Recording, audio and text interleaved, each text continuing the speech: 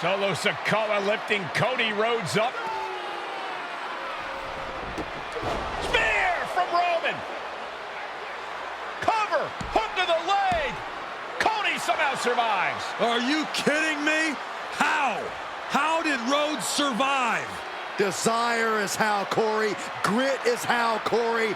This is how bad Codyrhodes wants to finish his story. What the? It can't be. It is! John Cena's here. Cena's in WrestleMania.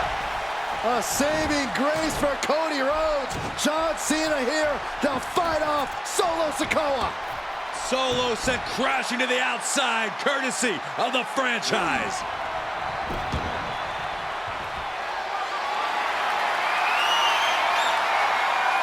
Oh no, check out this power from Cena, Cole. Adjustment.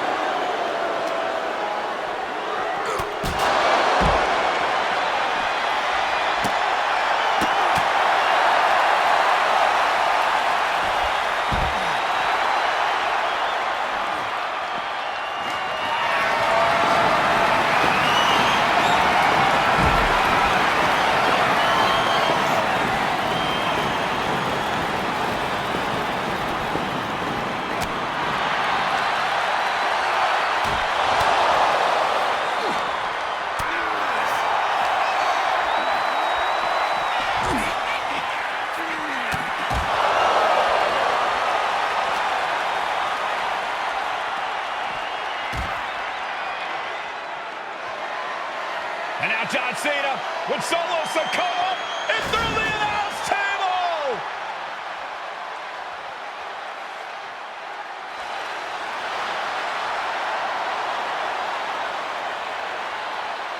Oh, hold on, guys. Hold on. You gotta be kidding me. The final boss is at WrestleMania. What a moment this is.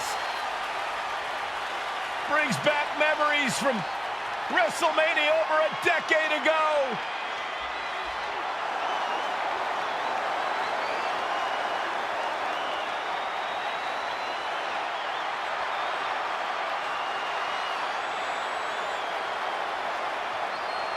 Now this is a WrestleMania moment. Rock and Cena face to face, feeding off the electricity of this crowd. This is absolutely surreal.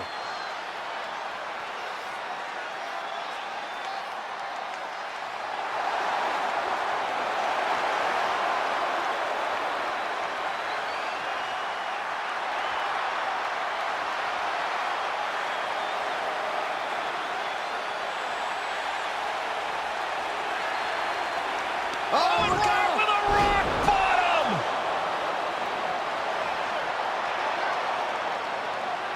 The final boss strikes, and Cena is down. And now The Rock taking off the Mama Rhodes weight belt, and he's going to use it against Cody. What? Oh. No way. No way. Guys? What is going on here?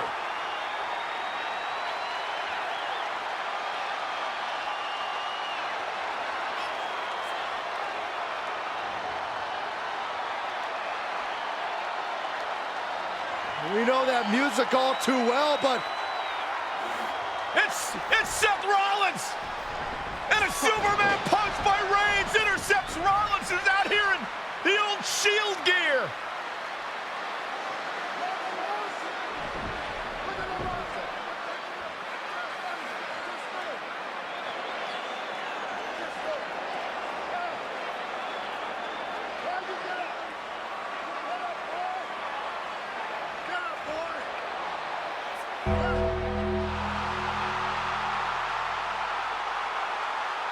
Now what?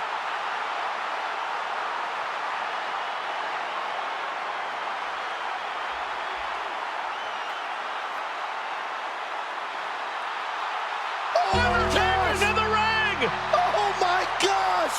The Great One face to face with the Reaper at WrestleMania.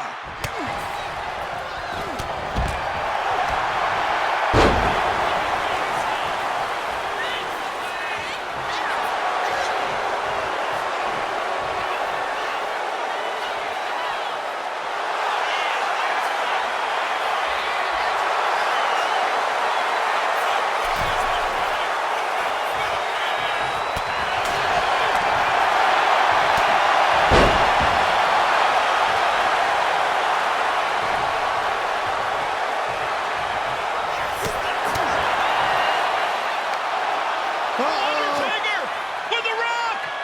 Choke slam! The Undertaker's back in WrestleMania! Unreal!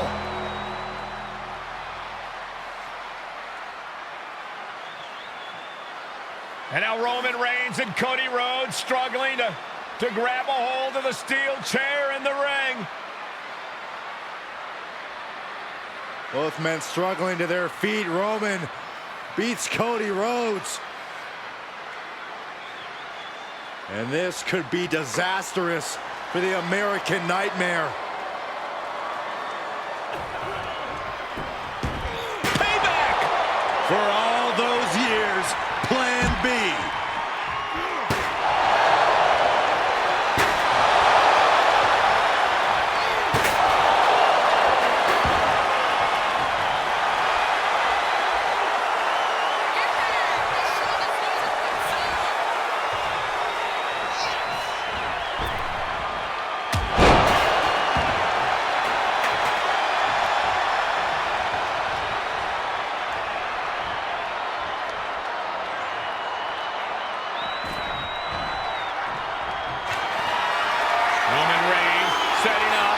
Looking for the spear to put Cody away. No! Cody catches Roman. Crossroads. And another crossroads. Looking for the trifecta now. Finish the story. Everybody seems to think that WrestleMania 40 was the night the bloodline ended. But anyone who knows us knows that it's going to take more than one bad night to bring us down. If anything, we're just getting started.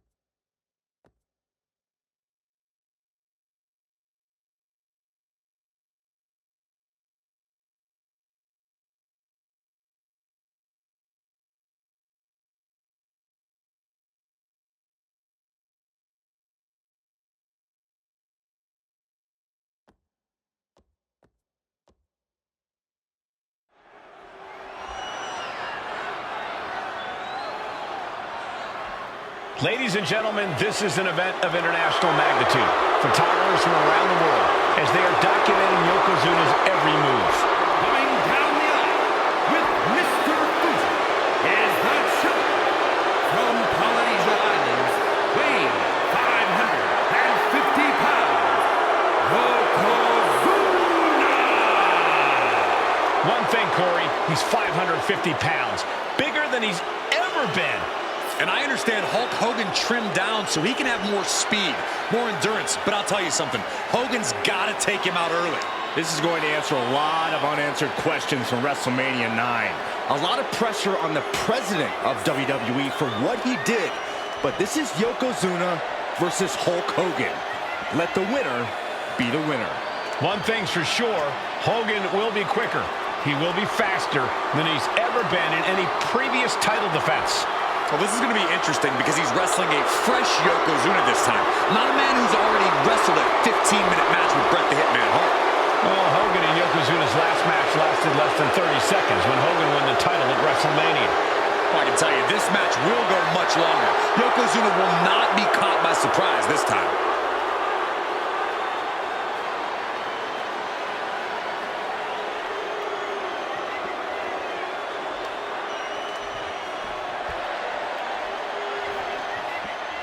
Listen to this. What a phenomenal ovation for the WWE Champion.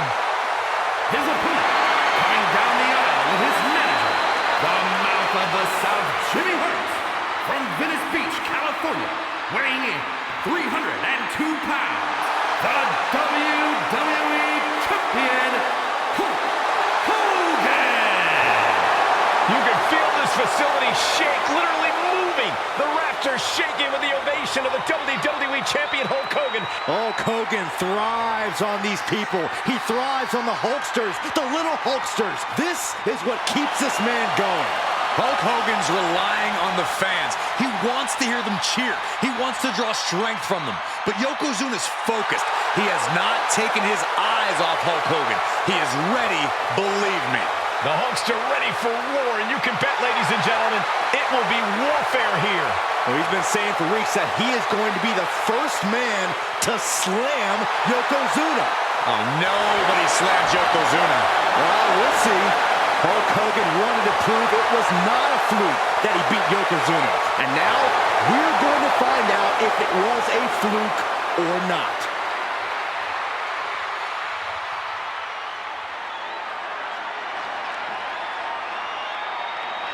Lots of competitors in the back dream for a shot at this title.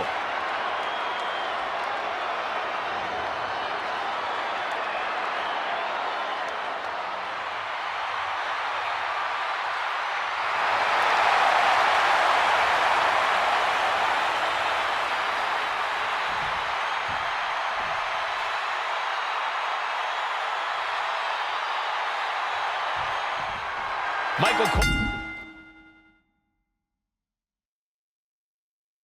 alongside Byron Saxton and Corey Graves, emanating from King of the Ring, 1993. Yokozuna is fuming over his embarrassing WrestleMania loss to Hulk Hogan. Now, Yokozuna has vowed to reclaim the WWE Championship and wipe Hulkamania off the map. Indeed, the last time these two shared a ring, it was disastrous for Yokozuna. Mr. Fuji issued a challenge to Hogan on behalf of his client. And 22 seconds later, Hogan was the new WWE Champion. But that night was mired in controversy as Yokozuna had just been to battle with Bret Hart to win the title. This is going to answer a lot of questions from WrestleMania 9. This is Yokozuna versus Hulk Hogan, and we're going to find out who's the true champion. I like this aggression, just pure brutality. Easy. This is an event of international magnitude. Byron, photographers from around the world, including and right into the pin. And frustration might be starting to set in.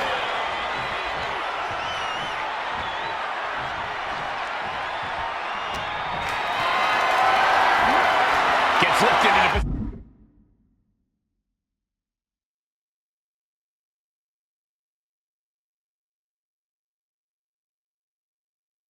position.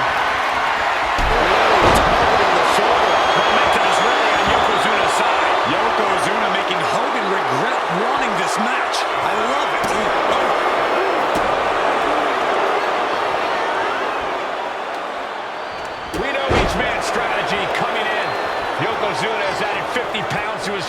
WrestleMania. Well, Hogan has actually slimmed down since he captured the WWE Championship. Indeed, we're going to see more speed, more endurance from the Hulkster. But now that Yokozuna has hit 550 pounds, every kick, every leg drop, and every bonsai drop will be even more impactful. Whoa, using their body as an absolute weapon. Hulk Hogan, a 5-time champion now. This is his first title defense. The Hulkster spent the last 2 months in Hollywood due to prior commitments, but you've got to understand that Hulk never expected to be WWE champion coming out of WrestleMania. Well, now that Hogan has emerged from his paradise, the gravity of this situation with Yokozuna is going to hit him like thunder.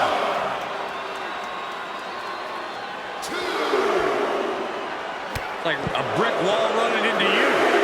And Hogan falling victim to a slew of offense. Yokozuna taking the fight to Hulk Hogan. The Hulkster's locked. Blast off! Got out of there at the perfect time. We could see a count out here. Can we talk about Yokozuna's meteoric rise in WWE? He's accomplished quite a lot in a short amount of time. Just look at the man's track record at major events.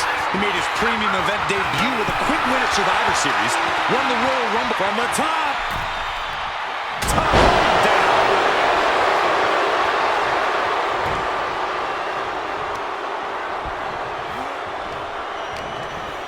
Hogan's in for it now. Belly-to-belly suplex. Carefully measured knee drop.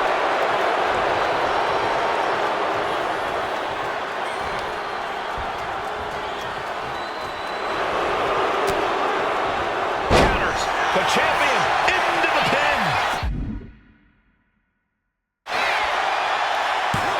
The challenger wriggles out in one. He's far from finished.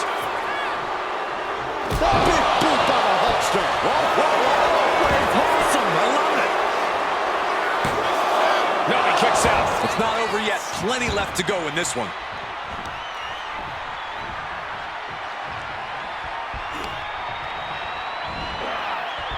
Whoa, hold on. Things turn around quickly.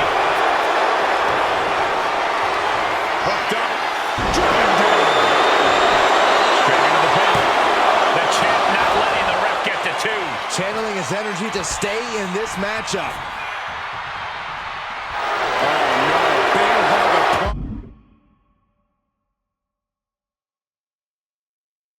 This is not good for the Hulkster.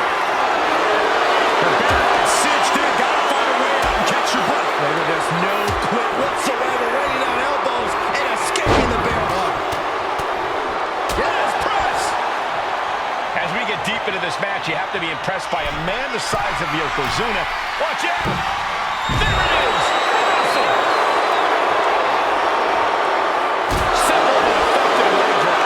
Yokozuna demonstrating his full power. Hogan's in trouble. And he throws the opposition back into the ring.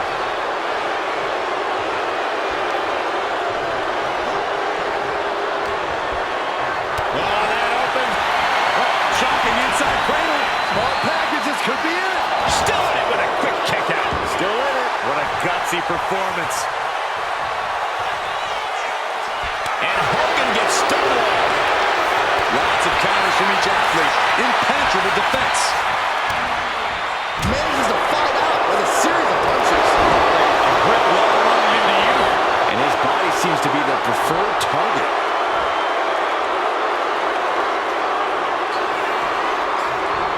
Running hip attack. What impact. Quite the battle brewing here between Hogan and Yokozuna. This is exactly what the crowd wanted to see back at WrestleMania.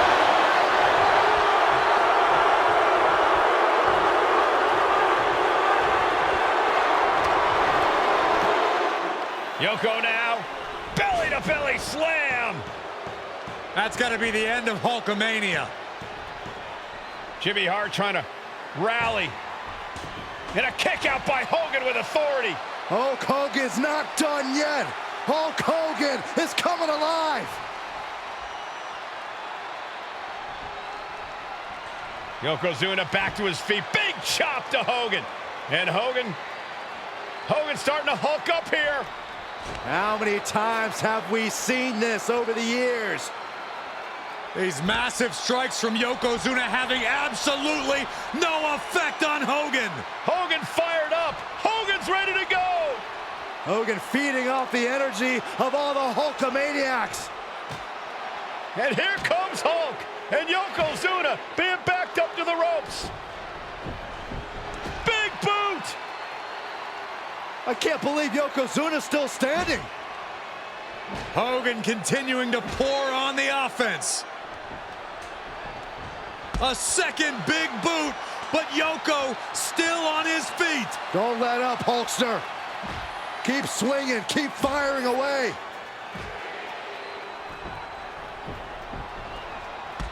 That boot.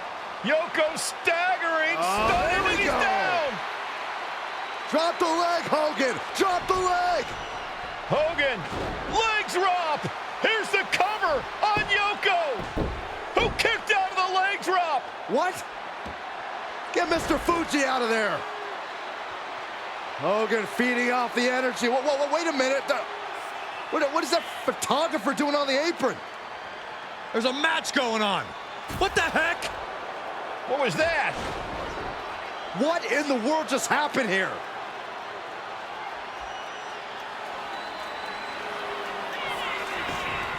Oh, no. A big splash. This is why so many live in fear of Yokozuna.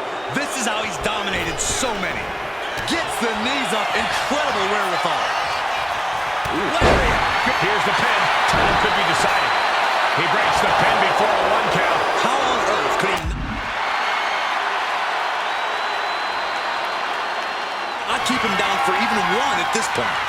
This is quickly turning into a slugfest.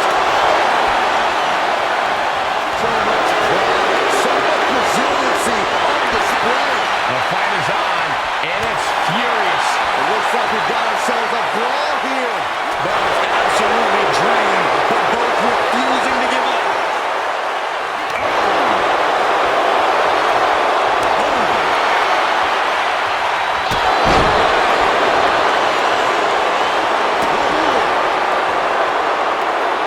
Yokozuna on the move. Cashing in on that effort. 2 breaks the close count. He refuses to stay down. Pure instinct.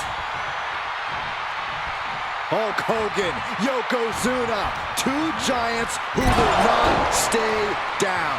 And they are fighting for the greatest prize in a... Yoko says this one's over. It's over. The challenger might have what it takes to win this. And Yokozuna is once again champion. I can't believe it. The winner of this bout, and new WWE Champion, Yokozuna. We have the official word. Yokozuna is indeed the new WWE Champion. We may have just witnessed the end of Hulkamania, gentlemen. There's no may about it, Cole. Yokozuna just conquered Hogan, and every newspaper in Japan is going to be filled with pictures of our new WWE Champion. Here in the heartland of America, the heart of Hulkamania has just stopped beating. Hulk Hogan is finished.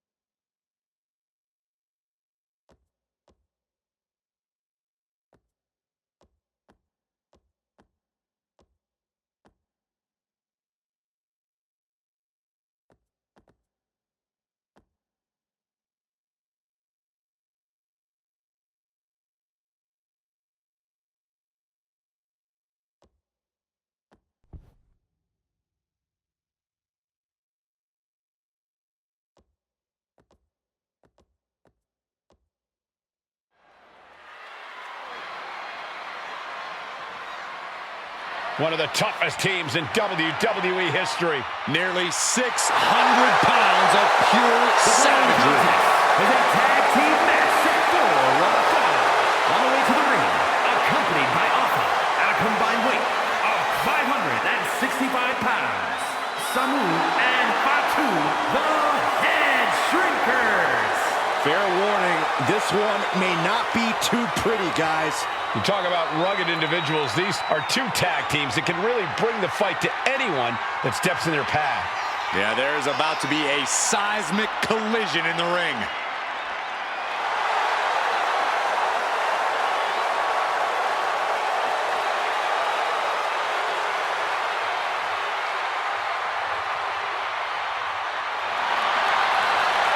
This match means so much to the Steiners and to the Head Shrinkers. Well, the whole world is focusing on WrestleMania 9, and the last thing you want to do is come up on the short end. Pride is on the line, and as is a stake to the claim of being the toughest team in all of WWE.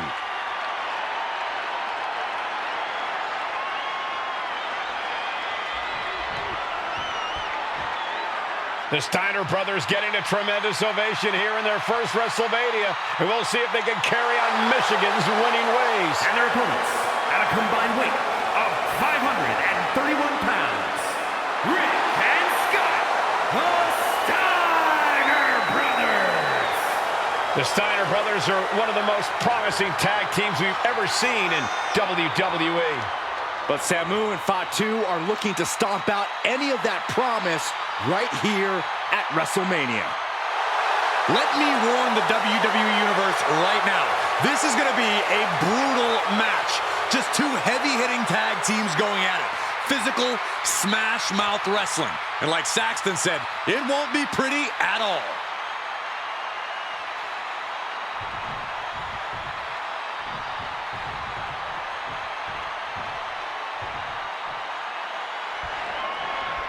Big fight feel in Las Vegas as Gladiators face off here at WrestleMania 9.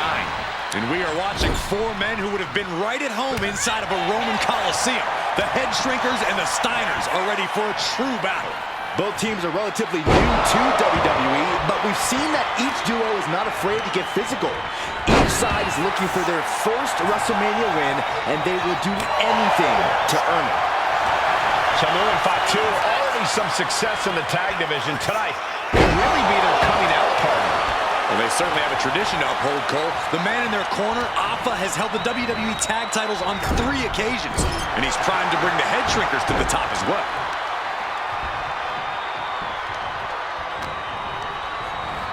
Being set up in the corner for something. Oh, stuck between the corner and a splash.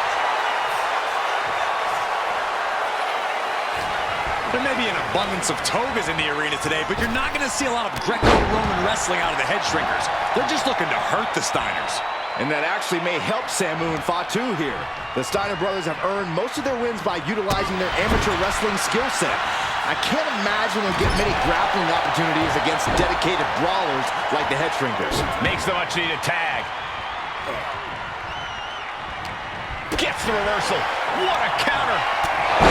The Head Shrinkers and Steiners are two of the brightest young teams in WWE, but they both come to this match with a few years of experience in WCW. The Steiner brothers earned many tag accolades in WCW, but Rick and Scott have their share of singles titles too. Meanwhile, Samu and Fatu were never quite able to break through before WWE. You know that has to serve as motivation for the Head Shrinkers tonight.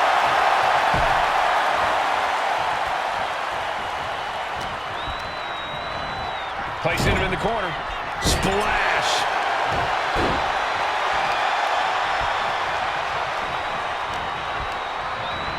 Oh, sent straight into the corner hard.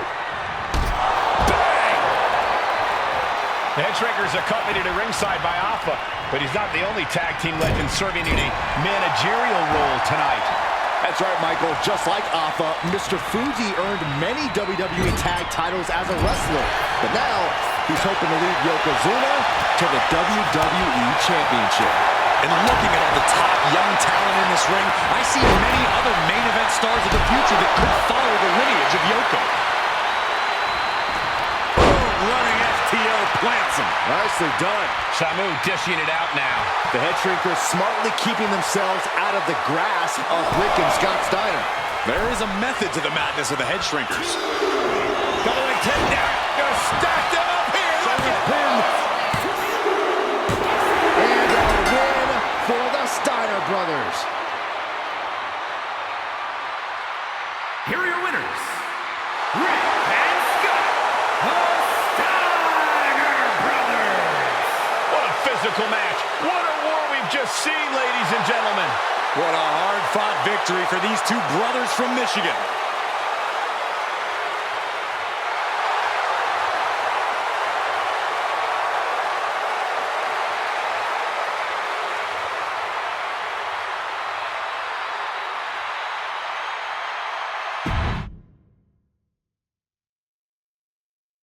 WrestleMania 9 rolling on with a potential show-stealing match, guys. Two very hungry tag teams facing off.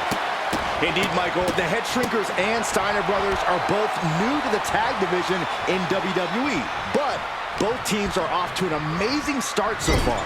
And you have to imagine whichever team wins this high-profile fight becomes an instant top contender for the tag team championship.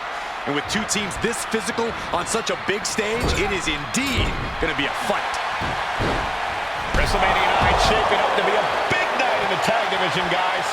Indeed it is, Michael. Two great young teams competing now.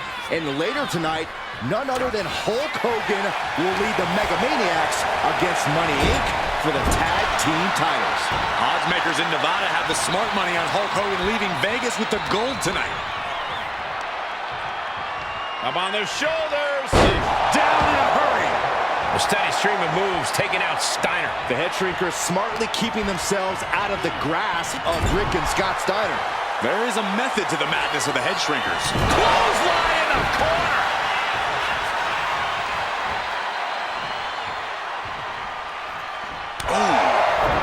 Samu and Fatu are already some success in the tag division tonight. Could really be their coming out party. Well, they certainly have a tradition to uphold, Cole. The man in their corner, Alpha, has held the WWE tag titles on 3 occasions, and he's primed to bring the head shrinkers to the top as well. I've seen Samu and Fatu headbutt each other during matches. If they do that to their own flesh and blood, who knows what they'll do to the Steiners? It's just a byproduct of the brutal take-no-prisoners offense of the head shrinkers, Byron. These guys will bite, scratch, and claw their way to a win. Rulebook be damned. And with Rick and Scott coming from an amateur collegiate background, they might be a bit more hesitant to bend the rules. Hopefully the Steiners can adapt. And fast. Samu is really displaying aggression. Seeing some high-impact offense from Samu and Fatu thus far. I'm not sure the shrinkers are even going for the victory. They just want to destroy the Steiners. Oh my, sent flying. Wait. And a kick out before the count even begins. Maybe that was just to keep his opponent off balance. Boom, running FTO plants him. Nicely done. He tags out.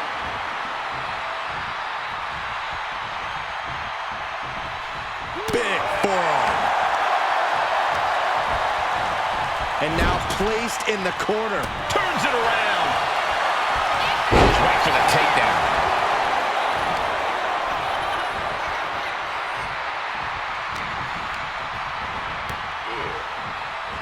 Clothesline.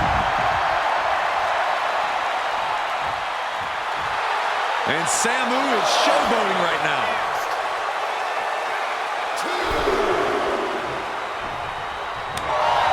The head shrinkers are calling it. Single leg takedown. Oh, look at this. Busted crab. Single leg crab is in. This is Using his leg strength to escape. Ooh.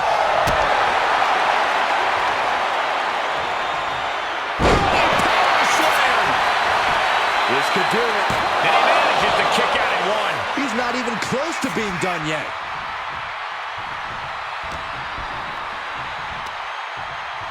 Up on their shoulders. Down in a hurry.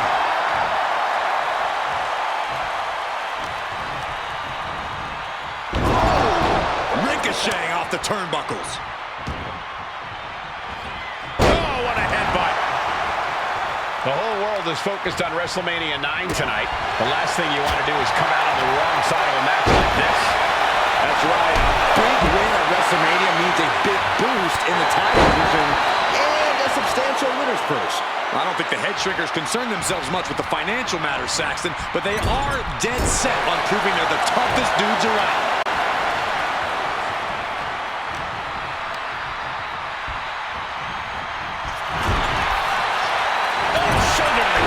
The WWE Universe is pouring more fuel on his fire right now.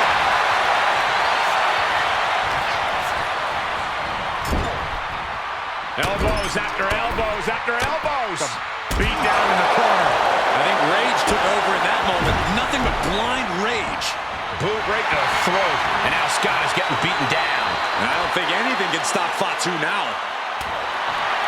As we find ourselves surrounded by all this pageantry, do you think either of these teams is feeling the pressure of their first WrestleMania?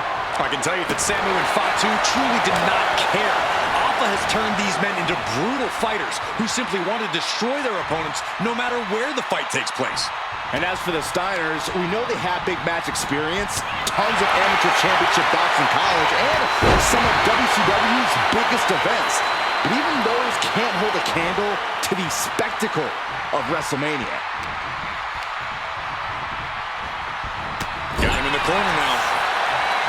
Ooh, what an elbow. A barrage of elbows. Oh, repeated elbows in the corner. Oh, no, it's rolling. He breaks the ref's count before 2. Not quite enough to put him away. Clothesline. What impact. And we are really seeing the amazing skill sets of all 4 men in this tag team showcase. Well, we already knew about the brawling of the head shrinkers and the grappling of the Steiners, but men as big as these 4 behemoths should not be able to fly around the ring like they have thus far. It is made for an extremely tough act to follow, guys. Tag. Oh, baby, look out. Power slam. Good night.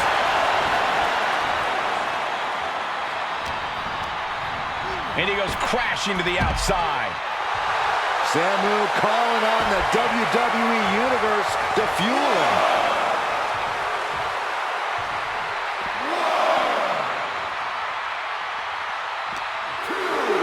And he tosses him back in now.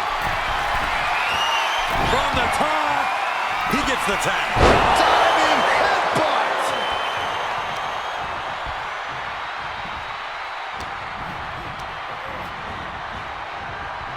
Pulled back into the hip toss. Before this match began, you heard the Steiner speak backstage. Scott saying, quote, "Me and my brother are going to go out with a game plan and do what we do best, and that's wrestle." That's all well and good for the Steiner brothers, but Alpha has gone on record saying that his men are looking to tear Rick and Scott's heads off. Samu's gaining the upper hand. Steiner's in peril here. Getting set up in the corner now. Oh, huge splash.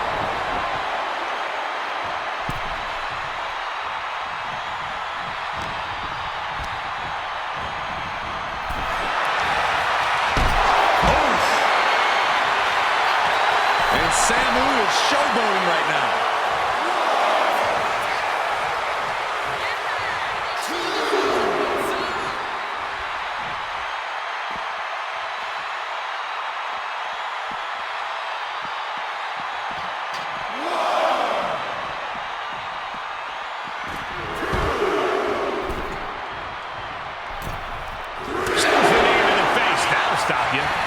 He's able to dodge out of the way. Scott getting worked on right now. And I don't see Samu slowing down anytime soon.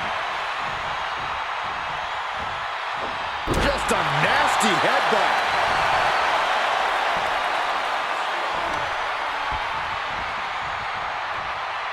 Caught the leg. These two reaching a standstill with all these reversals.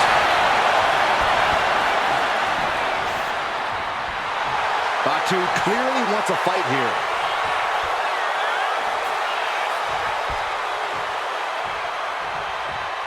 Ouch. Forearm smash.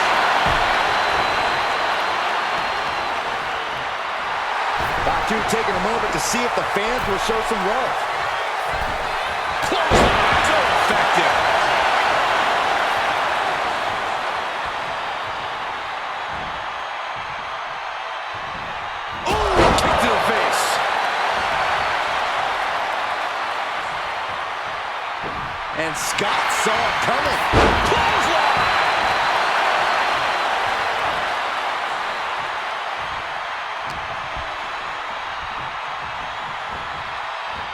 gets him into the corner.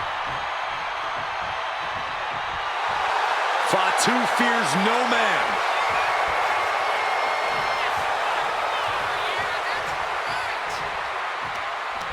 Oh, well scouted by Steiner. Oh, right to the throat. Oof. Fatu is just having his way. And Steiner needs to find an opening fast. Snapmare takedown. Oof. And there goes Steiner sent outside the ring. Fatu like a one-man wrecking machine right now, cleaning house. Oh, look at this, the power by Scott Steiner. But the tag was made and Scott not aware. Big kick. Scott Steiner did not see the blind tag made by Samu. Oh, this is not looking good for Steiner. And this is what the head shrinkers do. Top-tier tag team wrestling. Steiner didn't see the tag, decided to hot dog around, and got a foot in the face for it. Getting out of harm's way.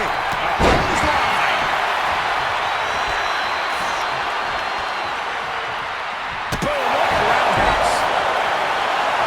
Samu trying to bring the audience along. The head shrinkers and the Steiners are engaged in an epic battle. Both teams making the Roman gladiators proud. Uh-oh. Elbow thrown. Nice takedown, stack for the pin. Turns it around and the shoulders are down. No idea what he's planning here. Yeah, I don't think it's anything good, Cole. What a punch. That's how you stop your opponent. And that's going to jam Scott's offense. Running STO plants him. Nicely done. Hurled away. Sky high. Oh, that's it. What a splash. And the head shrinkers just might have it. Turning it into the pin. 2. What's he doing? He had this match in the bag. High impact. Fortune favors the bold. These risks could be a winning strategy. Boom, running STO plants him. Nicely done. No idea how he's even able to continue in this match. Could be getting into a dire situation soon. Nice gut-wrench suplex. Steiner looking powerless to every attack. Samu's really on top of his game right now. No, nothing fancy here. Tasting victory. Quick shoulder up. Where in the world does one find such strength at this stage to kick out that early in the count? Sent into the corner. What a collision!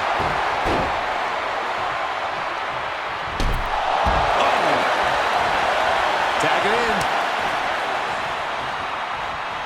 Up the rope he goes. Here we go. Oh, man, he landed right there.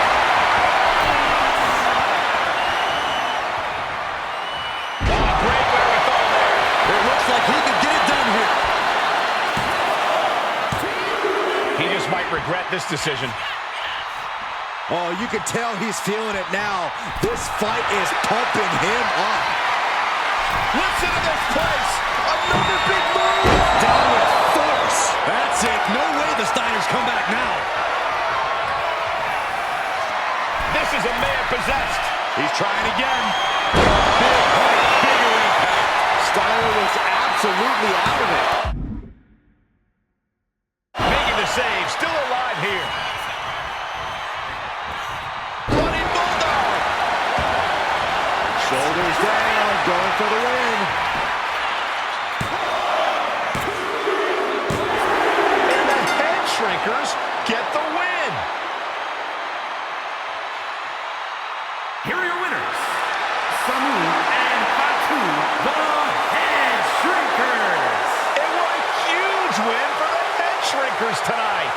Samu and Fatu making their family proud and proving themselves as top contenders in the tag division.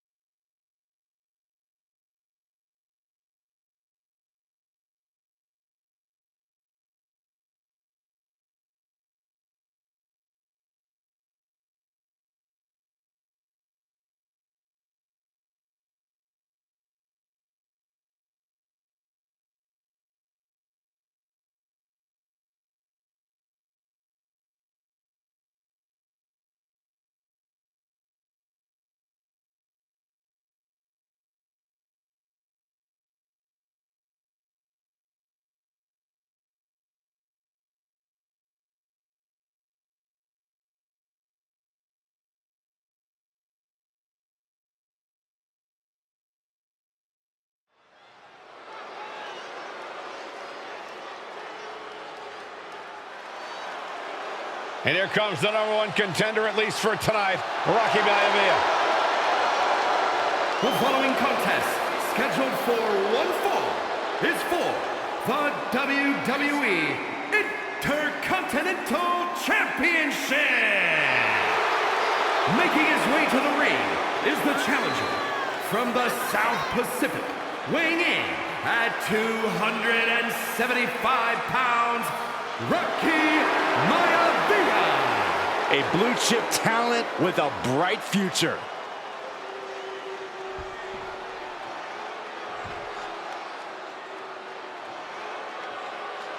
On his way to defend the Intercontinental Championship, Hunter Hearst Helmsley.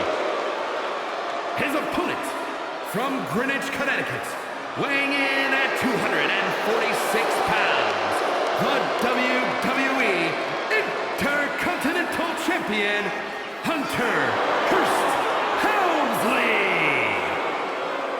Helmsley is scheduled to face another challenger at an upcoming show this Sunday. And he's taking the risk, stepping in here against a newcomer, Rocky Maivia. Well, you can consider it risky, you can consider it overconfident, but any way you look at it, it's a dangerous move by Helmsley to take on an athlete who has been on a real roll. Rocky Maivia has been successful thus far in WWE, and Rocky is focused. Rocky is only thinking about tonight. Saxton, just curious, have you ever exercised your right to remain silent? I am tired of all this talk about Rocky Maivia. Yeah, he's been on a roll, but it could all come to a screeching halt tonight at the hands of Hunter Hearst Helmsley.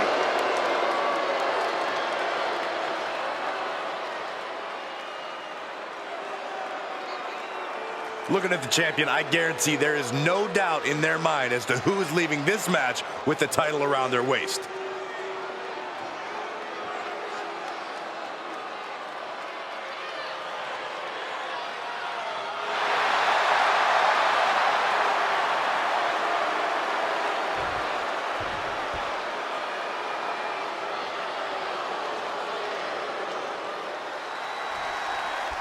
The Intercontinental title hangs in the balance. Tonight in a match between our refined champion, Hunter Hearst Helmsley, and the young challenger, Rocky Maivia. Rocky Maivia has a lot to prove here. The third-generation up-and-comer would love nothing more than to grab his first championship tonight and send a message to the WWE that Rocky Maivia has arrived. But Hunter Hearst Helmsley will do everything in his considerable power to stop that from happening. And as far as Helmsley is concerned, Maivia is barely even worth his time. And watching from home is Rocky Johnson. Stops that offense from connecting. Continuous counters. These superstars looking locked in. He's able to reverse it. And what he's looking for here looks like a potential submission maneuver coming. Oh, this is going to hurt the legs. Trapped here. Look at this, pounding away. Oh, and that'll break it up.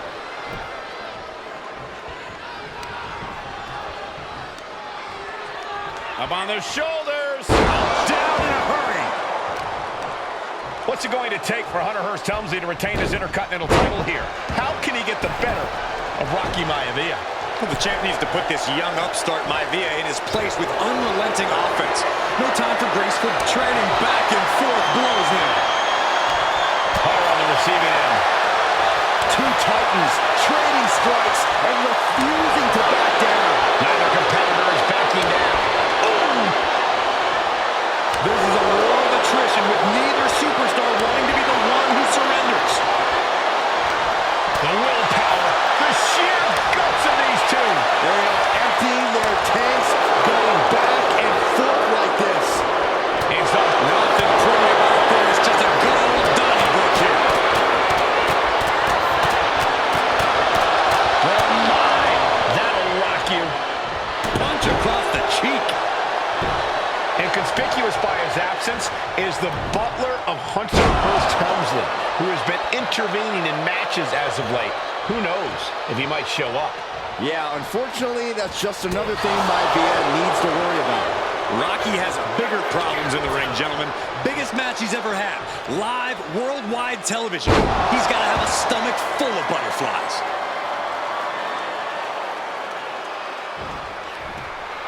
And Rocky just taunting his opponent now.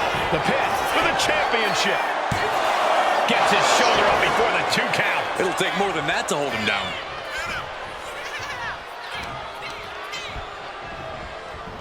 Fisherman suplex. Incredible.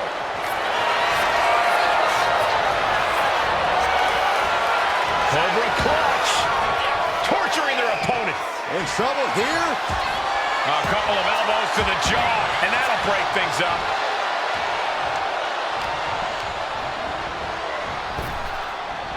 Tossed with ease. The champion just chucking the competition around like they're nothing. That has to claw at the challenger in some way.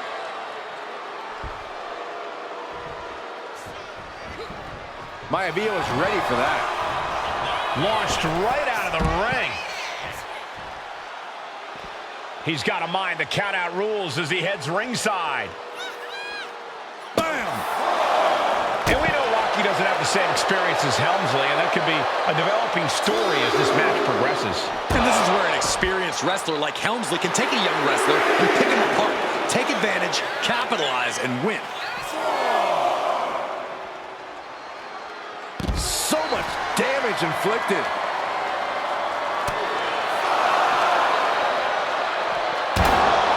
He is delivering solid damage, but needs to remember to get Helmsley in the ring. The title can't be won outside of the squared circle. Time for him to get back in the ring.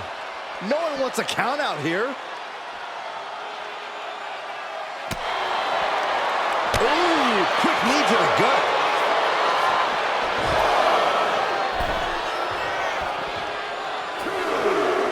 Coming back from the outside now.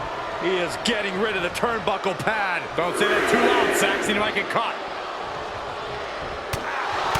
And even before the bell rang tonight, I think Hunter Hearst Helmsley has been trying to frustrate him. He's trying to say, hey, young fella, we're going to do things at my pace, not yours. Rocky, the 6 foot. Down right with the schoolboy, shoulders are down. Looks like a rope break stopped the count. And heading up top. Stumbling to his feet. He might just be rising to from the top. Diving double X handle. A face buster. Wait a minute. That is how a true champion defends their title. Goes for the pin. And a heartbreaking loss for the young upstart, Rocky Maivia. Here is your winner, and still the Intercontinental Champion, Hunter Hearst Helmsley. The great Hunter Hearst Helmsley asserting his dominance, retaining his Intercontinental Championship, and proving Rocky Maivia just isn't ready for the big time. Maybe not yet, but I don't think Maivia is going to let this discourage him. If anything, this setback is only going to motivate the young superstar. Rocky will be back here again, and Helmsley better be ready. I'm sure Helmsley will be. These are two superstars on the rise, and their paths are sure to cross again soon. The Intercontinental title hangs in the balance. Tonight in a match between our refined champion, Hunter Hearst Helmsley, and the young challenger, Rocky Maivia. Rocky Maivia has a lot to prove here. The third-generation up-and-comer would love nothing more than to grab his first championship tonight and send a message to the WWE that Rocky Maivia has arrived. But Hunter Hearst Helmsley will do everything in his considerable power to stop that from happening. And as far as Helmsley is concerned, Maivia is barely even worth his time. DDT! Fight!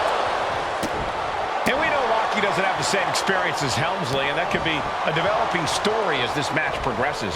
And this is where an experienced wrestler like Helmsley can take... Oh, nice. Schoolboy from behind. Cover! And a good strong kick out there. Not even a 2 count for him. Oh, man. He's able to counter that. Up on their shoulders. Down in a hurry. What's it going to take for Hunter Hearst Helmsley to retain his Intercontinental title here? How can he get the better of Rocky Maivia? Well, the champ needs to put this young upstart Maivia in his place with unrelenting offense. Oh, through the air, and connects! Soaring out of the ring, looking to do as much damage as possible. Oh, look at this, just cranking the head. That's gotta hurt. Cranking the head. Intercontinental Championship at stake right here in Lowell, Massachusetts. We're expecting an emotional night for all of us, considering that Shawn Michaels will forfeit the WWE Championship live tonight. Yeah, I saw a very dejected HBK earlier today. I couldn't even get him to crack a smile at all. Well, that's just because no one's ever happy to see you, Saxton. Uh-oh, the Cobra Clutch is applied. The Cobra Clutch! And this is going to cost... Elbows trying to free himself, and he escapes. What a punch! No signs of either combatant backing down. Oof.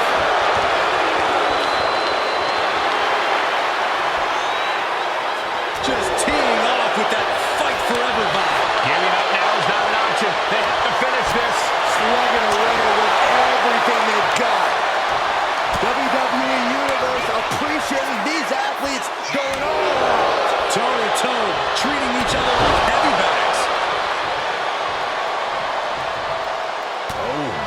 Before this match, I was talking to Helmsley. He said he can beat the snot out of this Maivia kid in less than 10 minutes. In fact, he was showing me on his watch. Did you know he has a timepiece that costs... Perched up time. Whoa, look out. They got all of that. Just taking flight and soaring through the sky. And he slides him back to the mat. Launching. Diving knee drop. Consecutive high-risk maneuvers, and the pace of this match has certainly picked up. Maivia took to the sky and executed that high risk perfectly. I don't think Helmsley had that scouted at all. Running power slam! Into the pinfall for the victory. Oh, the champ narrowly kicks out. I am in shock. What's it going to take to keep this guy down? Dangerous position for the referee there. Deeper into this match now, and I think it's Helmsley who's reaching peak frustration. Can't quite put Rocky Maivia away. A testament to the never-say-die attitude of this young superstar. And he gets it from his dad. He gets it from his grandfather. Maivia knows nothing less than to give it his all. Official removing that potential hazard in the ring.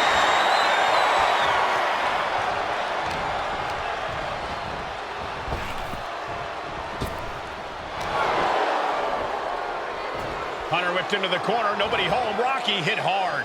And now Hunter looks to take over this match. Helmsley muscling Maivia up to the top turnbuckle in a big right hand. Helmsley with something big in mind here for his challenger tonight.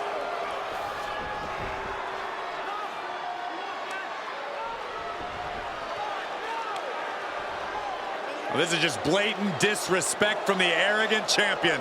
Almost daring Rocky. Hey, you really want my title? You really think you're going to be Intercontinental Champion? Up to the top. Hooking Rocky into a superplex. This could be it. Can Hunter capitalize? This could be it. Hook of the leg and a cover. And Rocky stays in it, getting his shoulder up. Still not enough to put out the flame of Rocky Maivia. Hunter has to be asking himself, what else do I have in my arsenal? And I think we may get our answer, gentlemen. Yeah, it's just a matter of time, I believe, before this one's over. Hunter hooking Rocky, taking his time, looking to put him away. Maivia just collapsed. This just shows you how much damage Hunter Hearst Helmsley has inflicted on the challenger in this matchup. I think Maivia's done. Official might want to step in, call this one. The official checking on Rocky. Hunter Hearst Helmsley believes this is close to being over. Lifting him back up again. Rocky rolls through. Shoulders down. Rocky wins the title. Rocky Maivia has shocked Hunter Hearst Helmsley. Here is your winner, and the new Intercontinental Champion, Rocky Maivia.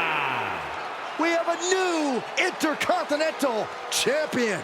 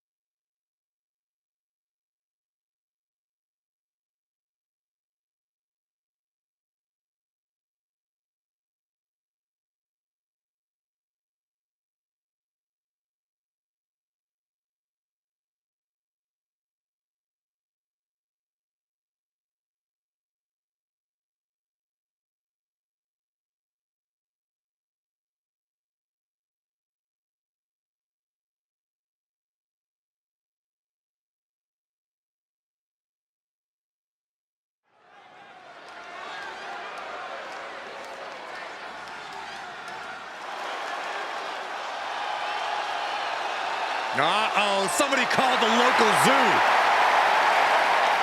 The following contest is scheduled for one fall and is a steel cage match. Introducing first, from Detroit, Michigan, weighing in at 275 pounds, George the Animal Steel. I'm not even sure the cage can contain this man.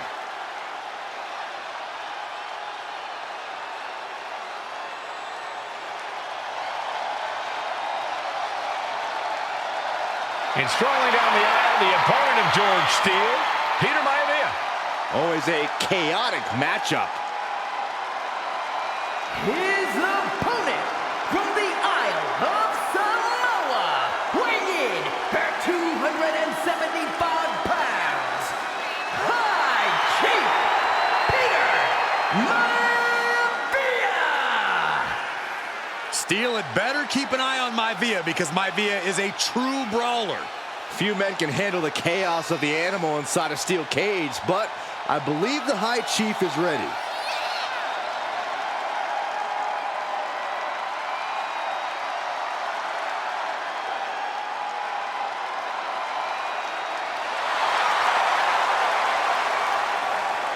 Maivia carrying such pride into the ring. Very stark contrast to Steele. We'll see which prevails tonight.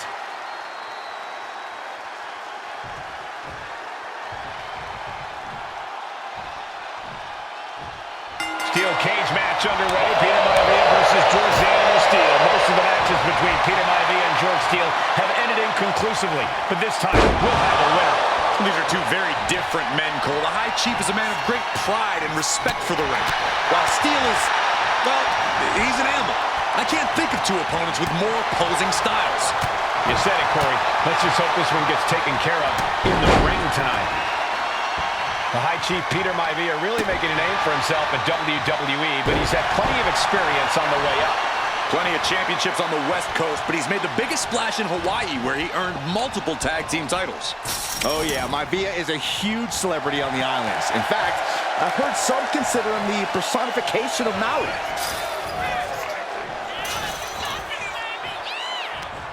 Hung out to the top rope, and it bounced off the cage. Oh man, jarring headbutt. Peter Maivia is looking unstoppable now. Yeah, and Maivia has really figured the animal out here.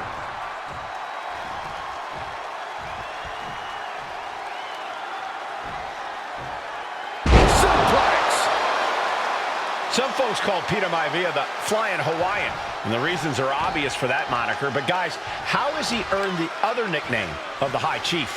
Well, Cole, Peter Maivia is very close to the Anawa'i family. In fact, Peter's considered a blood brother to the patriarch of that clan. When you add on the fact that Maivia was born and raised in Samoa, you can see the great pride he has for that land and its people in the tribal ink that covers his body. Perched up top, Diving leg drop! He's quickly assuming control here. and you can see Steele is struggling to weather the storm with the High Chief. Piercing the throat. We've seen that Steele isn't above using a foreign object to gain the edge against Maivia. So he's got to have the advantage in a match where they're surrounded by one huge weapon, right? You'd think that, Cole, but think about how these men prepared for this match. The High Chief is a consummate professional who's game planned for this stipulation.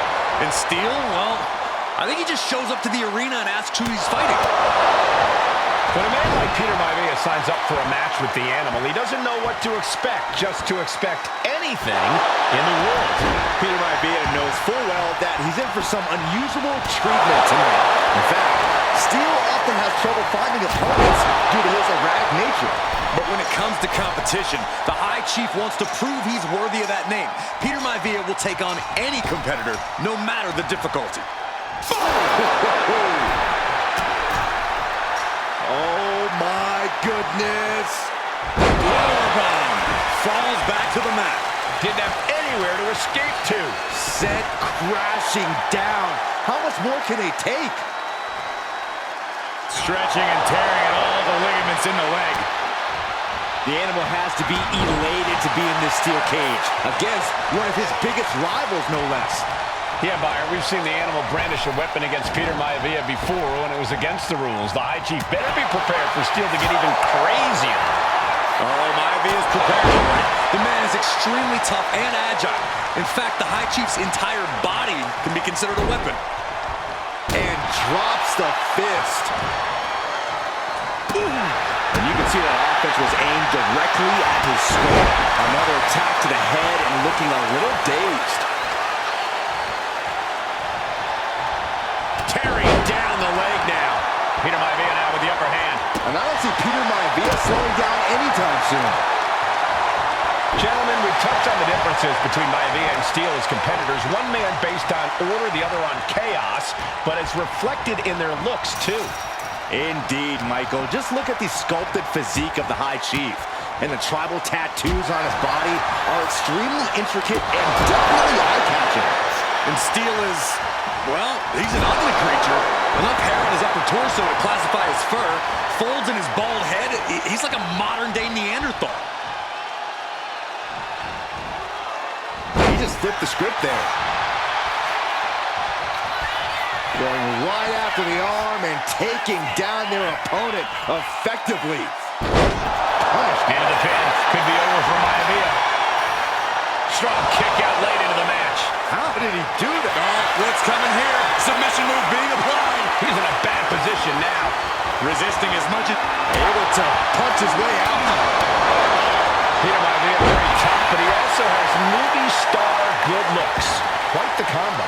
And it's served him well, Michael. In fact, the High Chief has major acting and stunt work credits to his name. And who knows? Maybe we'll see them. And you know what's next, guys? And George is laid out. 2.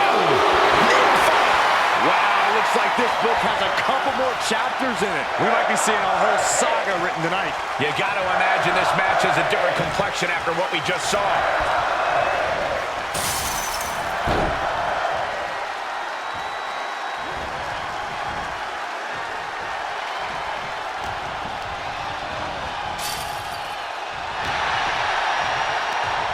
Delivers the snapmare and drops the fist. George the Animal Steele might be a bit of an underdog here. In fact, he lost a match by countout. taking flight. Oh, man. From the middle rope. Oh, what a splash. Takes another trip to the skies, and it pays off once again. Oh, using the knee as a weapon. Maivia overwhelming his opponent here. Can Steele recover? Batten down the hatches. These two are unloading. Ooh. Looks like a hockey fight's just broken up. Back and forth, neither one giving up any ground. Ooh. What impressive determination from both competitors, keeping at each other no matter what.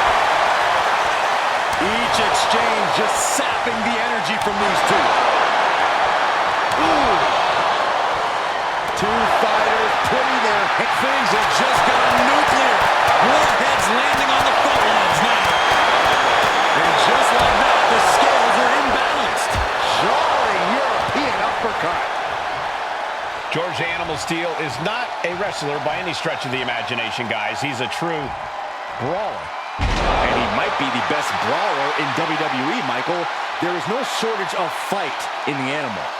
But you know who might be a better brawler, guys? The High Chief, Peter Maivia. And when you consider that Maivia is also an excellent high flyer and a great technician, well, you can see why the High Chief is the favorite in this match, even with the steel cage stipulation. And Peter Maivia is stepping up.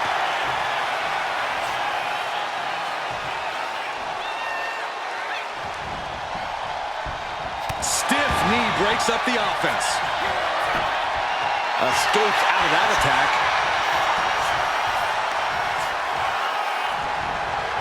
Bang! Crucial counter there.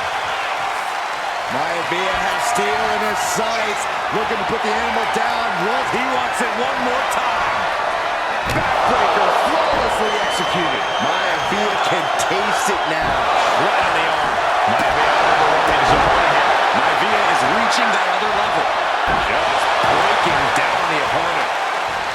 Talk about dismantling your opponent. Ooh. Just punched him right in the neck. Ooh, what a jumping headbutt. Peter Maivia turning his attention to the WWE Universe now. Catches leg. Each superstar trying to counter and gain an advantage.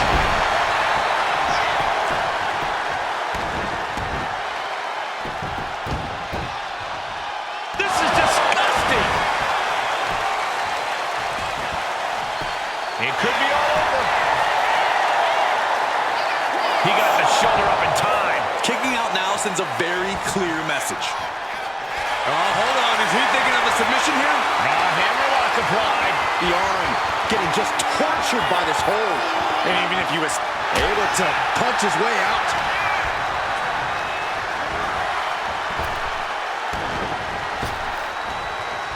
Tucked into the pin. George is trying to seal this one up. Kick out just before two. He's still got more left in the tank. Oh! Flying possum! Shoulders down! I guess it was time to switch gears. What is he doing? Oh, what a jumping headbutt. This has been a true brawl, and you can see Maivia and Steele are pushing each other to the limit. He's slow to get up and unaware of the massive target on his back. Axe handle from the middle rope. Producing a trampling. Oh, targeting the stomach. Arm wringer. Their opponent but gets countered with a right hand. Peter Maivia rallying this crowd behind him. Ooh, what a jumping headbutt. All right, he's got to refocus up now.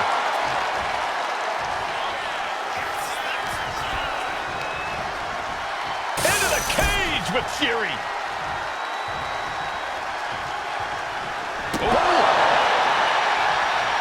Maivia's got his opponent where he wants them.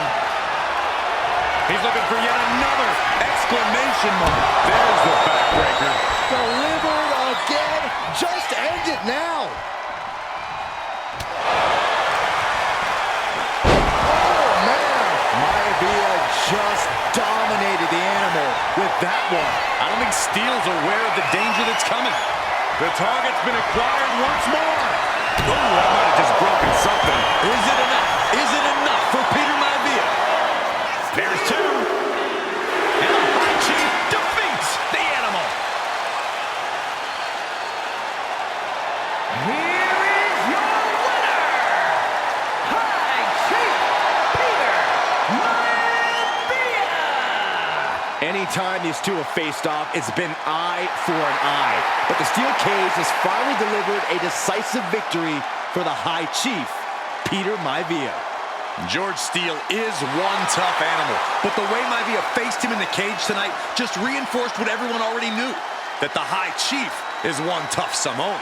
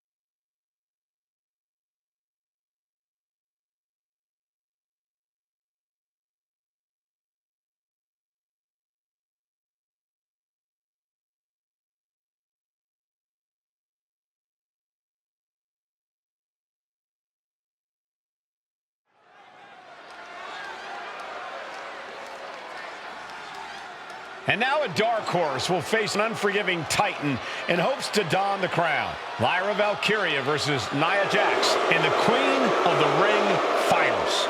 The following is the final match in the Queen of the Ring Tournament. Introducing first, from San Diego, California, Nia Jax. I cannot wait to witness what unfolds here. The irresistible force has been on a tear recently. And Nia believes the crown already belongs to her. Will Jax's menacing presence and sheer power be too much for Valkyria to overcome? Or can Lyra write a happy ever after ending to her Cinderella story?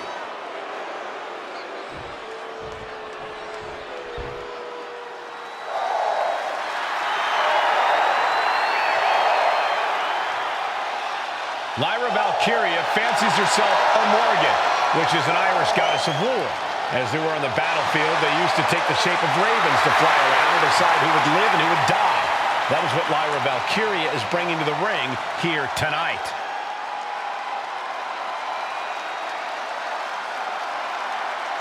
And her opponent, from Dublin, Ireland, Lyra Valkyria. Lyra Valkyria may have read a little too much fantasy in her day, and now is reality. Lyra Valkyria is about to go toe-to-toe with a real-life, fire-breathing dragon in the form of Nia Jax. Nia Jax, who's in the best physical condition of her career, tonight will make someone. Will it be Lyra? Will it be Nia? We'll find out in a matter of moments. And guys, you win the crown. Guess what waits for you in August? A date with the champion of your respective brand at SummerSlam.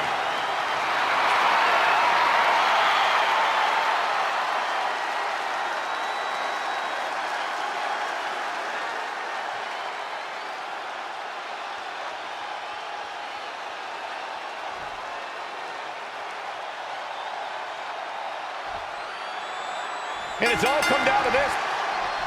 And Nia now misses wildly. Lyra goes up over the top. Nia's got it caught, though. Lyra trying to rely on her technique to bring down the irresistible force, but having no luck at the moment. I'm not sure this is going to work either. Jax just entirely too strong, but whoa! That was interesting.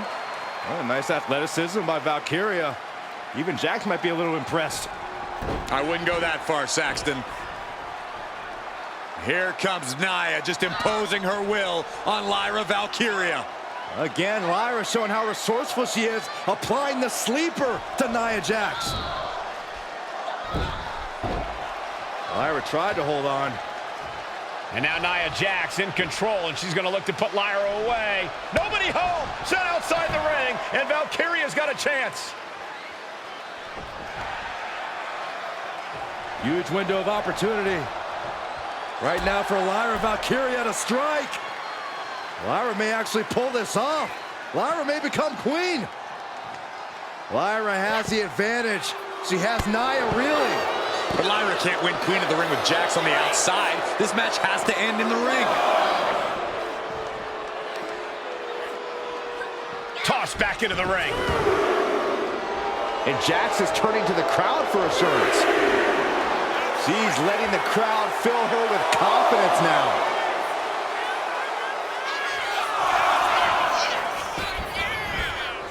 Clothesline!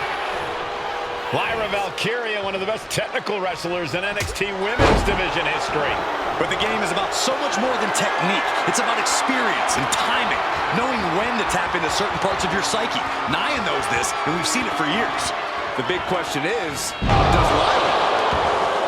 Nia Jax, Lyra Valkyria facing off in the finals of the 2024 Queen of the Ring Tournament. Who will take home the crown? She's able to evade. Ooh, going over the top, all the way to the floor. And it has, Look at this. Showing reckless abandon. There was every chance that could have gone wrong, but instead, it was right on the money. and an elbow drop too. And Lyra only finds herself on the defensive. Yeah, Nia is just buzzing right through Lyra here. Anything can happen in WWE. It used to be a tagline, but it's the truth, and Lyra Valkyria is living it. Over the last 12 months, Lyra has already knocked off the likes of... Here we go! Look out below! My God! Launched like a ballistic missile.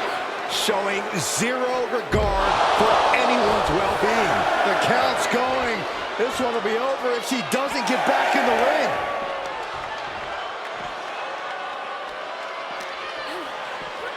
Throws her back in from ringside. Flipping senton finds the mark. Annihilating offense from Nia Jax. And the irresistible force is really keeping Valkyria grounded here. Oh, ouch! Many in the WWE Universe getting their first look at Lyra Valkyria. She's only had 3 main roster matches so far, and they were all in this tournament. Big wins over Dakota Kai, Zoe Stark, and Io Sky over the last 3 weeks. That's an extremely impressive start for Lyra. Wow! Undefeated for 3 weeks? When Nia Jax joined the main roster, she didn't lose a match for over 7 months. And Jax has stayed that dominant for years. And Lyra is brought to a disadvantage now. Valkyria needs to figure things out. Ooh, into the turnbuckle. Down to the mat.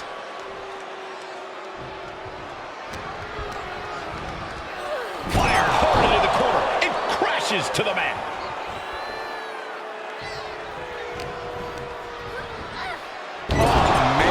Thrown with such force, the whole ring is rattling.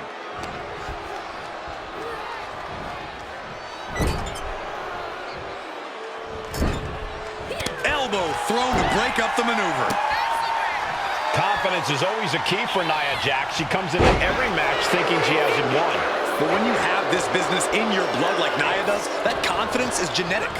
But ever since the Irresistible Force returned to WWE 8 months ago, her confidence has been on another level. And she's gaining even more confidence as this match progresses. Jax may just be unstoppable now. Nia Jax has complete control here. Just brutal attacks coming from Nia Jax. Golly, Nia is just cornering Valkyria. Jax abusing Lyra, showing no mercy. I think it's a preview of what kind of queen Nia Jax would be. The kind of queen that will happily send victims to the guillotine. There's so many moves at Nia's disposal that she can end this match with. For Lyra, not nearly as much. Yeah, I can't imagine it'll be easy for Valkyria to pick up Nia Jax and drop her with the Nightwing. Please, let's call the move by its real name. It's a Samoan driver. I think Nia Jax doesn't have the Samoan driver scouted. And Lyra is brought to a disadvantage now. Valkyria needs to figure things out. Hoisted high above her head. And down.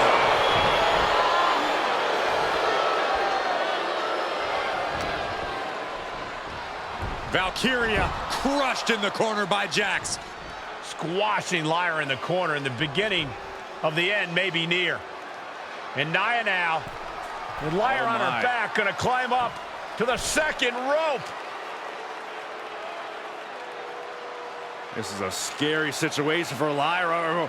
Oh, look at this, maybe not. No way, there's no way. Oh, my. Oh, no! Good night, Annihilator! Here is your winner and the new Queen of the Ring, Nia Jax! What a victory to the brand new Queen of the Ring! Nia said she would do it, and she backed up her claims. And now the Chief Content Officer of WWE and Triple H going to come in to congratulate Nia Jax, officially crown her the Queen of the Ring. Absolute dominance by the new queen.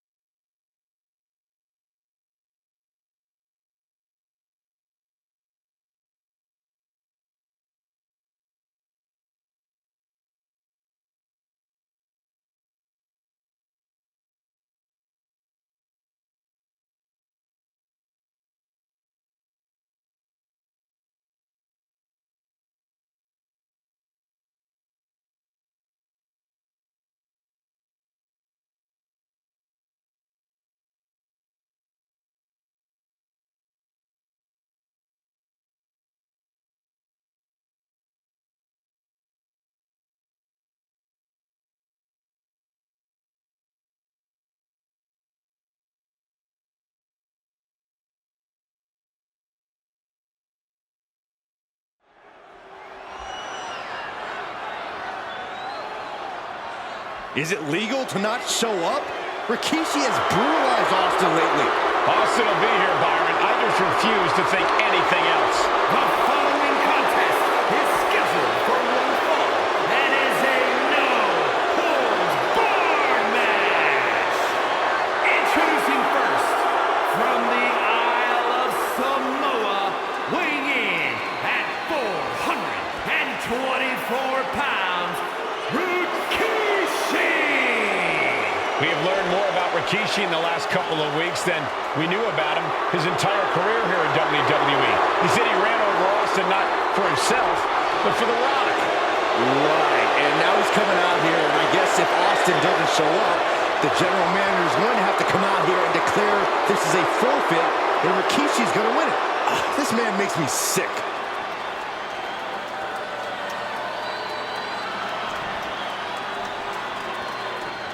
Is he here? Well, there's the Rattlesnakes music. He's here. Austin's here. Stone Cold Steve Austin came here with no fear, no hesitation, just revenge. His opponent, from Victoria, Texas, weighing in at 252 pounds, Stone Cold Steve Austin! Austin fought for his life to make it back here, to make Rikishi pay. Now there is no way Rikishi can escape the Texas Rattlesnake. It's been almost a year since Austin competed in the ring. Austin is a man possessed. Rikishi feels good about running over Austin and said he'd do it again. That man is sick. Oh, Rikishi made two mistakes. One, trying to end Austin's life. And two, not being man enough to finish the job. Austin's going to absolutely tee off on Rikishi. This one is going to get ugly in a hurry.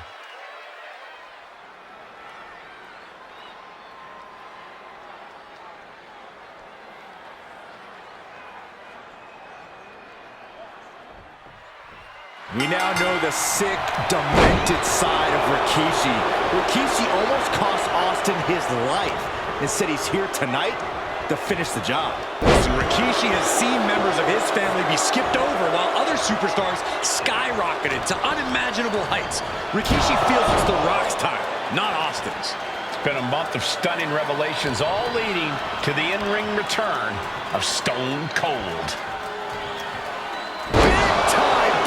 Slam. We've talked so much about motives leading into this match. In my view, Rikishi's are delusional. His family have been given equal opportunities, and they all took full advantage of them. Yeah, my blood boils at the propaganda Rikishi's been selling. But I tell you about the most legitimate motive in this story, and that is payback for Stone Cold. Austin nearly had his life taken from him, and there was no greater reason to stomp the tar out of somebody than that. Trading counters and reversals back and forth. And Stone Cold can't find a way out of the blocks. Rikishi with an onslaught here against Austin. Dare I say, Stone Cold could be in trouble. Corey, Austin has been out of in-ring action for nearly a year. Does any possible ring rust factor into this match? Well, maybe if this actually was a match, but this isn't about arm drags. It's not about drop kicks. This is a fight, and there is never any rust on Stone Cold when it comes to fighting. And looking at my monitor, it just makes me sick to my stomach watching Rikishi. This is a man who has no remorse and feels justified for running Austin down like a dog. Look, to be devil's advocate, you've got to look at Rikishi's perspective. He's proud of his Samoan lineage and saw an opportunity to give his people a leg up in the Shark Tank that is WWE. Rikishi ran over another human being. Weird forces that have only put Austin on the show for 10 months instead of his whole life. It's sick that we would even condone what Rikishi did. Don't twist my words, Saxton. I'm not saying I condone Rikishi's actions. I'm just saying I understand. Stone Cold avoids the attack. A clash of counters, and these superstars did their homework. And Byron, I just cannot see Each shot landing with a little bit more value. Big shots being fired right now. Nothing pretty here, just good old-fashioned fisticuffs. Who will break first? That is the question.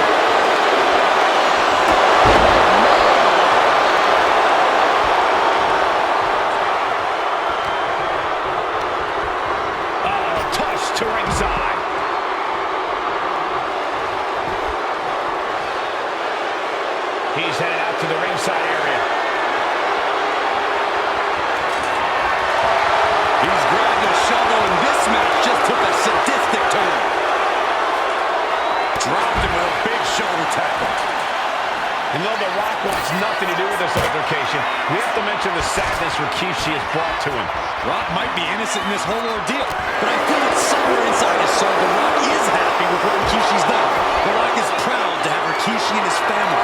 Look, Corey, what kind of lies you trying to spread? We heard Rock say Rikishi deserves what Austin is going to bring him. There's no family pride in that statement. I'm just saying that blood is thicker than water, and it's been an easier ride for Rock without Austin in the picture.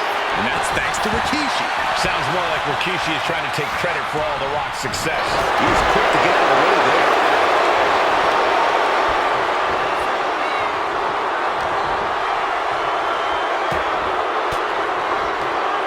Nice counter by Austin. That is a power-packed punch. Austin is like a man possessed. It's been almost a year since Austin's been in the ring. Oh, man, Rock couldn't get out of the way. And now headed to the outside. And he now slides back into the ring. Good God, we all felt that. Open the penalty box for high sticking. And he's leaving the ring for the moment.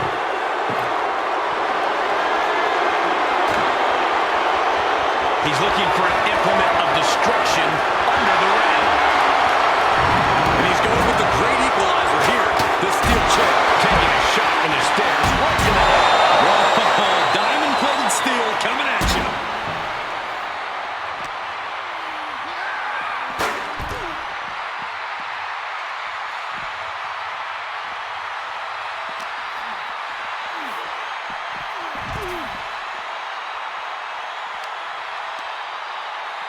Oh, what a response. Rikishi is all business now. Evasive maneuvering there. Short jab. Just raining down those shots to the back of the neck. That's just a beat down.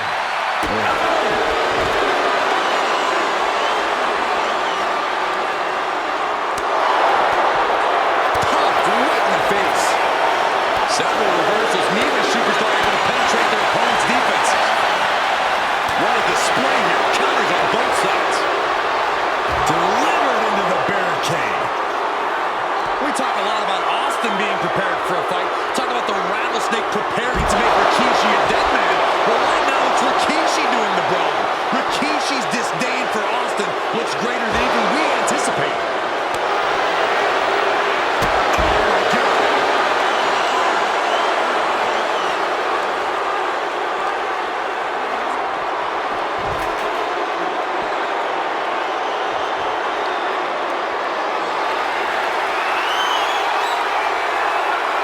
Chair in hand, bad intentions in mind.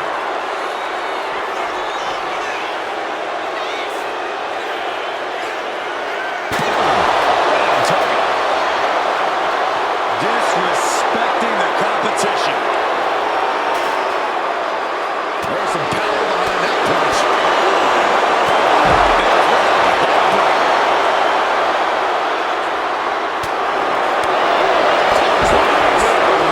So effective. Rikishi is picking the competition apart. No one holding Rikishi's family down now, taking out all those years of frustration. Austin and Rikishi trading heavy artillery on the outside, and here comes the rattlesnake. Stone Cold Steve Austin fired up and revenge on his mind. You got to think about how bad Austin has wanted this ever since Survivor Series last year. Been dying to get his hands on Rikishi. All of that venom, all of the vitriol inside of Austin being unleashed on Rikishi right now. Remember, this is no holds barred. Anything goes. Austin has Rikishi down. The rattlesnake is red hot. And do you hear this capacity crowd? They want more from Stone Cold. Nobody wants to see Rikishi get beaten down like a pile of human filth. And he gets set back into the ring.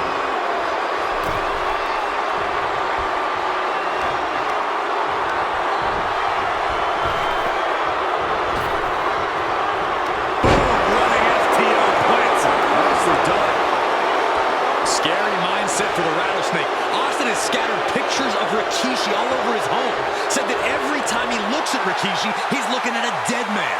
Yeah, Rikishi taking that as an empty threat, thinking that Austin isn't the man he claims to be. But trust me, when Stone Cold says he has you in his crosshairs, that's no empty threat. Fast press! Here comes Austin! Ruthless press by Austin, and now he's just dropping bombs. Kick gets caught. Clothesline takes him down. Yeah, but These superstars are ready to take this fight wherever it wants to go, even right into the announcer's area. everything he can do to create space here.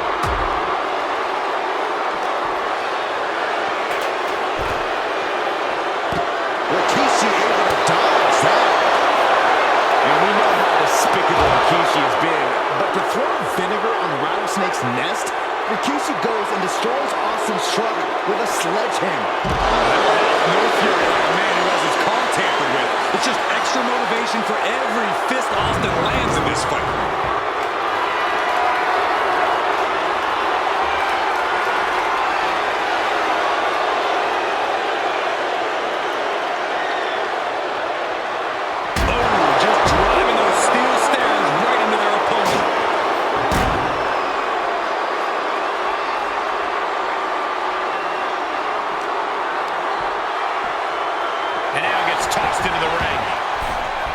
There's been a lot of vitriol coming from fans towards Rikishi these past few weeks. And this ugly crowd is continuing that pattern of disdain. You think Rikishi cares about the fans, though? No, not at all. He truly believes he's done something for his family, for his people. His family's respect is the only respect he's desperate for. Down for the drop.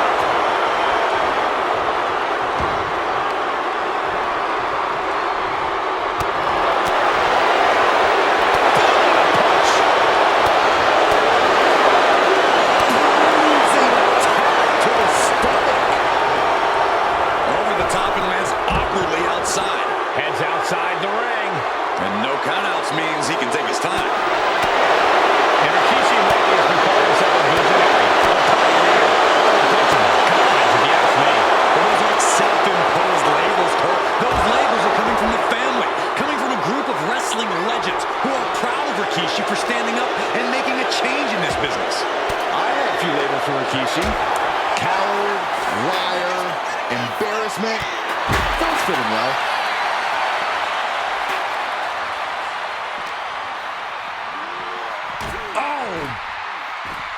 He'll take things into the ring.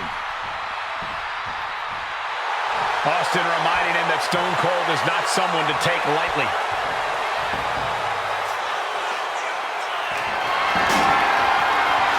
It is his time to take care of business.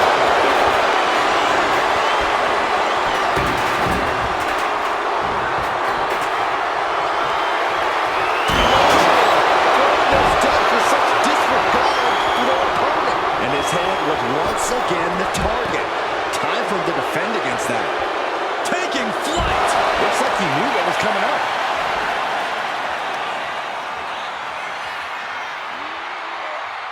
So much torque on the knee and ankle.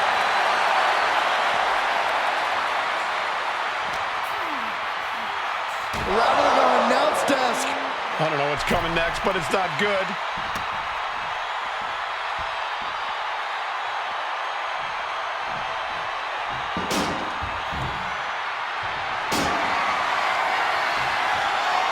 Heading back to the ring. Close effective. From the middle rope. Oh, splash.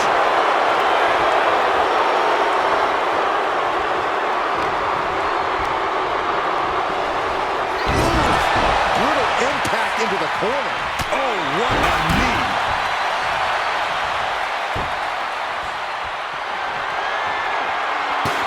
Good defense there.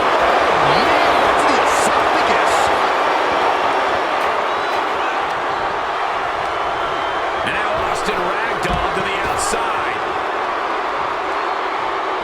No! Crashing to the floor. Reckless and foolhardy.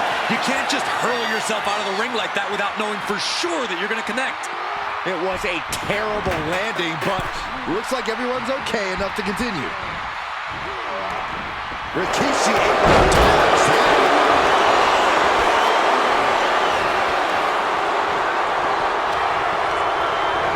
Forced to the outside. Not a good predicament to be in. Taking this thing out onto the floor now. He's being prepped for something. Oh, strong impact.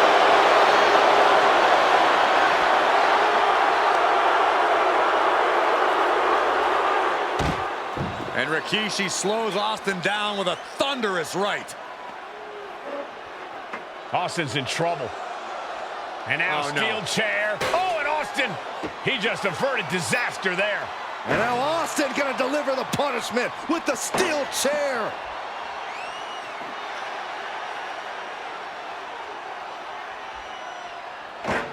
A relentless Texas rattlesnake beating the brakes off of Rikishi with a steel chair. And again, thunderous blows by Austin. Down goes Rikishi. Austin beating the hell out of him. I know Austin has good reason to be doing all this, but he could be taking it too far at this point. I don't think the rattlesnake has taken it far enough, Corey. Austin wants to put Rikishi's life in danger, just like Rikishi did to him. We knew tonight was not going to be pretty. We knew we would see bedlam. We are seeing Rikishi hoisting up his opponent. Rikishi driving. Rikishi got all of it. Now with the cover. That's got to be it. Oh, not yet. They just got the shoulder up. Austin somehow kicked out. I cannot believe the beat. Austin, can Rikishi come back from that? Here's the pin. The rattlesnake bites again.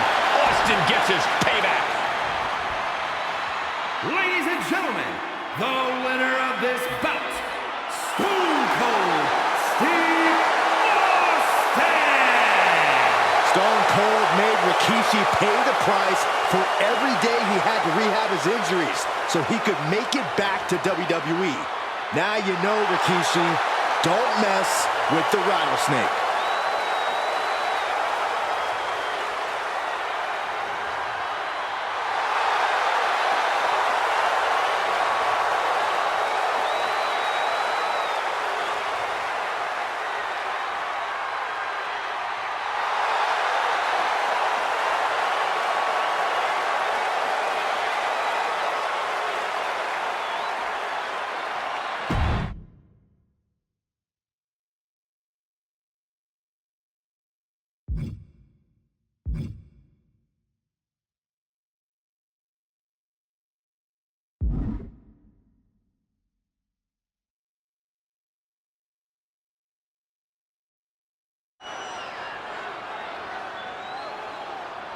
Is it legal to not show up? Rikishi has brutalized Austin lately. Austin will be here, Byron. I just refuse to think anything else. The following contest is scheduled for one fall and is a no-holds-barred match. Introducing first, from the Isle of Samoa, weighing in at 424 pounds, We have learned more about Rikishi in the last couple of weeks than we knew about him his entire career here in WWE. He said he ran over Austin not for himself, but for The Rock. Right, and now he's coming out here, and I guess if Austin doesn't show up, the general manager is going to have to come out here and declare this is a forfeit, and Rikishi's going to win it. This man makes me sick.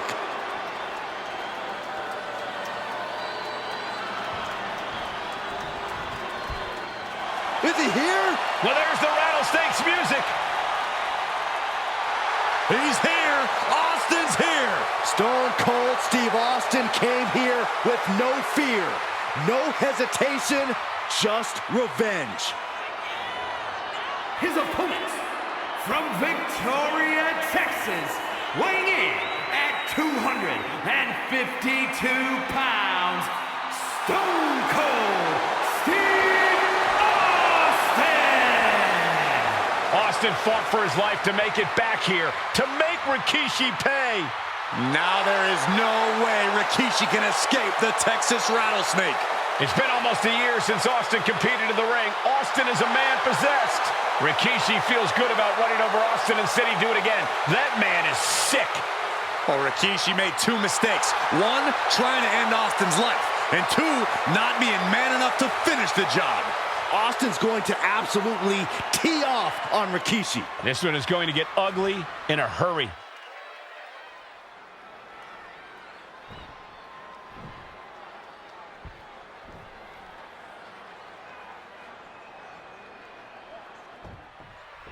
It's a miracle Austin survived being run over by Rikishi. Now a pissed off Texas Rattlesnake is on the loose and out for revenge. It took Austin almost a year to recover from the injuries he suffered in a heinous attack. You can't blame Austin for the damage he inflicts on Rikishi tonight. Byron, a lesser man wouldn't have survived. Stone Cold promised that Rikishi's days of walking above ground are over. This is no holds barred. We might want to get mobile, boys. Let's hope the visit to our desk is only temporary. We've talked so much about motives leading into this match. In my view, Rikishi's are delusional. His family have been given equal opportunities, and they all took full advantage of them. Yeah, my blood boils at the propaganda Rikishi's been selling. But I'll tell you about the most legitimate motive in this story, and that is payback for Stone Cold. Austin nearly had his life taken from him, and there is no greater reason to stomp the tar out of somebody than that. This conflict is beyond disturbing. Corey, let's go into Rikishi's mind when it comes to defeating Stone Cold. Rikishi has to be prepared to endure an emotional storm like he's never felt before. The big man must recover from that and use his weight to immobilize the Rattlesnake, because we know Austin will not stay down. Thrown out of ringside and back to the mat. Oh, right across the throat. And though The Rock wants nothing to do with this altercation, we have to mention the sadness Rikishi has brought to him. Rock might be innocent in this whole ordeal, but I feel that somewhere inside his soul, The Rock is happy with what Rikishi's done. The Rock is proud to have Rikishi and his family. No, Corey, what kind of lies are you trying to spread? We've heard Rock say Rikishi deserves what Austin is going to bring him. There's no family pride in that statement. I'm just saying that blood is thicker than water, and it's been an easier ride for Rock without Austin in the picture. And that's thanks to Rikishi. Sounds more like Rikishi is trying to take credit for all the Rock's success. Ah, the reversal by Rikishi. Delivered into the barricade. There's nothing off limits? Nope. We are witnessing a malicious string of attacks right now.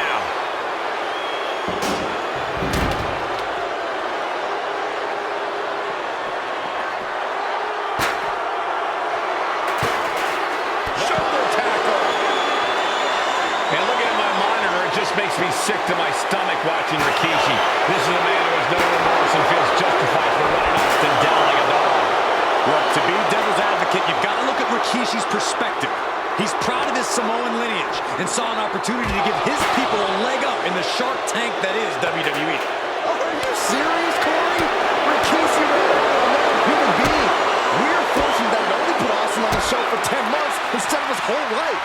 It's sick that you would even condone what Rikishi did. Don't twist my words, Saxton. I'm not saying I condone Rikishi's actions. I'm just saying I understand them. Pot right in the stomach creates the separation. Fez press. Here comes Austin. Fez press. Rikishi is down. It could be over. Quick shoulder up. We're well into the match, and he still seems so fresh. It's almost unbelievable. And Rikishi putting a little you-know-what on it right here. I understand getting yourself fired up, but he needs to stay on his opponent. Gets out of the ring. What's going to happen now?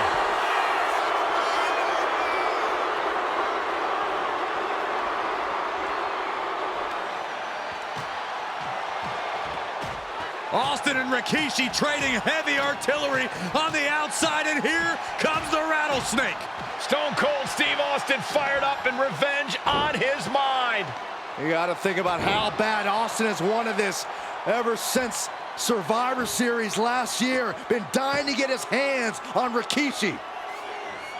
All of that venom, all the vitriol inside of Austin being unleashed on Rikishi right now. Remember, this is no holds barred. Anything goes.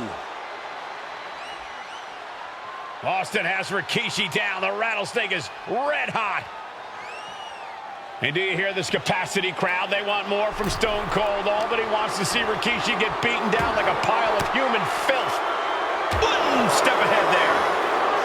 Scary mindset for the rattlesnake. Austin has scattered pictures of Rikishi all over his home. Said that every time he looks at Rikishi, he's looking at a dead man. Yeah, Rikishi taking that as an empty threat, thinking that Austin isn't the man he claims to be. But trust me, when Stone Cold says he has you in his crosshairs, that's no empty threat. Uh-oh. Whoa, look out. Took a massive risk, but it might have paid off.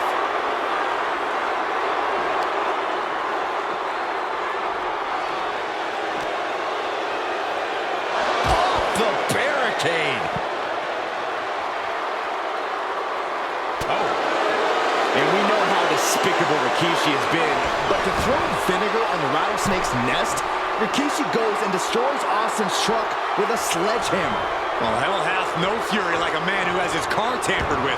It's just extra motivation for every fist Austin lands in this fight. Bruising attack to the stomach. What a punch.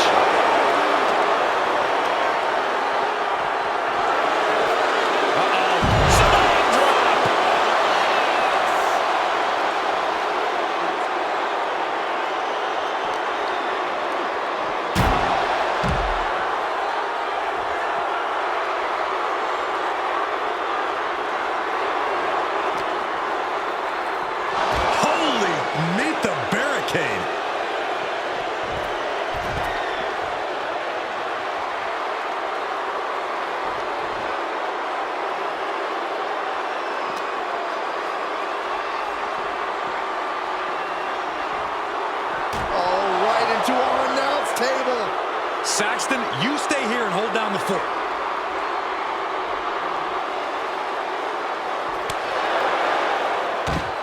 And Rikishi slows Austin down with a thunderous right. Austin's in trouble. And now steel chair. Oh, and Austin, he just averted disaster there.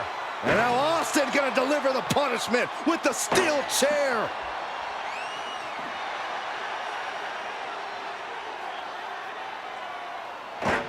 A relentless Texas rattlesnake beating the brakes off of Rikishi with a steel chair. And again, thunderous blows by Austin.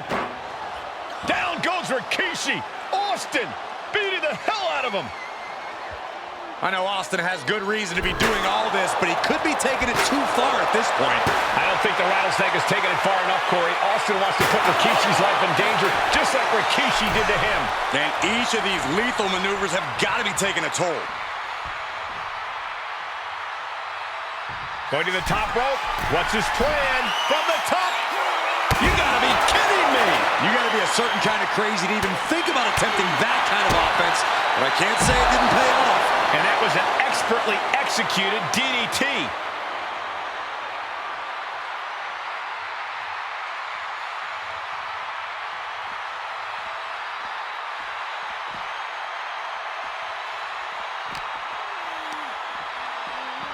And he gets sent back into the ring.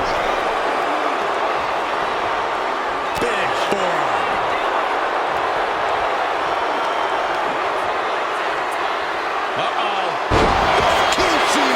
Driver. Rikishi may have put the exclamation on this one. 2. And they're still in this. Austin somehow got the shoulder up. Intestinal fortitude on display from Stone Cold. I can see it in the eyes from here. Disbelief.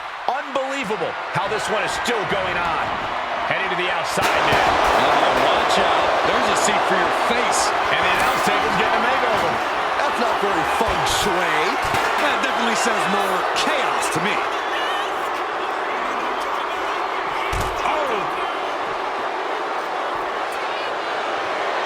Steel chair to the temple. Just one right after the other. Can't be stopped.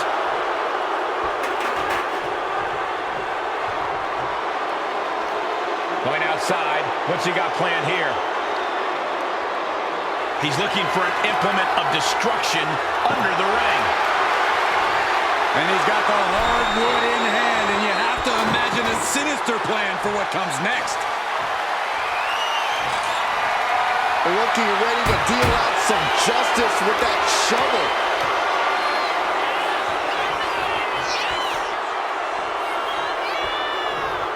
And slides back into the ring. Face first into the chair. Ooh. Austin having flashbacks to Detroit. Rikishi's about to meet a stunner. Catches the kick. Now he trapped the leg into it. That was impressive.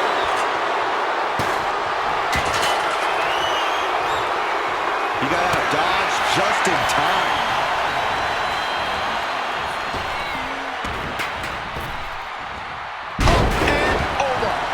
I think we all know what's coming from Austin. And Austin's plans fail there. There's the ball.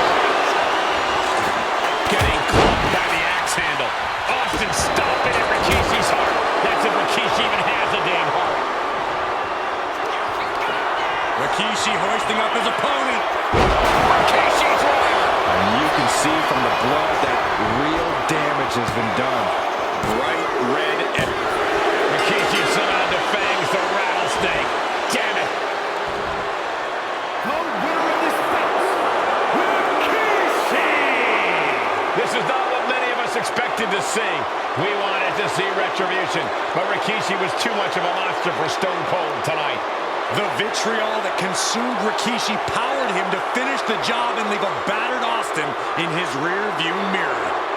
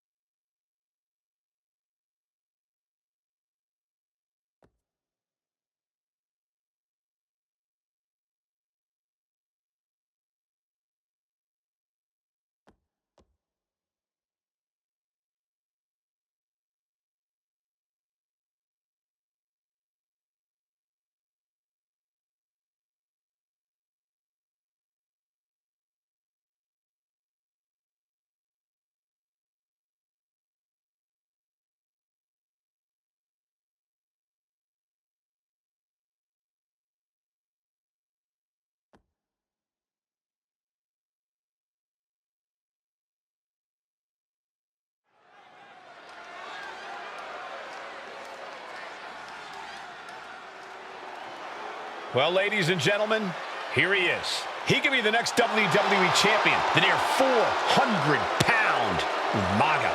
A man that since debuting right after WrestleMania 9 months ago has remained undefeated. And Umaga has been in the ring, Byron, with the best of WWE. This man looks, moves, and sounds like a movie monster. Except Umaga is for real. He is a Samoan bulldozer, an 18-wheel version with a mean streak. Big, athletic, strong, and probably going to outweigh John Cena by well over 100 pounds. Since 1963, the WWE title has only changed hands twice here in Kansas City. That's twice in the last 47 years. But Umaga is a scary human being, and he can easily change that trend right here tonight.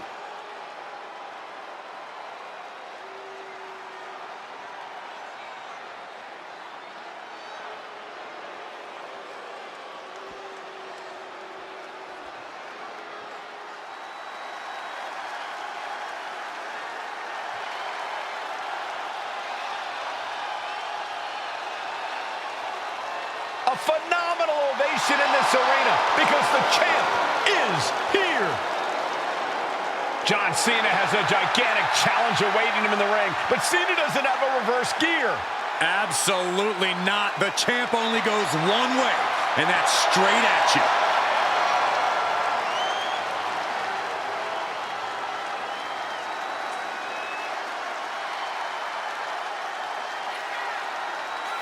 John Cena, a three-time WWE champion, the handler of Umaga, Armando Estrada, trying to control this undefeated challenger. Once the bell rings, these two are going to go at each other full force.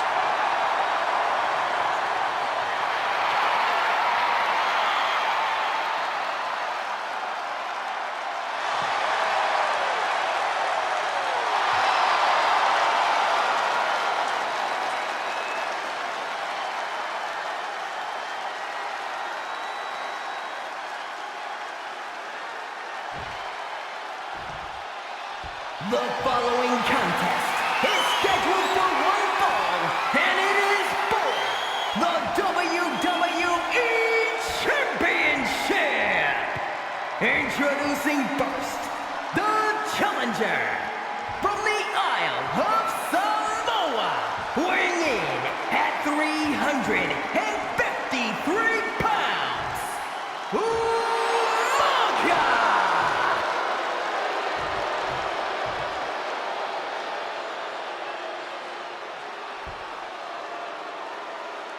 And from West Newbury, Massachusetts, weighing in at 248 pounds, he is the WWE Champion, John Cena!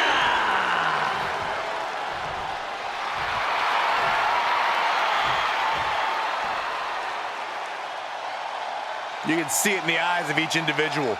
Only razor-sharp focus when this much is on the line.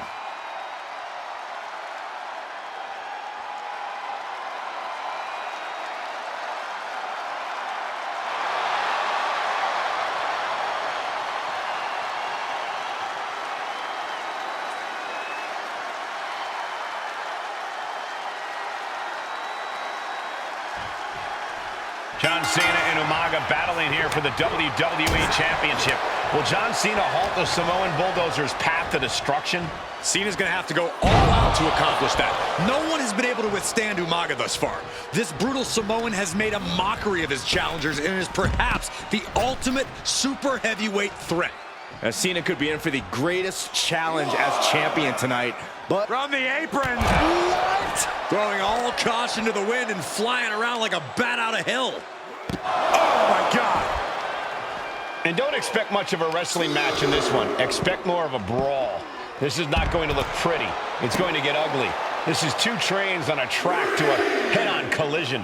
Toe-to-toe, it's going to be bad, it's going to be bloody, and it will come down to who wants it more. He gets back into the ring. Referee continues the count.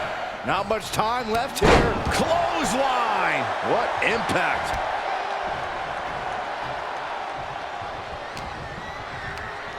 He gets sent straight down to the floor. He's looking to take things to the outside now.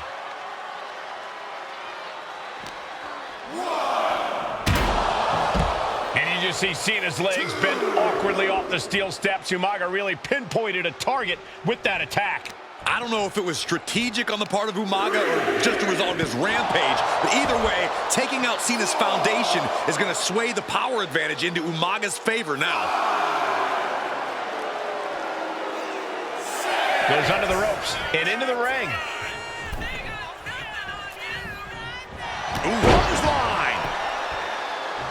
Cena tonight attempting to do something no one else has been able to do. Be it HBK, Triple H, Kane, the list goes on and on. No one has been able to beat Umaga. Take it over. Going for the win here. The pin for the championship. Shoulders are down. Is this enough to retain? He's nowhere near ready to stop fighting yet. Spinning heel kick. And Cena's starting to falter here. Cena has no response for Umaga's savage and brutal offense. Going head to head, putting each other to the test. Two titans trading strikes and refusing to back down. Ooh. Giving up now is not an option. They have to finish this.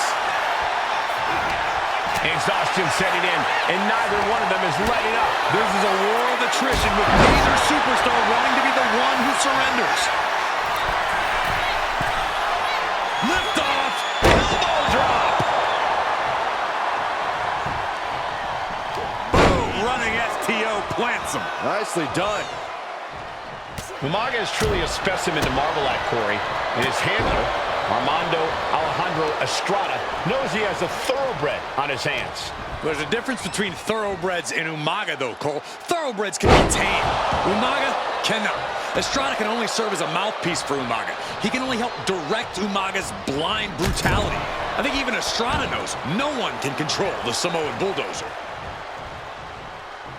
He's heading to the top turnbuckle. From the top rope. Oh, Samoan splash. From the middle rope. Oh, what a splash. Took a gamble once, took a gamble again, and hit the jackpot twice. Oh, my! And Umaga, of course, coming from a very rich heritage. Some of the greatest athletes in any sport come from the Samoan heritage. Umaga's aggressiveness can be traced back to his bloodline. When you're fighting a Samoan, you are battling a tough, scary human being.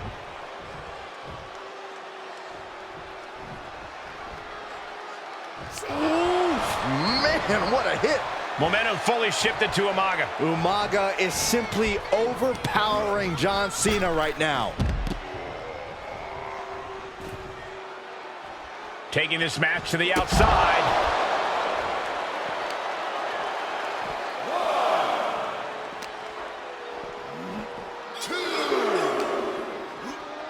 Sent straight into the barricade. Ooh, sent straight into the ring post. Headed back into the ring. And Umaga is all business now.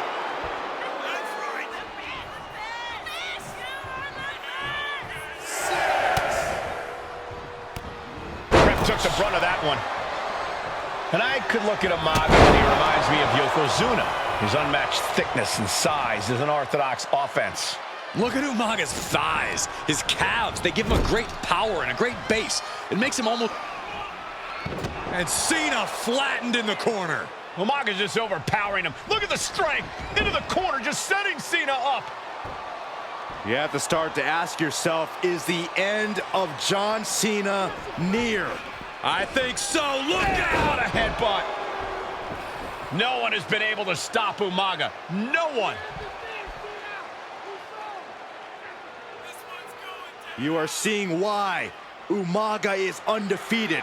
Why no one has been able to stop the Samoan bulldozer. Here comes Umaga, and Cena catches him with a boot. John Cena from behind, rolls him up, shoulders down, and a kick out by Umaga. And Cena immediately back into the clutches of Umaga. I'm not sure what else Cena can do here. I'm not sure John Cena knows how to stop Umaga. And Corey, you know there's no force equal to being on the receiving end of a headbutt from Umaga. It's in Umaga's DNA. Generations have perfected the art of using their own skull as a weapon that could stop an elephant. Shoulder right to the gut. Sometimes I look at Umaga and it just scares me. I think he forgets that he's even in a championship match. Estrada is very aware of it, but Umaga sometimes looks oblivious to what's going on, other than the fact that he knows he's supposed to hurt his opponent. Having no conscience is what has set Umaga apart. If he gets confused and the bloodthirst takes over, that's where Estrada becomes useful by directing Umaga back to the ultimate goal. I think Umaga just doesn't know when to stop a tap. Pin attempt by the champion.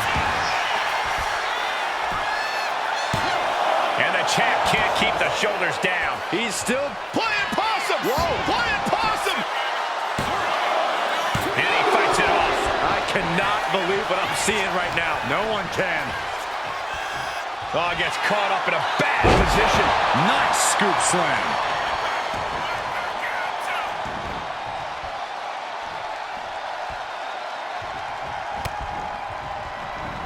He counters with a great reversal. Oh, compressed in the corner. Umaga with a crazed look in his eyes, staring down Cena. Uh-oh, winding up. Samoan spike. Could that be enough to gain the title? Oh, what a headbutt. Oh, my goodness. Ah, what a smash. That is just insulting. Ooh, just bouncing off the turnbuckle. And Umaga channeling his energy here. Big knee. Heading up to the top turnbuckle. Umaga's gonna fly.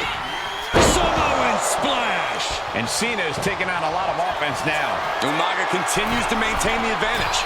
From the top rope. Oh, my. Attempting high-risk move after high-risk move at a breakneck pace.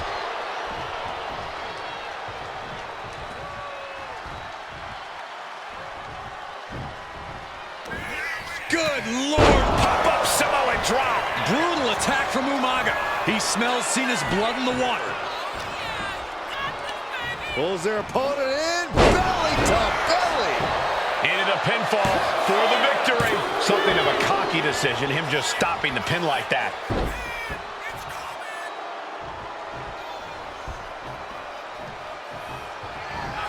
This'll do it.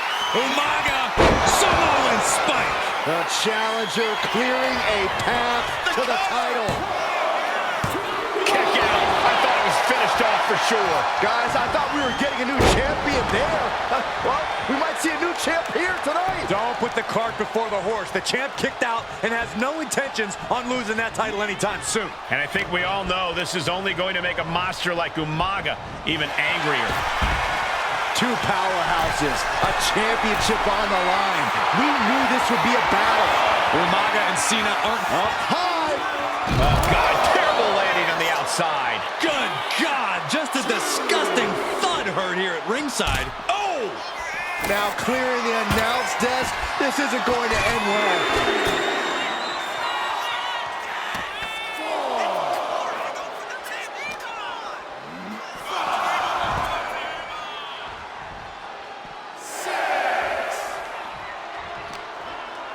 Time for him to get back to the ring. No one wants a count out here. He'll make his way to the ring. And back in. He was dangerous as close to being counted out of this one. A completely relentless attack from Umaga. Cena has to find a way to reassert himself. From the top rope. What a Samoan splash. Cena's out of it. John's in peril here. Nice counter by Cena. And Cena puts a quick stop to the momentum that was mounting against him. He's still in this, and he's making sure everyone knows that. Oh, right to the kidneys. Golly. Will Cena conquer the undefeated Umaga? And that cuts Cena right off. Clothesline. Cena and Umaga are out of control. From the top rope. Good Lord. Taking flight. I can't believe what we just saw. I can't believe that didn't miss. Elbow will break that up. Escapes out of that attack. Taking this fight back into the ring. Oh, and quick resiliency from the challenger. What's he doing? He had this match in the bag. This'll do it. Umaga. Samoa spike. The challenger might have what it takes to win this. And into the cover. New champion. An undefeated champion. Here is your winner, and the new WWE Champion, Umaga! This proves it. Truly no one can withstand Umaga. The Samoan bulldozer has wrecked his way straight to the WWE Championship. Cena's title reign is over. An incredibly impressive showing from Umaga tonight. Absolutely leveling John Cena in a savage display of dominance. Will Cena come looking for a rematch? Only time will tell. But for now, this is Umaga's moment. He is your WWE Champion.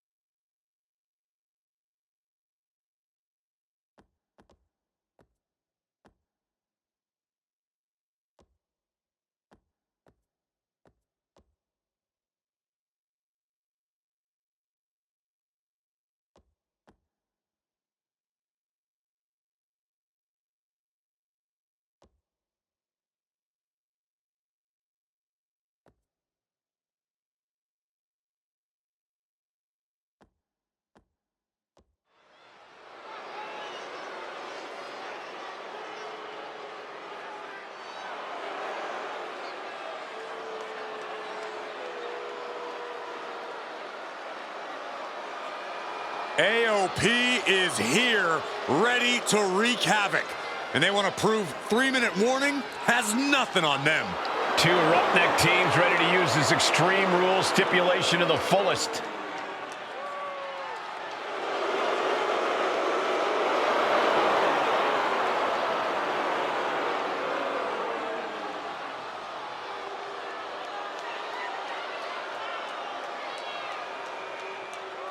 The following contest is a tag team extreme rules match and accompanied by Paul Ellering at a combined weight of 620 pounds.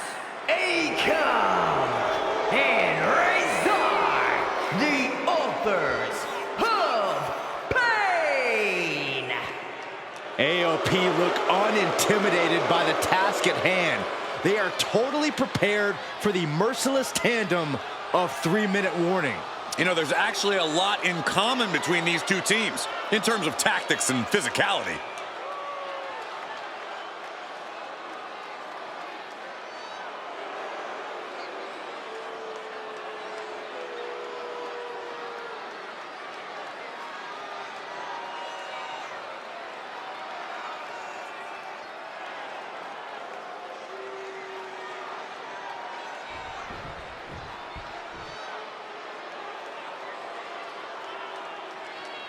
And guys, the authors of Pain now have 3 minutes.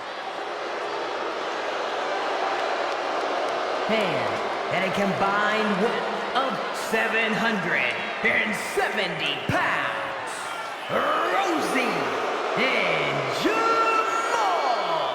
3-minute warning.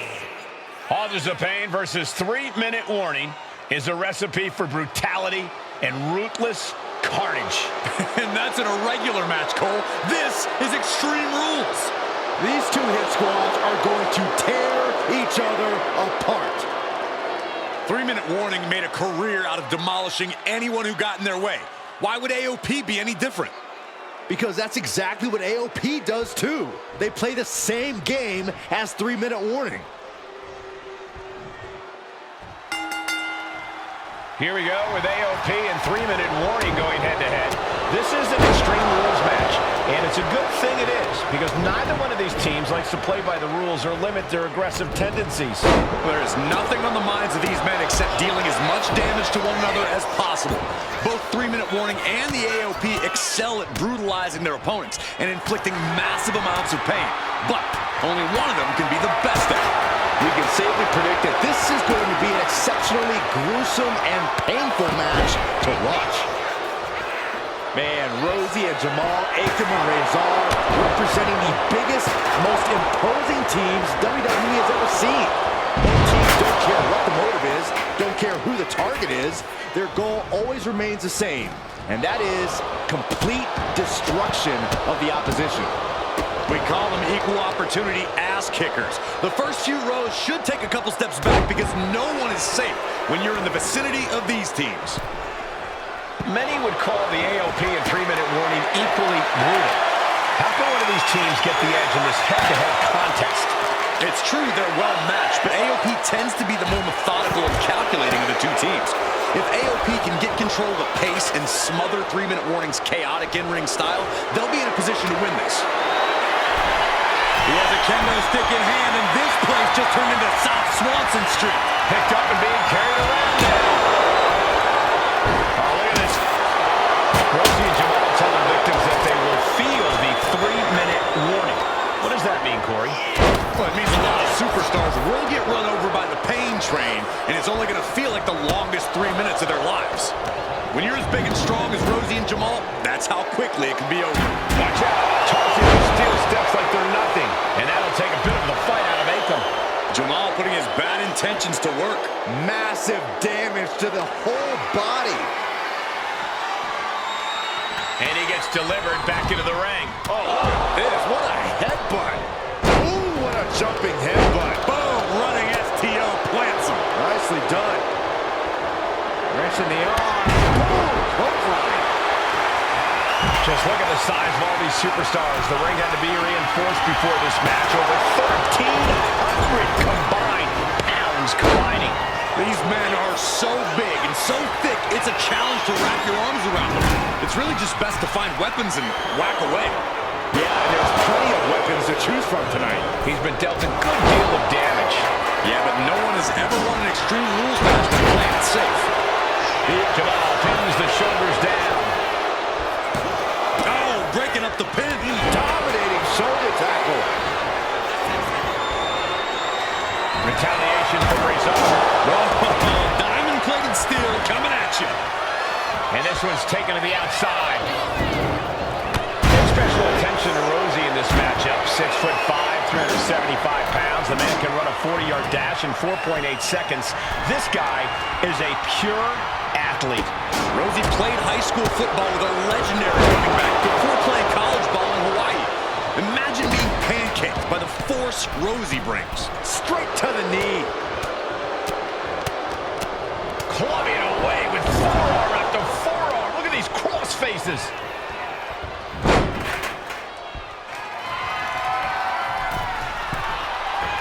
And he's pulled the ring apron up, looking under there for something. He's got a table. We know where this is going, gentlemen. Oh, man. Chucking the steps right into them. Bang! Crucial counter there. Watch for the hardcore style of 3-minute warning. Both of these men are from the hood, so to speak. Grew up in the streets, brought up to be tough. Rosie and Jamal have a rough tenacity. A duo that couldn't care less about headlocks. They're just all about beating the hell out of you. 3-minute warnings, thug-like tactics need to be respected. Rosie and Jamal only care about one thing, and that's the winner's purse. Boom! Good defense from him. Rosie left an opening for the count. Up they go. Oh, Samoan driver! Going in for the win here.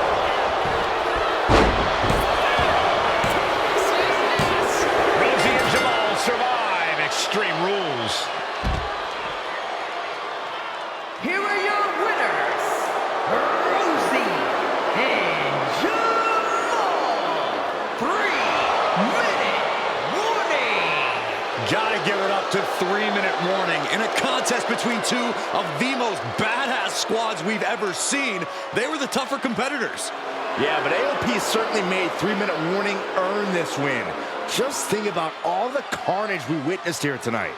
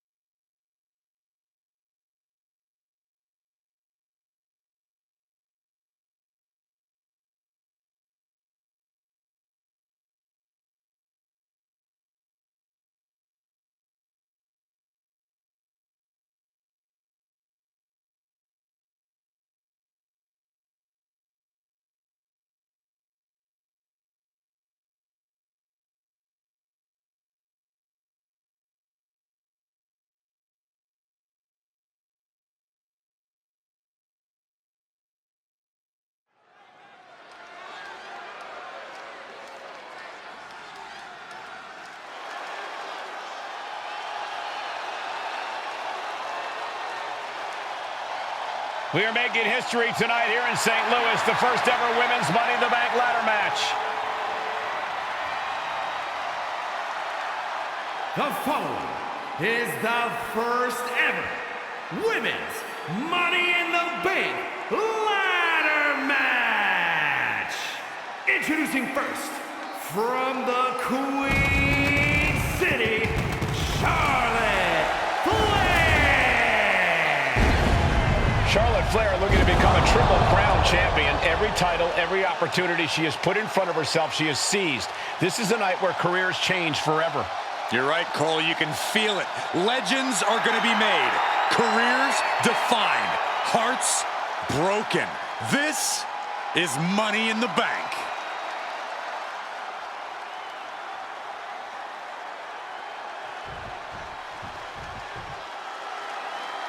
And Byron, Becky Lynch with a very astute point. I rip off arms. You can't exactly climb a ladder with no arms.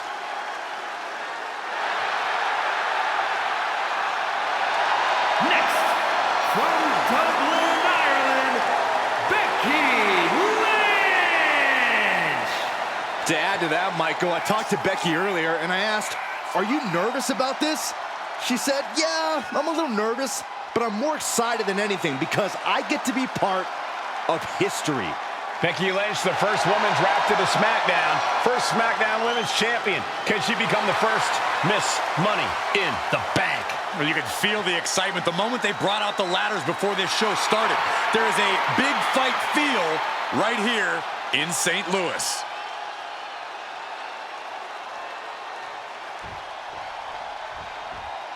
There's a big fight coming. Tamina, perhaps the most dominant superstar in this match. And I guarantee she is not fazed by taking on 4 different opponents in a ladder match.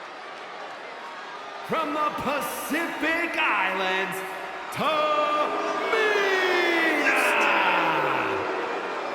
This is a milestone moment that is being watched all over the world. And Tamina is hoping to live up to her family's legacy. She wants that briefcase. She wants that title.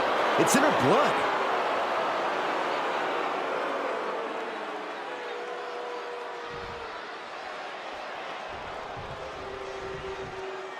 Mela is money, and she is as confident as ever.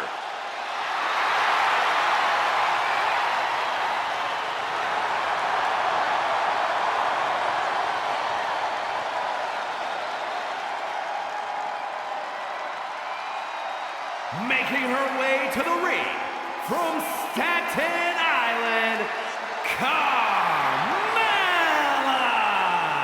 Byron, Carmella's made a couple of good points recently, saying, I was the last woman drafted in the WWE draft last summer. How big of a chip is on her shoulder? Oh, she's got a huge chip on her shoulder. And also, don't forget, Carmella has had some major victories lately, so she has all the fuel you could need heading into a match of this type.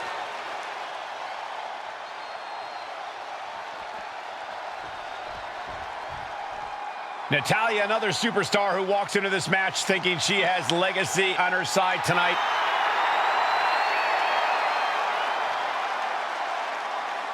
And from Calgary, Alberta, Canada, Natalya. Every last woman in this match has chased this opportunity so fiercely. They have chased the championship, perhaps none more so than Natalya.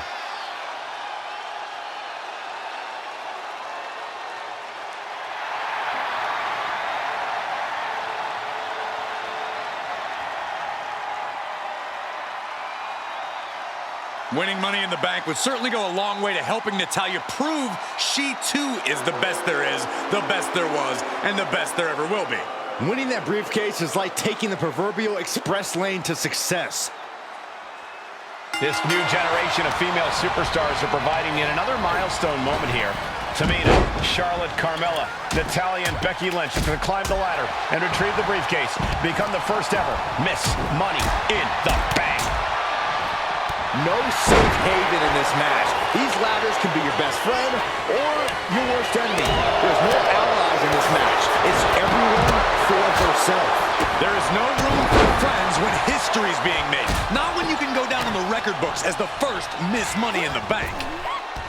Such a dangerous setting for all these superstars. Ladders are everywhere. Each competitor is only limited by their imagination. Your head has to be at a constant swivel. Ladders will be used as weapons. Anything can happen to get that briefcase.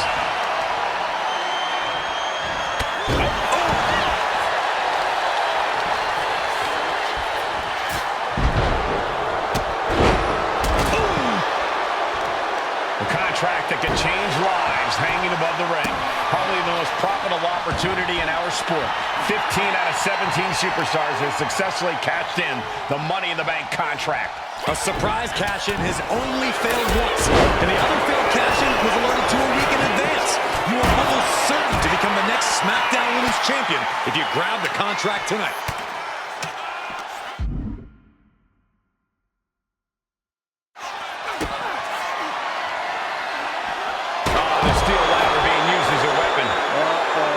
Trouble might be coming our way. Quick, Saxton, get under the table to protect yourself. Good idea. Smart strategy, attack the knee. You can see Charlotte's expert game plan experiencing a minor hitch there. Yeah, Tamina just inflicted as much pain as possible and enjoyed it. Tamina landed heavy offense on Charlotte. Charlotte thought tonight would be an ascension to her throne. Tamina's here to ruin that dream. 3 second-generation superstars competing in this match. Carmella, Charlotte, and Tamina. And Natalya, of course, a third-generation superstar. Women bred for these kind of moments. Any of these women will add a significant chapter to her legacy if she can become the first Miss Money in the Bank.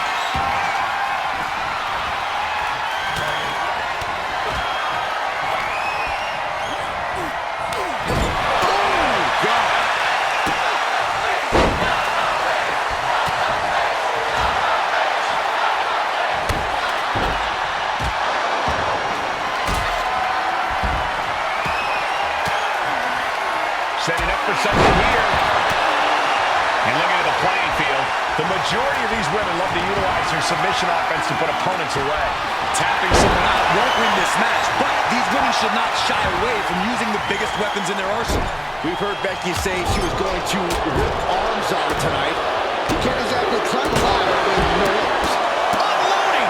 Each of those boots seem to get heavier with each blow. Tamina not caring that Becky's a fan favorite. The crowd's adulation is meaningless. All that matters is the contract suspended above the ring. Tamina's been showing so much dominance in this match. Being able to pull that off, no one is going to question if you skip going to the gym today. Oh, one step ahead there. Jumping face buster. Is there anyone more intimidating in this group than Tamina? I've said it before, it could be a coming out party for Tamina. This is her time to live up to her family's legacy. If Tamina wins the contract, it guarantees her first title opportunity in over 2 years. More than an opportunity, it pretty much guarantees Tamina will become the next women's champion. That's just hard to watch. Bang! And once again, she's put on the back foot. If this keeps up, climbing that ladder is going to be very difficult. The reversal by Becky Lynch. She's been slowed down yet again. Yeah, Corey, taking this much damage now, serious. Nice takedown by Becky, looking for the armbar to disarm her. She might want to tap here. Maybe her arm is trapped, but she gets away. Big forearm. Nice reversal by Charlotte Flair. Charlotte driving Tamina, and both tumble to the floor. Both women crashing down hard. The Queen, Charlotte Flair, the first to her feet, surveying the situation. Oh, my God, Tamina into the steps. Well, you are seeing a heightened level of aggression, heightened level of intensity from all these competitors because of the stakes involved. Guys, where's Charlotte going? Flair looking to up the ante now from the top. Oh, my goodness, taking out everybody. The Queen rising to the occasion. What you just saw is why we say Charlotte is genetically superior. Yeah, undeniable athleticism from the Queen. Can it pave her way to the top of the ladder? And an answer from her. Oh, boom. And she's positioning the ladder perfectly in the center of the ring there. Ladder's in This is the chance. Could be the only one. Might be a little overzealous going for it here. Too late to stop now. On the top. Tamina's absolutely wrecking shop on Natalya, making sure the veteran won't have the strength to climb a ladder at all. Oof! Kick right to the gut. Then Tamina. Jumping headbutt finds the mark. It's an into the ropes and a sharp elbow to the back. And again. Great way to wear down your opponent.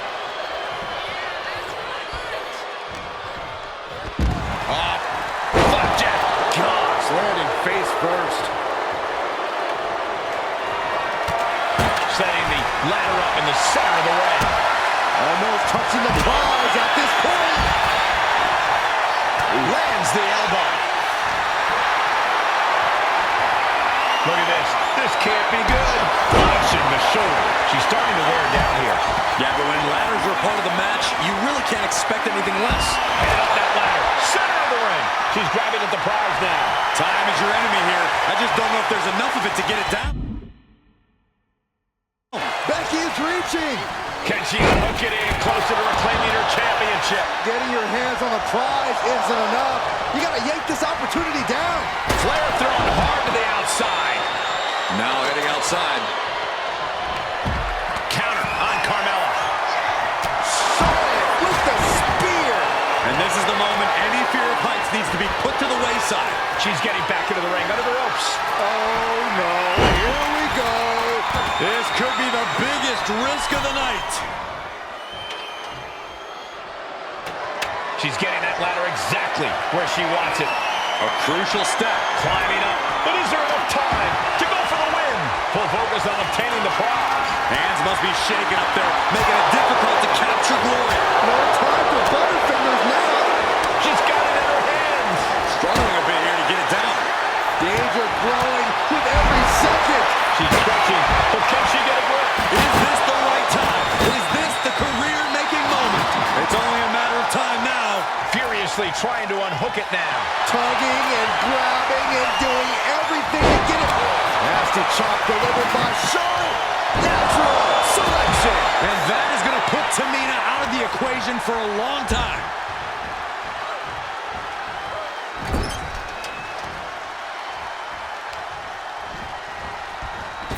Carmella with a super kick. Carmella's eyes are growing wider now. Is this her chance to climb the ladder and become Ms. Money in the Bank? Smack dab in the center of the ring. Perfect placement. Off the ladder now. Let's see if this is right for the picking. Wait, why are you staying on top of the ladder? This is where matches are won and lost. Hooking it up here. What's next? Boom! Incredible suplex. And Becky refusing to let up on the fight even for a moment. Yeah, Becky has it. Becky Lynch got a locked in submission move. The disarmer here. Disarmer by Lynch. Trying to fight out of this submission. I bet we see a tap out soon. This isn't getting a win, but the pain keeps on building. This could be the beginning of the end. Uh-oh. And the agony has no reason to end as we see her tapping out in pain. Let's go over submission hold. Not sure what she's got planned here. Sliding back in under the ropes here. No telling what's underneath the ring tonight.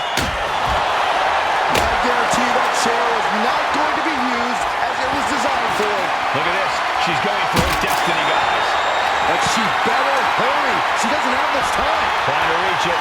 Trying to win. Every second up there is allowing the opposition to recover. Better hurry. Natalya trying to reach out for the contract. With the history books and a Hulk name once more. Now move fast. Time is of the essence. It's over. Natalya grabs the briefcase and becomes Miss Money in the Bank. Your winner of the Money in the Bank contract and the first ever Miss Money in the Bank, Natalya taking it in, realizing what she has just accomplished. The best there is, the best there was, and the best there ever will be can also call herself Miss Money in the Bank.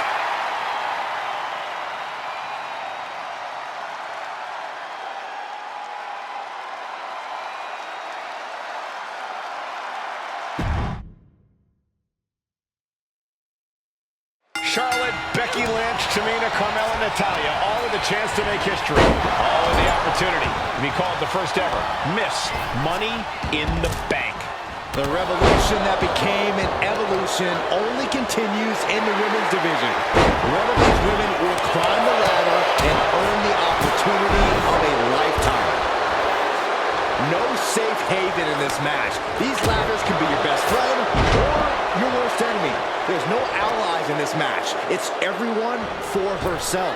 There is no room for friends when history's being made. Not when you can go down in the record books as the first Miss Money in the Bank.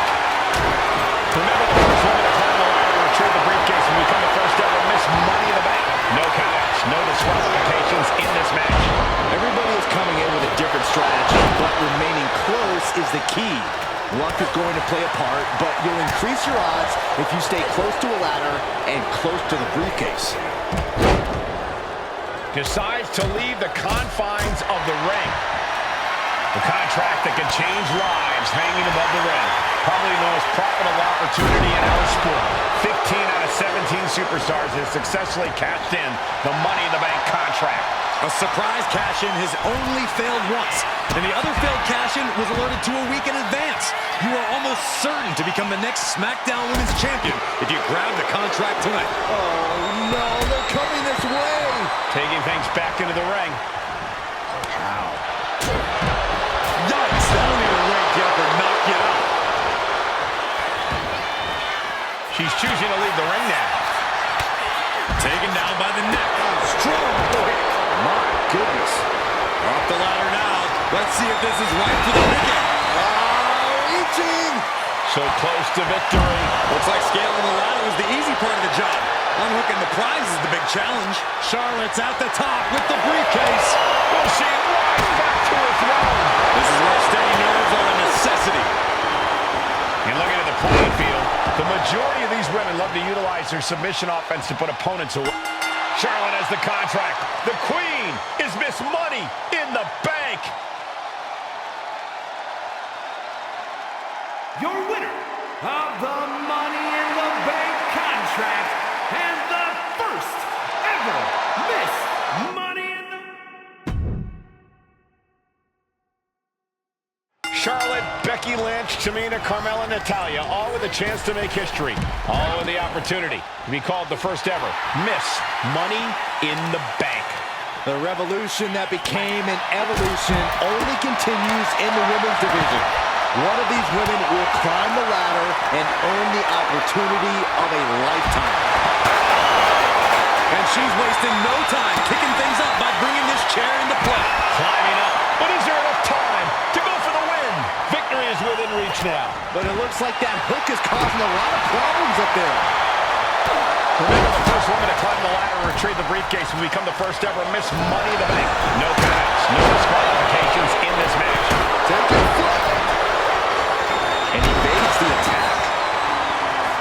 And looking at the playing field, the majority of these women love to utilize their submission offense to put opponents away. Tapping someone out won't win this match, but these women should not shy away from using the biggest weapons in their arsenal. We've heard Becky say she was going to rip arms off tonight. You can't exactly climb a ladder with no arms. Now a kick right to the gut. Steady in that up. Oh, man, drop kick. Whipped into the corner with tremendous force. What a counter. Each counter leaving these competitors at a stalemate.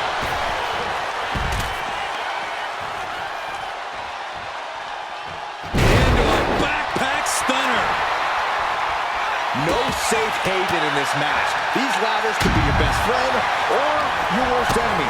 There's no allies in this match. It's everyone for herself.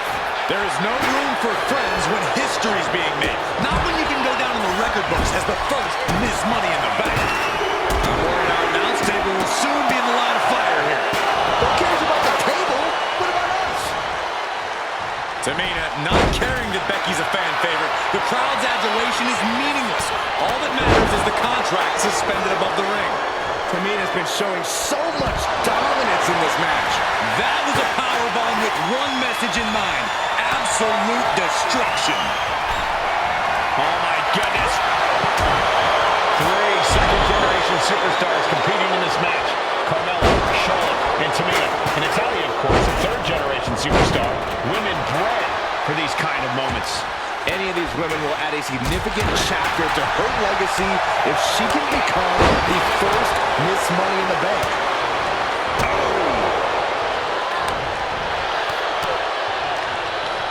Flair getting out of the ring the hard way. Tamina is fired up and wants this crowd to know it. Spear! That offense might have rocked the confidence of Natalya. Yeah, Tamina displaying a higher level of aggression. Got them off their feet here. Running power slam! And she heads out to the floor. Obviously was in need of a breather. The contract that can change lives hanging above the ring. Probably the most profitable opportunity in our sport. 15 out of 17 superstars have successfully cashed in the Money in the Bank contract. A surprise cash-in has only failed once, and the other failed cash-in was alerted to a week in advance. You are almost certain to become the next SmackDown Women's Champion if you grab the contract tonight. Good night.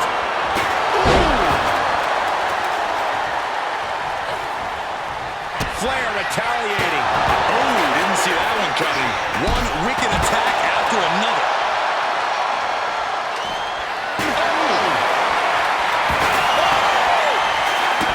Is there anyone more intimidating in this group than Tamina? I've said it before, it could be a coming out party for Tamina. This is her time to live up to her family's legacy. If Tamina wins the contract, it guarantees her first title opportunity in over 2 years.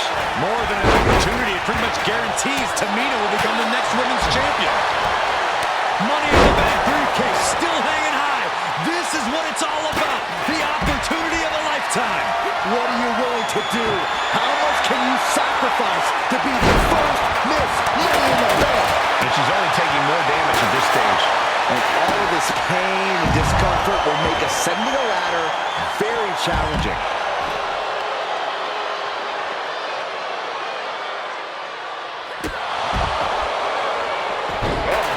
Looks like her opponent's not going to need a chiropractor. Catches the kick. Dragon screw. We're seeing one response after another. Neither superstar gaining a foothold. Oh, what a kick. What a drop kick.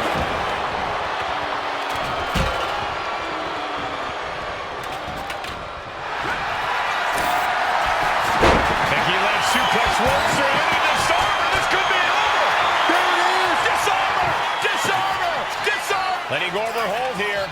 Maybe she thinks enough damage has been done. Lands a timely reversal. Oh, my goodness. History on the line. Guaranteed championship opportunity. Nothing but carnage. From the heavens, big body splash from the top. Bye-bye, Carmella. I don't think she'll be climbing a ladder after that.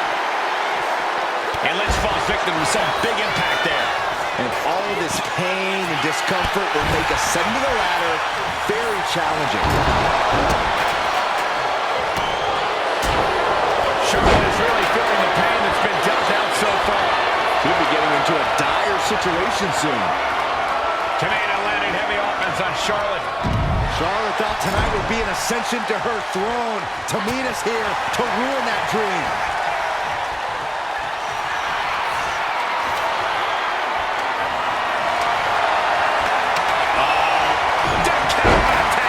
Ladder's in position. Gonna make the climb. Looking to explore things ringside now. And once again, it's her torso area taking the punishment. Manhandle slam. Carmella, look out. Do a reversal. Ladder set right in the middle of the ring. Stop. Becky Lynch has got it cinched in. It's in. Disarmer. And somebody get in there to stop. She can tap out all she wants. It's not going to put an end to the suffering.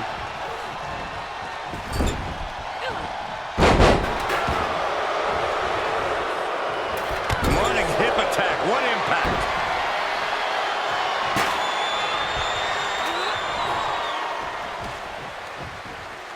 Nice reversal by Charlotte Flair. Charlotte driving Tamina and bolt tumble to the floor. Both women crashing down hard. The Queen, Charlotte Flair, the first to her feet, surveying the situation. Oh, my. A tomato into the steps. Well, you are seeing a heightened level of aggression, heightened level of intensity from all these competitors because of the stakes involved. Guys, where's Charlotte going? Flair looking to up the ante now from the top. Oh, my goodness, taking out everybody. The Queen rising to the occasion. What you just saw is why we say Charlotte is genetically superior. Yeah, undeniable athleticism from the Queen. Can it pave her way to the top of the ladder? Well-placed kick. And O2 rings it back. That move was just dirty. Good side step by Natalya. Big time clothesline. Good grief. Tamina's absolutely wrecking shop on Natalya, making sure the veteran won't have the strength to climb a ladder at all. Ladders in position. Gonna make the climb. Ooh.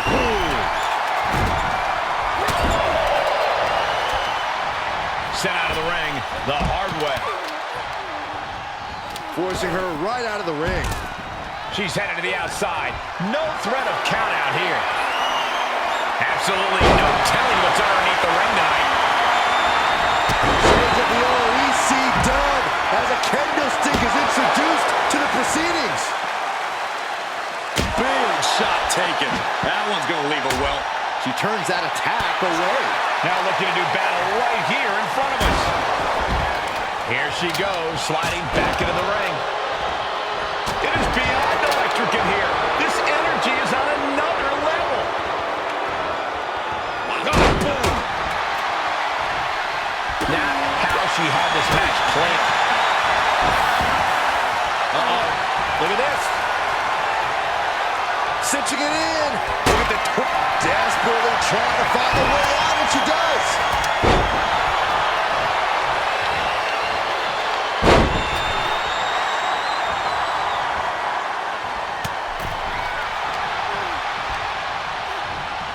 Flair getting out of the ring the hard way.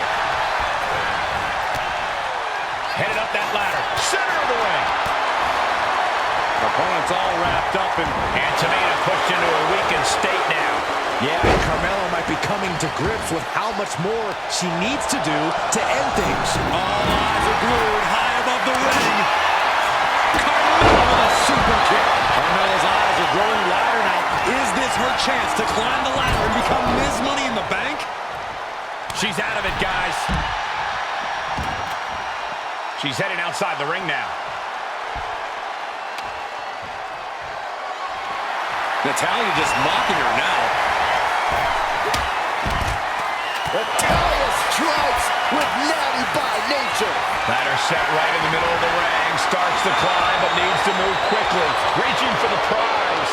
The longer this goes, the more likely we can see a hard crash back to the canvas. Tamina might have it here. That's it. Tamina has the briefcase. Tamina is Miss Money in the Bank. The winner of the Money in the Bank contract and the first ever Miss Money in the Bank.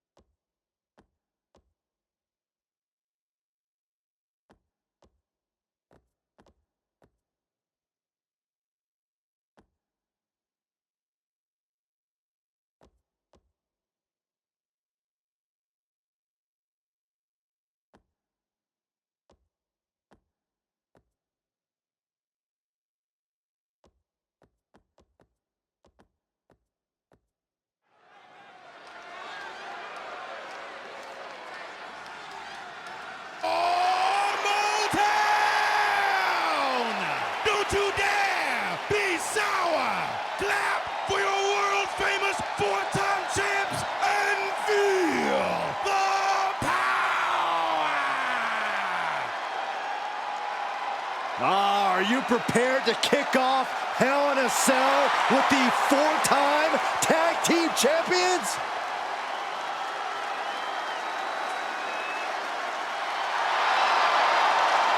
The following contest is a tag team Hell in a Cell match and is for the SmackDown Tag Team Championship and accompanied by Kofi Kingston at a combined weight of 490 pounds.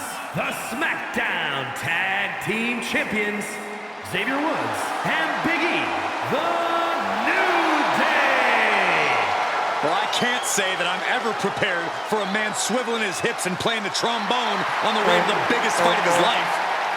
This is our first Hell in a Cell match of the night. The New Day actually requested this match to defend their tag titles.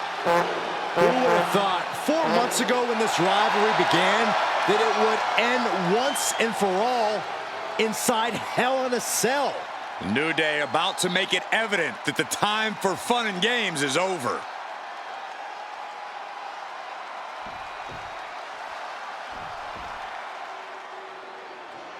This is the first time that tag titles will ever be defended inside Hell in a Cell. And at a combined weight of 493 pounds, Jimmy and Jay, the Usos. Tonight in Detroit, the Usos welcoming New Day into the penitentiary. This is going to be like a Chow Hall beatdown. In every sport, you hear about super teams. Well, tonight, we're seeing 2 super teams of the modern era. This is going to be special.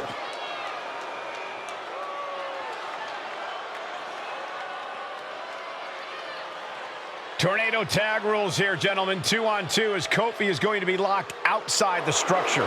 Pinfall or submission needs to happen in the ring, but we all know this fight's going to go everywhere before that happens.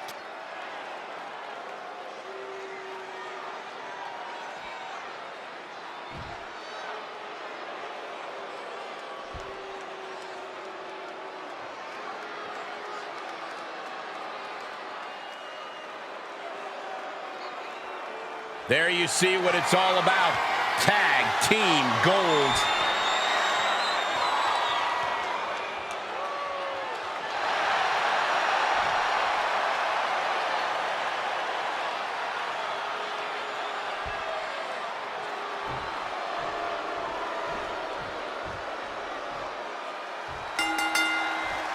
Remember, this match is under Tornado Tag Team rules. A 2-on-2 match with a pinfall or submission has to happen inside the ring.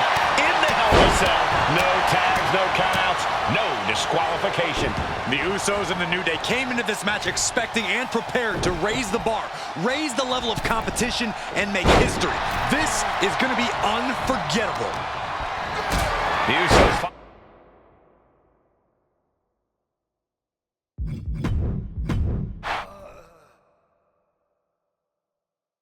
The cell door is locked. First of 2 Hell in a Cell matches tonight in Detroit. This is the 20th anniversary of this barbaric match. The Usos and the New Day must be prepared for pain and punishment. 2 of the greatest tag teams ever. One of the best rivalries going today. It all comes to a head right now for the SmackDown Tag Team Championship. Corey, a few weeks ago, we saw the New Day walk out of SmackDown as champs in a street fight. A match the Usos handpicked, but this environment is totally different. There's nowhere to run, nowhere to hide. I think the New Day played right into the Usos' hand when they selected this match. Jimmy and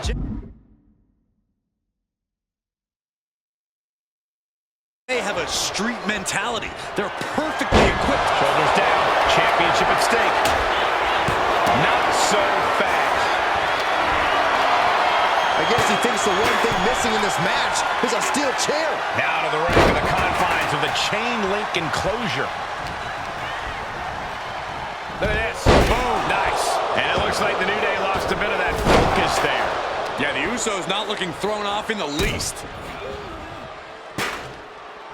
The Florida Keys.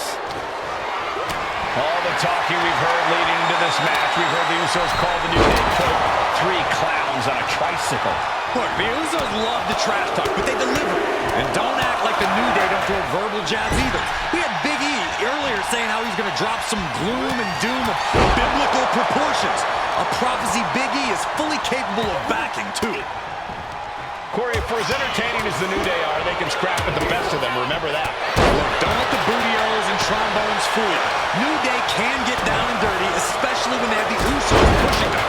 New Day are prepared for an all-out brawl tonight. He's hurled out and crashes down to the floor. Boom!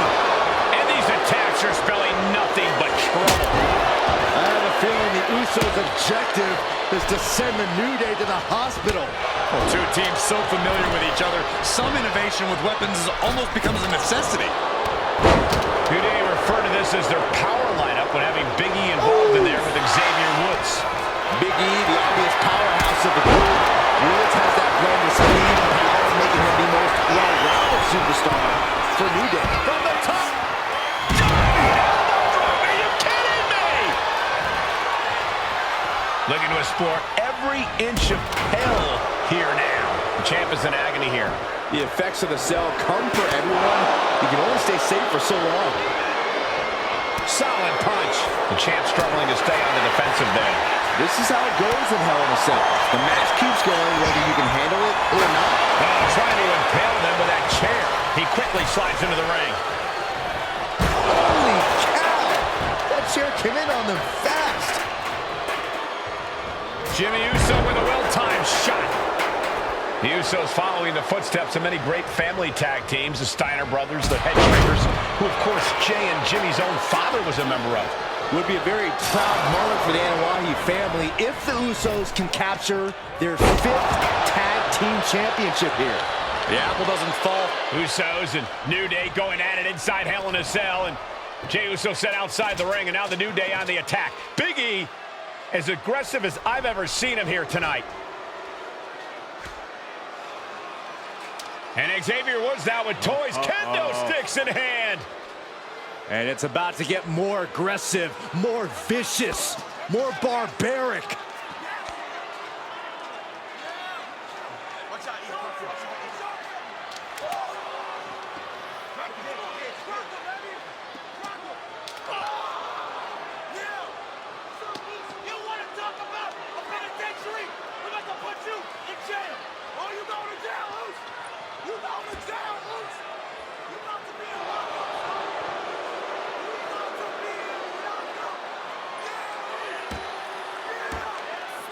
I've never seen this vicious of a side from the New Day.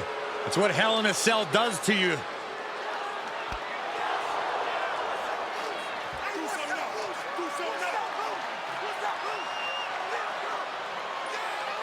Oh, now with the kendo sticks, Xavier Woods unloading.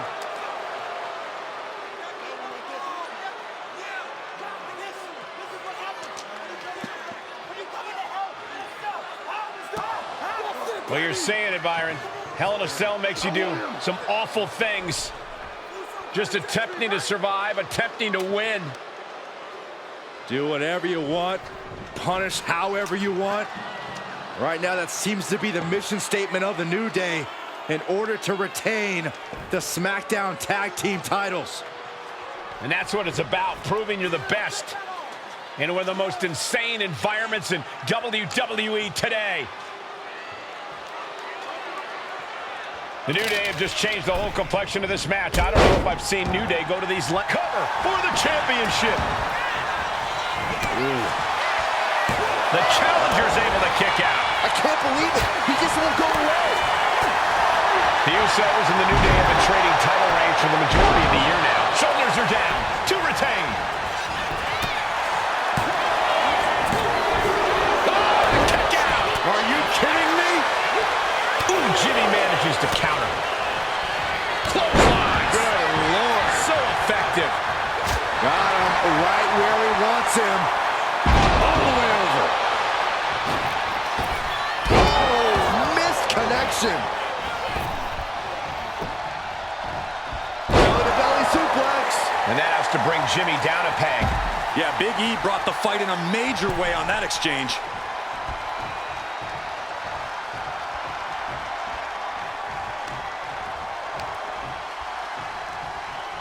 He gets into the ring. Super kick! Uh-oh. Big E able to avoid impact. Talking to Xavier, he told me the one thing the Usos have taught us is that we have to embrace a more lawless culture here in WWE. A more lawless culture in this rivalry. And that could be the reason the New Day chose to have this match in the Hell in a Cell. It's been such a chaotic rivalry. Therefore, only this kind of lawless match could finally put an end to it for good. Oh my goodness! Into a neck breaker. He's rummaging for some sort of equalizer under... Big E! The New Day might be on the verge of retaining. Oh, what a headbutt. Now we see Jey Uso. Hard ride to the outside. Get this back into the ring now. Float over. Into a DDT. And the champ's in really rough shape now. Looks like the gas tank is running past E now. Ooh, stop to the tummy. Tummy, man. Ooh, man. Ooh. Oh, man. These are dangerous attacks on their own. Has the jab pin. Is this it? And he stops the ref's count. Boom. Swing on sight and don't stop swinging till it's over. The Usos being relentless in their punishment. Jimmy on his way to the top rope. From way up. Double axe handle. And Jey Uso looking for support from the crowd. Foot meet face. A drop kick in the corner. Perfectly executed. Uso, will that be enough to win the title? A defiant kick out afterwards for the pin. I guess he doesn't think he's done enough damage to put this one away. Late pin. Championship on the line. Saving his team from defeat.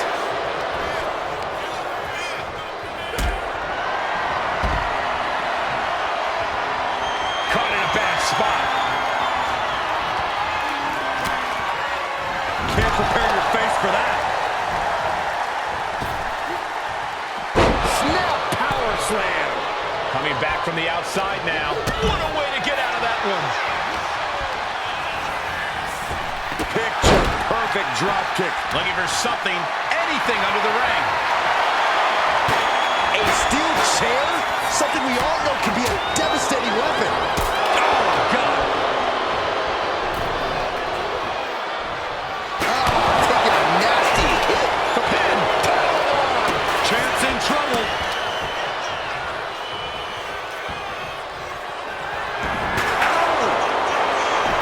Oh my God, a steel chair. Any one of these attacks could cause irreparable damage, but I don't think you can come back from this many. Moving out from the ring closer to those towering walls of the cell. Oh, kick right to the gut. Ooh.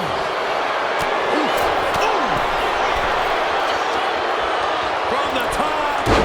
Diving headbutt. And Woods has lost momentum here. Getting a taste of just how bad it can truly get inside the Uso penitentiary. The New Day asked for this, demanded to defend their title in Uso. Uso splash. Innovative offense from the Usos could end it all right here. No, not the ref. Ooh.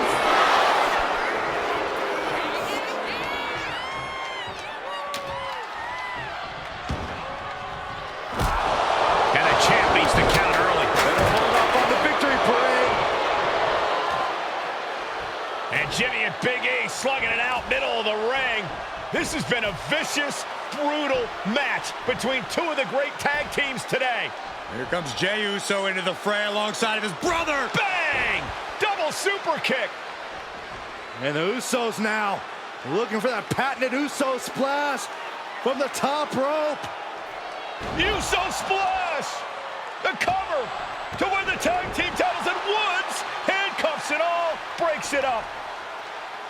At the last possible second, Xavier Woods saving this match for his team. Credit to Woods for his never say die attitude, but Xavier Woods is outgunned right now. And look at Woods still fighting back. Yeah, with the handcuffs, using the handcuffs as a weapon. That's smart.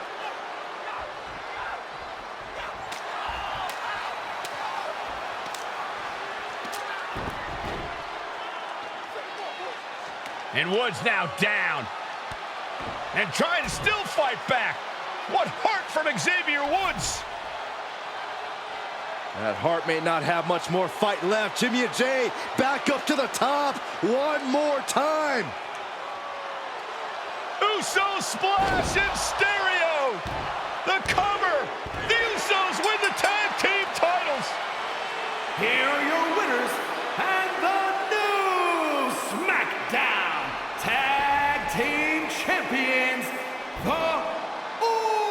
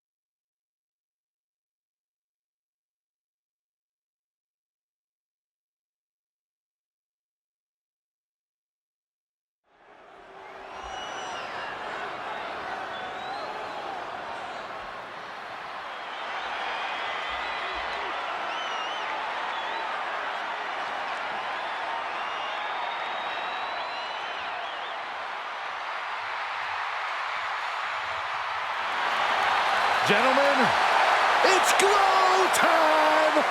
I got an idea, Saxton. Why don't you glow home? No, I cannot, Corey. When asked earlier this week about this matchup, Naomi said it is an honor to be here, an honor to make history, because for the first time ever, a women's championship will be defended in Saudi Arabia. Naomi certainly has momentum on her side, and as we've seen in recent weeks, it appears as though Bayley has at least a healthy respect for Naomi. Well, so much of Naomi's career has been predicated on making history. You think back to Naomi being the winner of the inaugural WrestleMania Women's Battle Royal, being the first African-American SmackDown Women's Champion, and tonight, once again, an opportunity to make history in her career.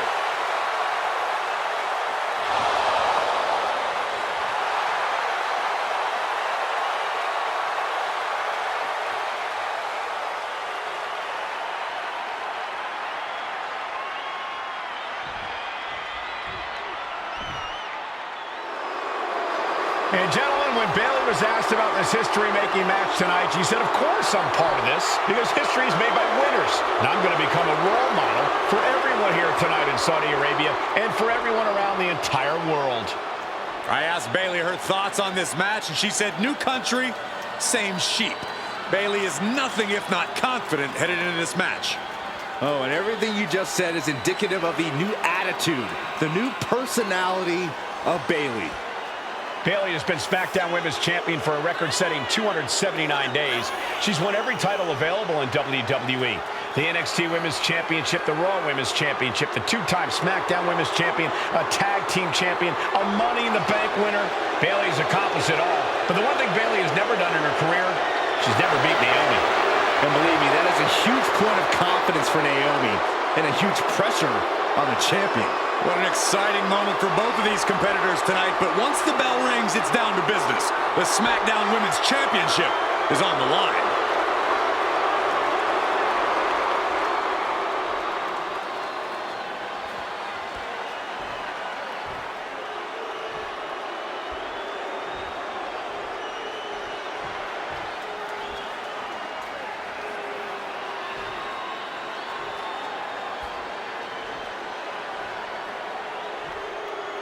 The following contest, scheduled for one fall, is for the SmackDown Women's Championship. Introducing the challenger from Orlando, Florida, Naomi.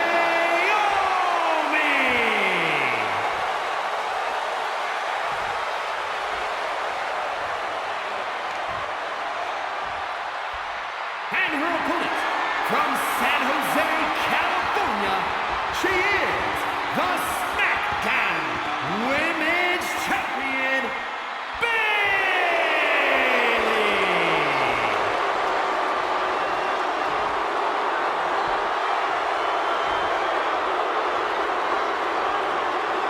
For the first time ever, we have a Women's Championship match here in the Middle East, in Saudi Arabia.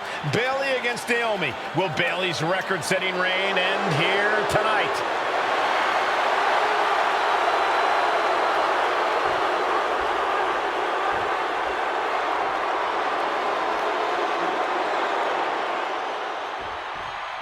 Guys, a very important component of this match. Bayley has won every title available in WWE. Bayley has accomplished it all. But the one thing Bayley has never done in her career, she's never beaten Naomi. And believe me, that is a huge point of confidence for Naomi and a huge pressure on Bayley. Yeah, but Bayley thrives under pressure. Her resume speaks for itself. We've said it time and time again. Naomi may be the most athletic woman we've ever seen compete here in WWE. Yeah, Naomi wants to depend on athletic maneuvers, while Bayley wants to be more methodical and fight a more classic wrestling style. We know that Naomi's going to want to pick up the pace in this match, but Bayley's going to look to wear Naomi down. Yeah, Bayley's going to want to slow down. Taking flight! Bang, what a splash! More offense like that, and we could be looking at a new champ.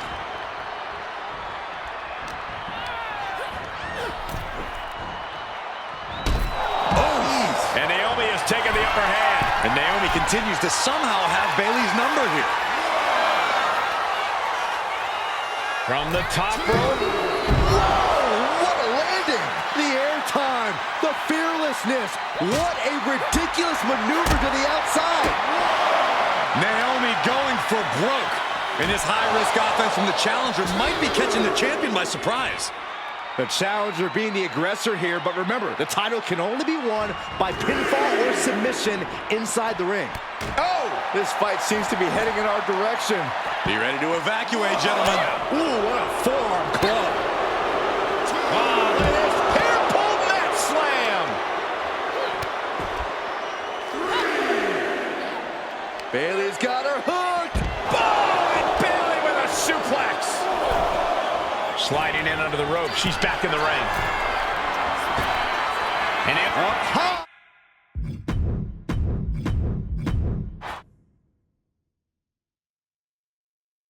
Bayley versus Naomi. SmackDown Women's Championship on the line. So much of Naomi's career has been predicated on making history. And tonight, she has the opportunity to make even more history. Naomi's got plenty of momentum coming into this match and is feeling mighty confident herself. Naomi has tested her mettle in recent weeks, as the road to this championship opportunity was a difficult one. Needed a defeat from the middle rope. Oh, what a splash! Throwing all caution to the wind in pursuit of the title. Kick to the body. Bayley's being caught off guard by Naomi. The champ wasn't expecting such a flurry of offense from the challenger. Watching her prey rise. We know what she's looking for here. Soaring through the air and connects. No matter who you are, when you crash on the floor, a searing pain races through your body. A factor to consider in this match is that Naomi took some time off to rejuvenate herself, to get her mind right, to refocus on her desire to once again be champion here in WWE. So this isn't necessarily the same Naomi the WWE Universe or Bayley is used to. And Naomi says that after taking time off, she's better physically and mentally than she's ever been in her career. Throws her back in from ringside. Naomi is locked in on her opponent now. She counters it. I don't think I've ever seen a champion feel as disrespected as Bayley has, Corey. Oh, we're going to see it? There it is! It's your favorite move, Saxton. The beast! Can she take much more? Oh, maneuvers herself out. Bullseye with the drop kick.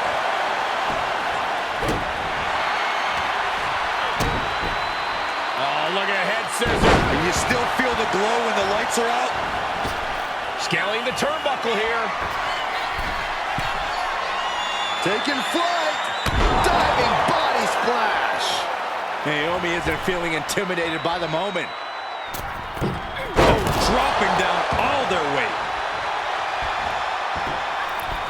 Springboard, but nobody home.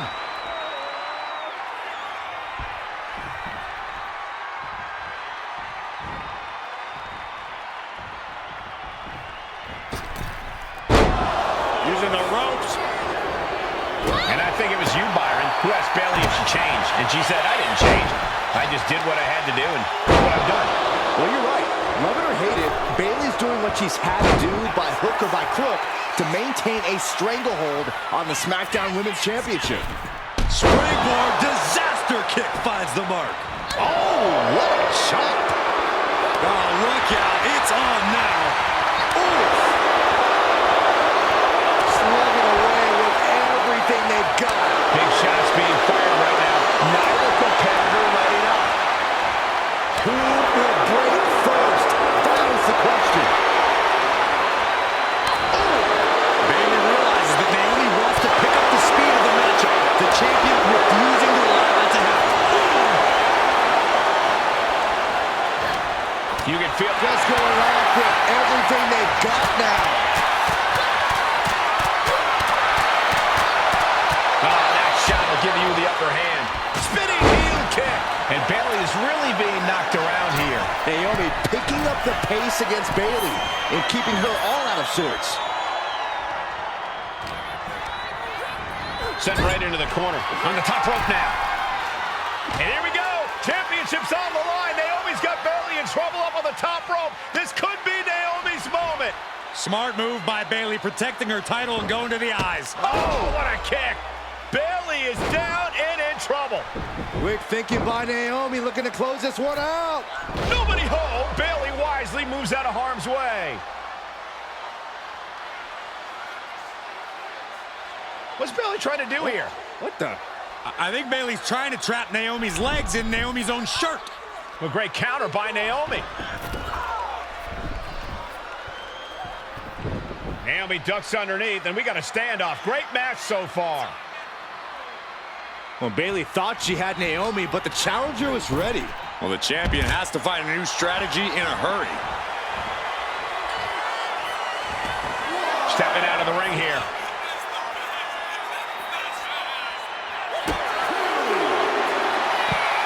Naomi, feel the glow. Here it is, cinched in. And this is just to send a message. No motive here, but to just deliver look. A couple of knees and then another one, and that'll force the break. And she anticipated what was coming. Ooh, face first into the post. Oh! I felt that. And oh no, she's busted open now. No way! Crashing to the floor. Talking about a jumping nothing. A real miscalculation on their part. Bayley turning up the intimidation factor. Momentum is really on Naomi's side. And Naomi continues to somehow have Bayley's number here. Naomi finds her target with that one. Getting to her feet here, stumbling into the lion's den. Boom! Rear view. Connecting. That might have just sealed the deal on us having a new champ. Now we did it! We have a new champion! Here is your winner, and the new SmackDown Women's Champion, Naomi! Bayley's stranglehold on the SmackDown Women's Championship has ended. The Glow era has begun.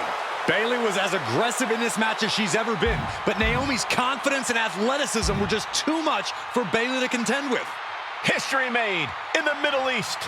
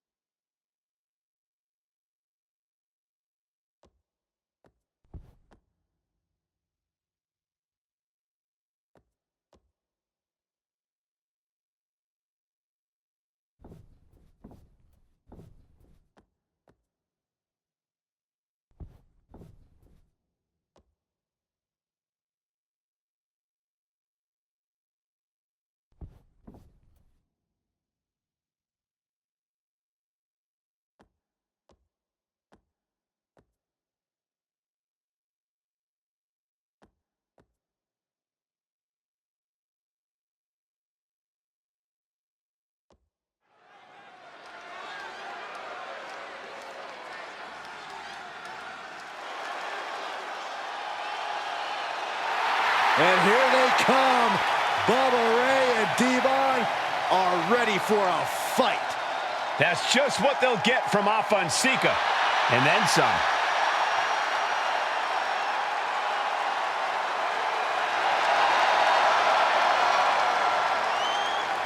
The following contest is a tag team tables match. And at a combined weight of 603 pounds, Bubba Ray and Devon, the Dudley Boys. It takes a strong brotherly bond to agree to go into battle against the Wild Samoans, but that's exactly what Bubba Ray and Devon have. I have a strong feeling this match isn't going to be for the faint of heart. Well, look, the Dudley Boys may not be all there in the head, but they're easily the most highly decorated tag team in pro wrestling history. They've beaten the best, they've beaten the toughest, and they're ready to come in and beat the wildest tonight. Both the Dudley Boys and the Wild Samoans are coming into this tables match with something to prove. Who's the best tag team of all time? Who's the more cohesive, brotherly unit? Who's more savage? Who's more extreme? Gentlemen, we are moments away from finding out the answers to these questions once and for all.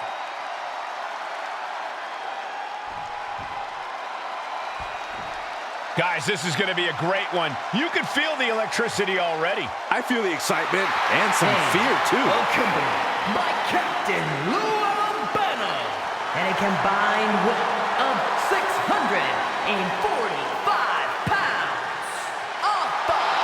Fonseca, the Wild Samoans. And this tables match might be a dream match for many, but for both the Wild Samoans and the Dudley Boys, this is about to be one team's greatest nightmare. Fonseca clearly not looking to back down here.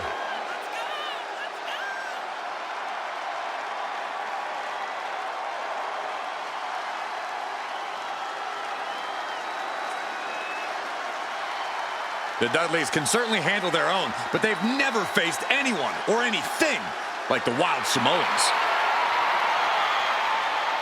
Those mean looks on both Afa and Sika's faces, I'll tell you, they're out for blood. And the Dudleys are about to walk right into the lion's den.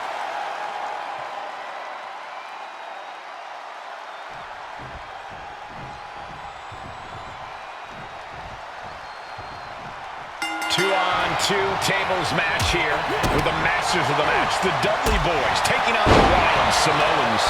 There's always those thoughts in the back of your mind. My brother can beat up your brother. My brother can put your brother through a table faster. Finally, we get to see those thoughts become a reality. Saxton, I never want to hear about the inner workings of your mind ever again. I second that, but the Dudley Boys and the Wild Samoans are two teams who also clearly have a few screws loose. This should be intense. Now, these are obviously two juggernaut tag teams clashing, but this is also a match that clearly favors one. Plunge out to the outside. And that takes so much skill to land with such accuracy. It takes a whole lot of luck, too. A very ferocious demeanor emanates from the Wild Samoans, like they're part of a pack of untamed beasts. I really wonder what it will take for the Dudley Boys to have control of them. Maybe they'll take a sledgehammer? A truck? They're not human, Byron. You can knock them down, but they'll keep coming back. And here he is, heading back into the ring. Just a nasty headbutt. Devon's toughness being called into question by that offense. Yeah, and this is the hostility Sika wanted to bring. Afa's all fired up. Such a peculiar look coming from the Wild Samoans, as if they have no control of their animalistic behavior. Slam!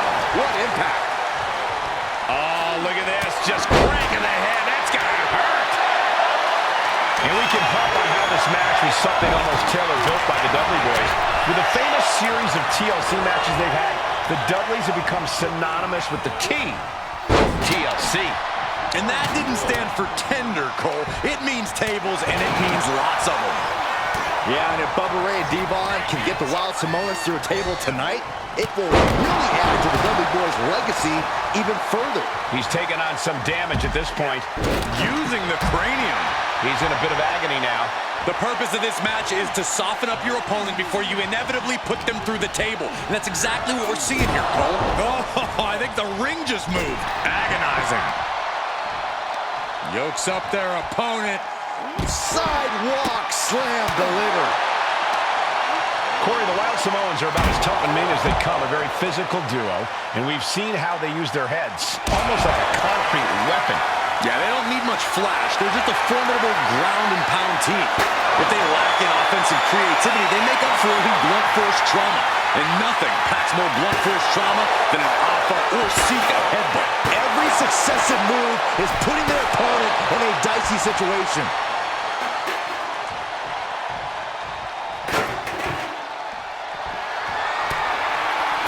Oh, he flips that around. Alpha is in a daze. It could be over soon. He's headed up high. And the Wild Samoans always have that gaze in their eyes, that look that makes you question their understanding of their surroundings. Yeah, and I have to wonder if... I don't think this table's grabbed by Bubba.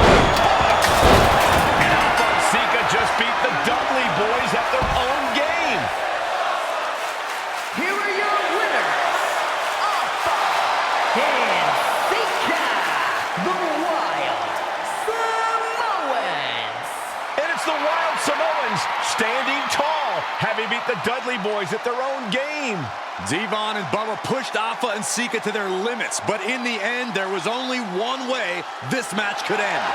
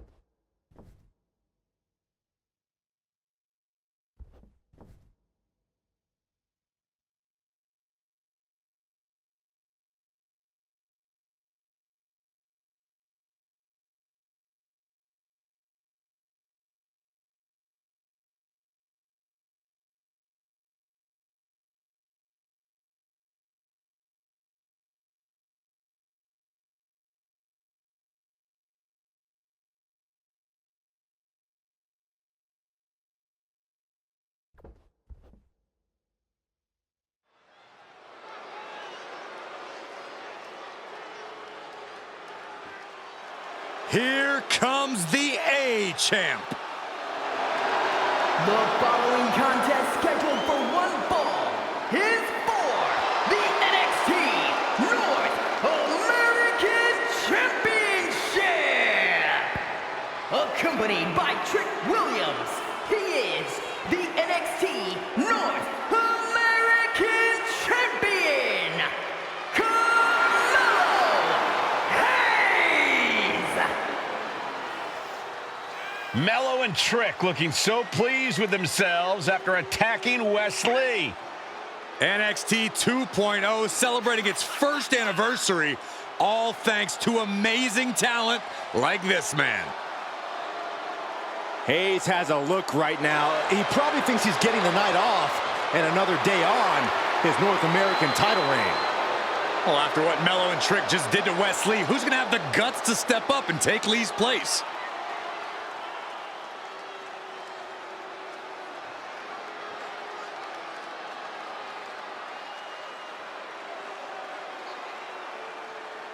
What?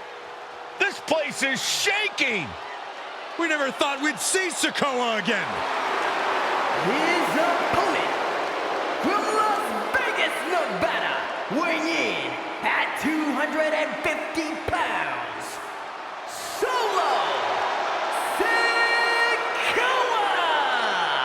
And Solo is dressed to fight, too. I really didn't think we'd see him again. We saw him at Clash at the Castle 10 days ago where he cost Drew McIntyre the WWE Universal Championship. Well, as far as I'm personally concerned, Sikoa isn't welcome around here. Mello needs the night off. Well, Mello talks about wearing the biggest crown in the WWE, but it's Sikoa who sits at the biggest table in WWE. Well, he wasn't exactly invited to sit at this table now, was he? We said to expect the unexpected. Is this title match gonna happen?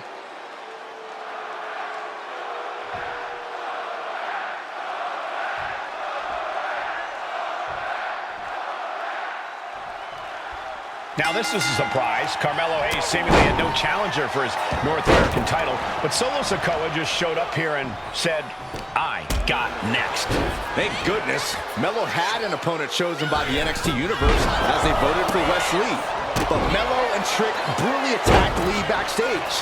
Now we're being spared a Mello-bration and getting a real match.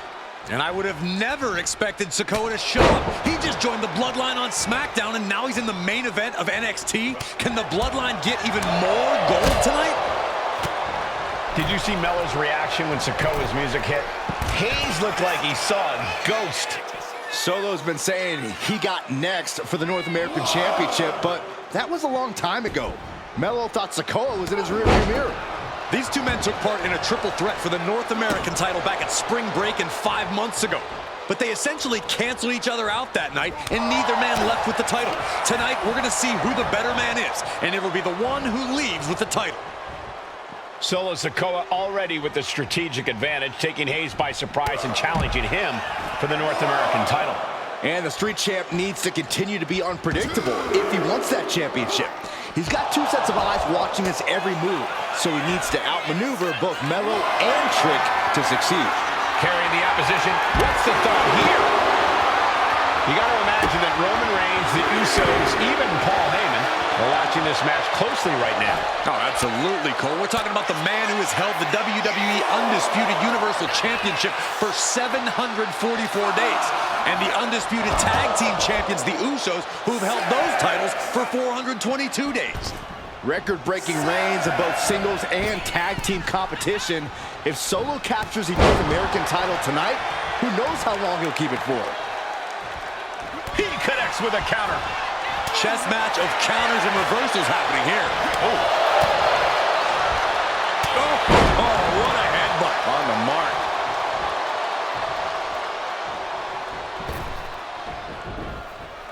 And Sikoa sent toward the ropes, and Carmelo Hayes with a kick right into the midsection. Mello taking it to Sikoa here.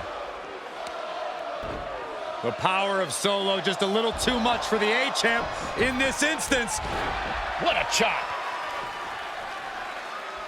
Trademark viciousness. Lack of mercy. That's what Solo Sikoa is all about. Into the corner. Big splash by by Sikoa. Mello in trouble. Sikoa. Trick Williams making sure Mello got out of harm's way, well, at least momentarily. Yeah, momentarily is right. Sikoa continuing to inflict more punishment on the champ. And Hayes takes out Williams on the outside. Solo standing strong. Solo not allowing the presence of Trick Williams to distract him whatsoever. Solo has the mindset to destroy anyone in the way of him in the NXT North American Championship. Looking to get airborne here. Oh my God! From the top. Look out below! Soaring through the sky and crashing onto their opponent. Sikoa prevents that from connecting. Boom! Solo with a timely counter. Superstar setting up. Oh, what a slam! Landed him. Hold on a second. He might be finding a submission hold here. Interesting place to... A single leg camel clutch and a great counter. He's going to make some moves here or suffer the count out. And he tosses it back in now. He's able to beat the count just in time. Roundhouse on the mark.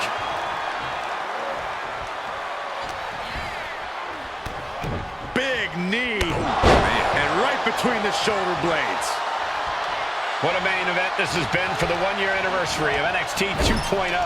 And without this rebranding, Solo Sikoa may have never had the opportunity to show the world what he can do. And if Solo didn't have this From the top. diving headbutt. Kick to the back. And gentlemen, we may be moments away from the street champ becoming the North American champ. Sikoa showing plenty of intensity here. And it looks like Solo has all the answers for Carmelo at this point. He put...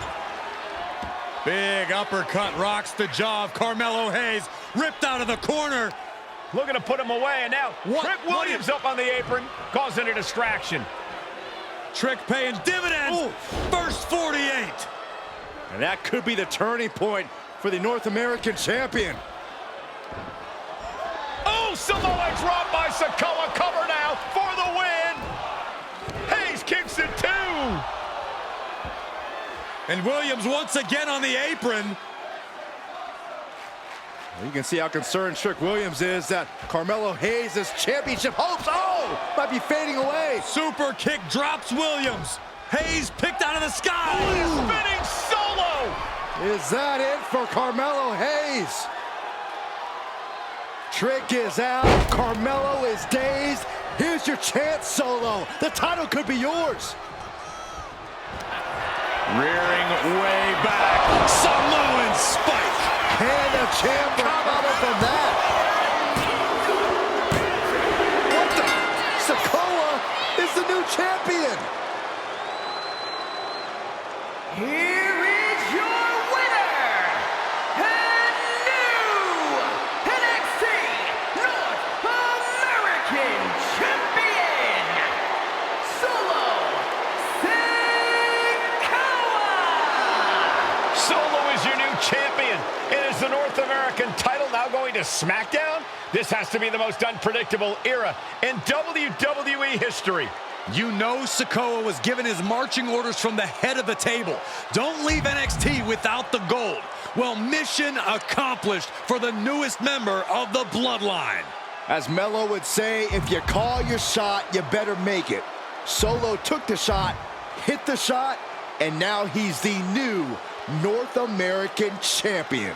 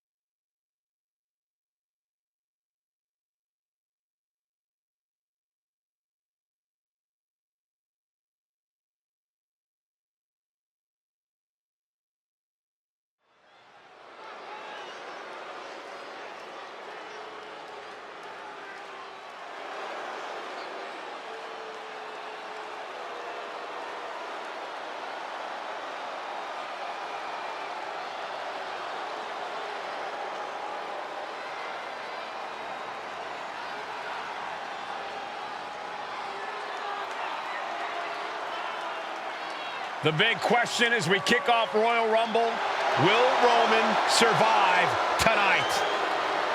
Well, the man who's walking down the aisle here in front of 44,000 plus is the greatest champion of all time, transcending the business. And tonight, it's personal.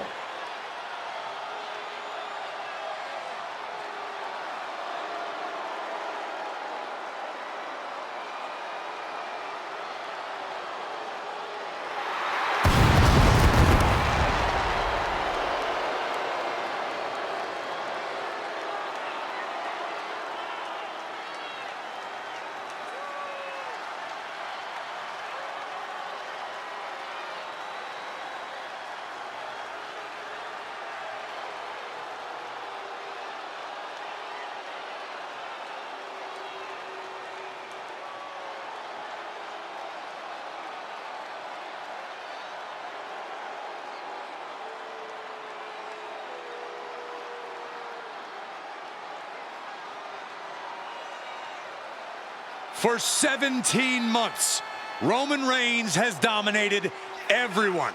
And luckily for Roman, he's had a special counsel and his cousins to help him keep cool, keep focused, and concentrate on the business at hand. Now Paul Heyman is gone, and the Usos are barred from ringside. And without those calming forces, Corey, cracks started to form last night in Roman's armor. No telling how Roman's going to handle things on his own. It's been years since he competed on his own. But that's the situation we're seeing right now for the Tribal Chief.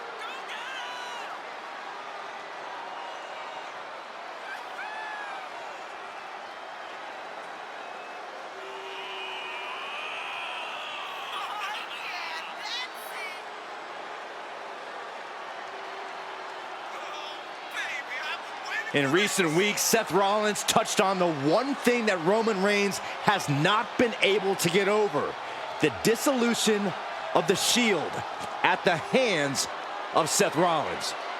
Roman Reigns is a loyal man, a family man, and what Seth Rollins did to his family was cowardly in the eyes of the head of the table, the Tribal Chief, the man who is blessed by the gods of sports entertainment.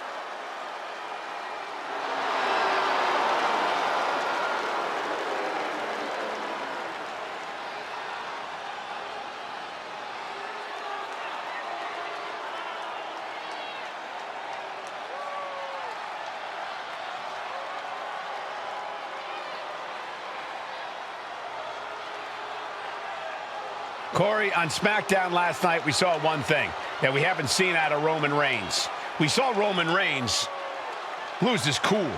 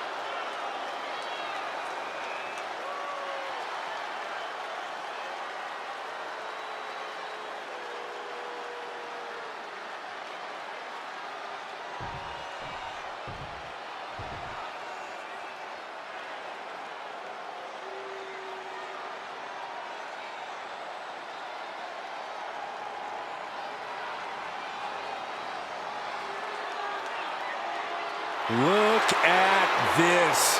Even more mind games from Rollins. As we heard that music pop right there, the Shield, you can't help but have a little nostalgia. You can't help but think back to the glory days of when the Shield would go to town, beating everybody down. Until that man right there, Seth freaking Rollins, decided to tear it apart. Seth Rollins says he knows Roman Reigns so well. He knows how to prey on the insecurities of the Universal Champion. He knew there was one thing that Reigns will never get over, and that is that Seth Rollins chose to end the Shield. The infamous blow to the back of Roman Reigns with a steel chair many years ago, which broke up perhaps the greatest faction in WWE history. Well, tonight, Rollins will use that to get in the head of the champ and win the Universal title.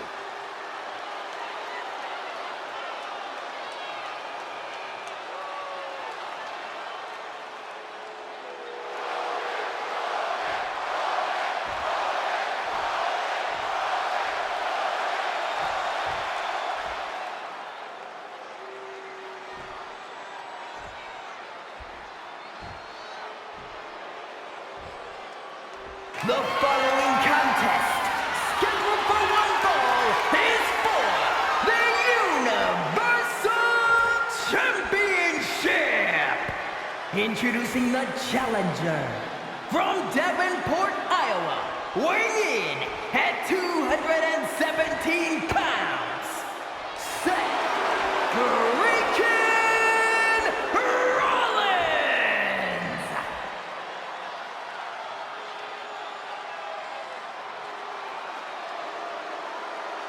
And his opponent from Pensacola, Florida, weighing in at 265 pounds, he is the Universal Champion, Roman Reigns!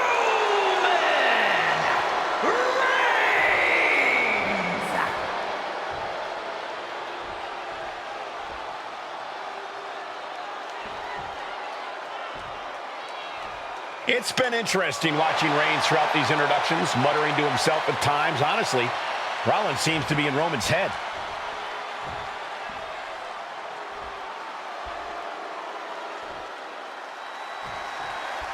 Bell rings and the WWE Universal title is on the line. Roman Reigns, over 500 days as Universal Champion, but nobody has been in his head like his old brother-in-arms, Seth Rollins. Well, Seth freaking Rollins tore that brotherhood apart 8 years ago, and we can now see that the Tribal Chief never truly recovered from that night. Well, speaking of family, the Usos have been banned from ringside, and last month, Roman fired Heyman from the bloodline. So right now, the head of the table needs to win without any allies by his side. Fire hard into the corner. It crashes to the mat.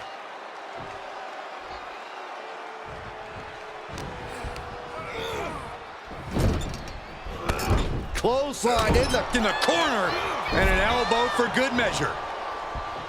And the wise man, Paul Heyman, will be at ringside for a championship match tonight, just not this one.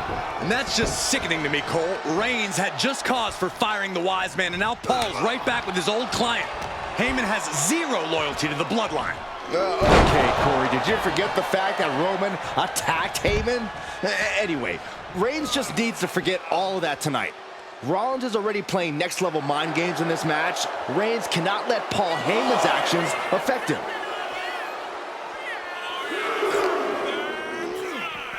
Oh, man! And now he gets back into the ring.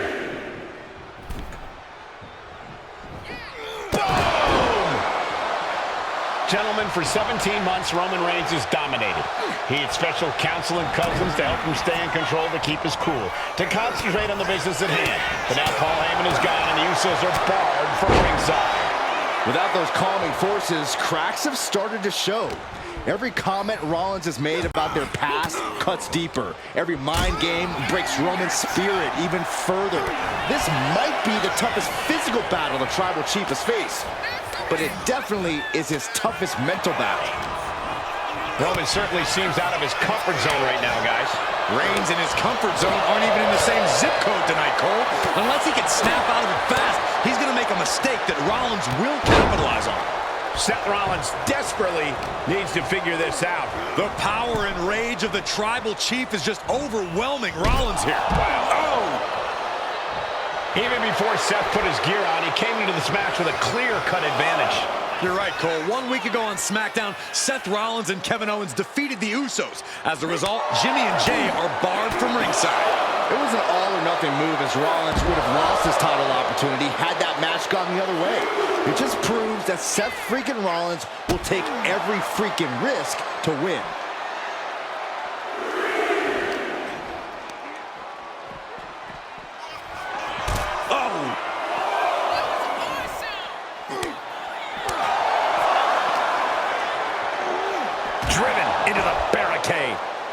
Sliding back into the ring. Launched right out of the ring.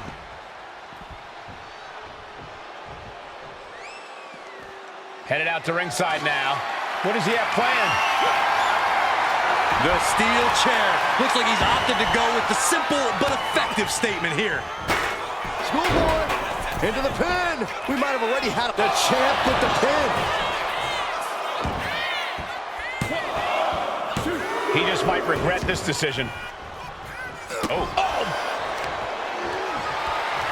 The official clearing the area as this match continues on. Misses the target. Roman had that scouted. And the clothesline.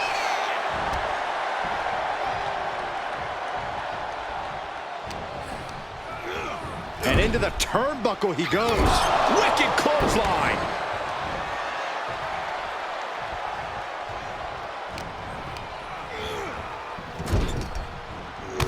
Clothesline in the corner. And an elbow for good measure. You want to wear your Shield gear? You want to play mind games with the head of the table, Seth? This is what you get. Be prepared for the wrath of the Tribal Chief. Totally helpless at the moment. All the way down. The Tribal Chief has been dominant over the last 516 days since he captured the Universal Championship.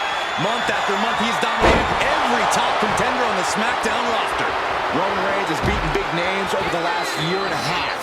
Braun Strowman, Rey Mysterio, the Demon Finn Balor, even John Cena. But Reigns has to be bothered by the fact that he has never been able to knock off Rollins in a premium live event match in his career. Never successfully defended a title against Rollins. Indeed, two of the biggest PLE losses of Roman Reigns' career have been at the hands of Seth freaking Rollins. At Money in the Bank in 2016, Rollins defeated Reigns for the WWE title. And a year prior to that, Rollins committed the heist to the century and used the Money in the Bank to steal Roman's WWE Championship in the main event of WrestleMania.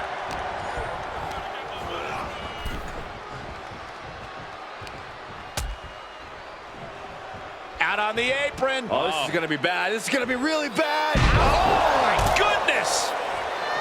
Seth Rollins says he knows Roman Reigns so well, says he knows how to prey on the insecurities of the Universal Champion. Rollins knew there was one thing that Roman Reigns could never, ever get over, that it was Seth Rollins who chose to end the Shield.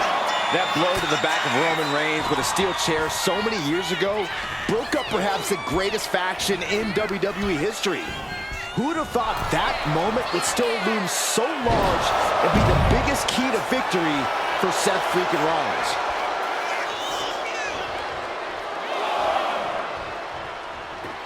Equalizer in hand, and he was just goading his opponent to make the first move. He's heading to the outside. Better watch for the referee's count. Oh, we have to get the hell out of the way. The stop has been so effective for Rollins, but he might have an even more dangerous move this night with the pedigree. Indeed, the pedigree made famous by a man who's been part of the story since the beginning. Triple H, the man who manipulated Rollins into turning on the Shield, became something of a father figure for Rollins. And judging by the cerebral approach Rollins has taken tonight, he indeed knows how to play the game.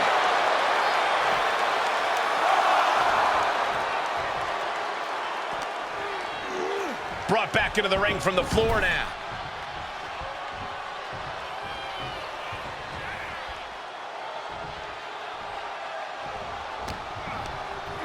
And he goes crashing to the outside. Headed out of the ring, but the count is looming.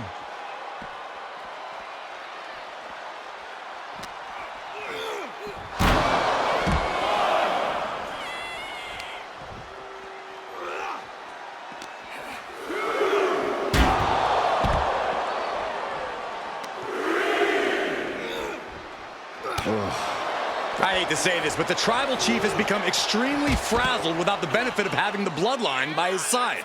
Every little move Rollins makes seems to put Reigns on edge. This outfit, the Shield's entrance music. I bet if Rollins gave Roman a fist bump, it would make a Tribal Chief go nuclear. In a big boot. And he now slides back into the ring. He's out of the ring. What does he have in mind now?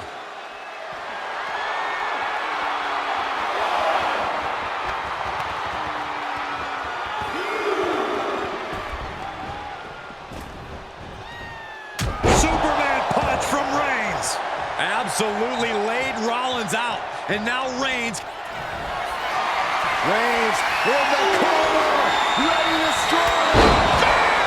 The champ taking care of business here.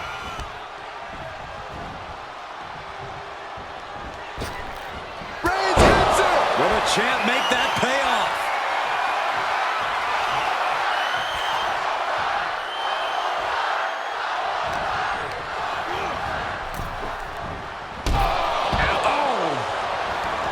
And this one could be moving to ringside. Slowly getting back up, and he is not going to like what's next.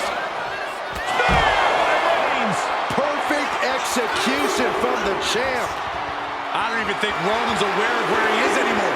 He has tunnel vision for Rollins. The only thing the Tribal Chief is seeing right now is red. And heaven have mercy on Reigns, old Shield brother now. Roman cannot be stopped here. And you can see Seth is being run into the ground. Watch out. All the way down to the floor. Crashed and burned on the outside. The worst case scenario when you go high risk. Reigns, Rollins, both men are waging an epic battle. For years, these Shield brothers would go town to town and beat the competition to a pulp. Tonight, they're doing it to each other. Into the barricade. And he throws the opposition back into the ring.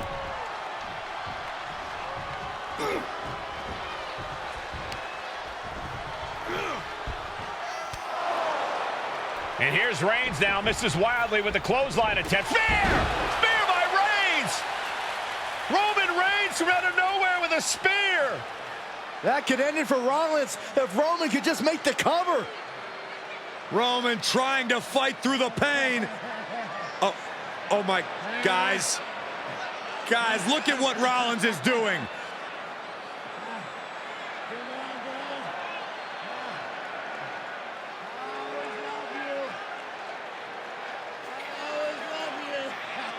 After all these two have been through, Rollins wants that Shield fist bump. Reigns shaking it off as Rollins continues to try to play mind games. Yeah, but that may have triggered a litany of emotions within the Tribal Chief. Reigns unsure of what to do.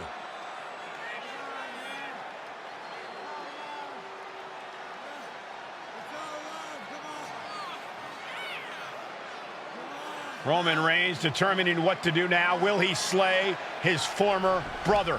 Reigns now. Look, gonna lock in the guillotine. Submission Well, there's move your locked answer. in. Submission move locked in. Rollins in major peril right now. Rollins looking like he's starting to fade.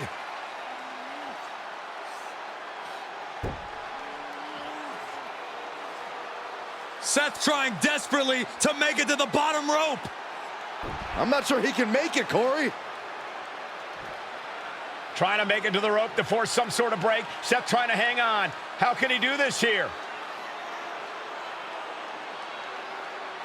Is Rollins going to tap here? What's Rollins going to do? Is he going to tap out? Well, he makes it to the rope. Reigns has a 5 count to break the hold.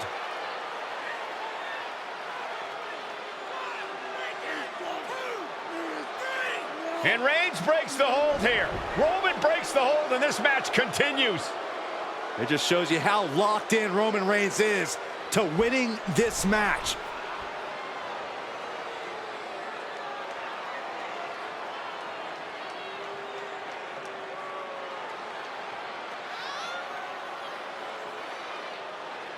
Rollins just motionless now. Roman had that guillotine locked in far too long. The oxygen slowly circulating through Seth again, but I feel it's just a matter of time. The fun and games Rollins has been playing has pushed the Tribal Chief. Oh, Roman Reigns about to put his opponent away. No getting up from this. And there it is. The title's not going anywhere tonight.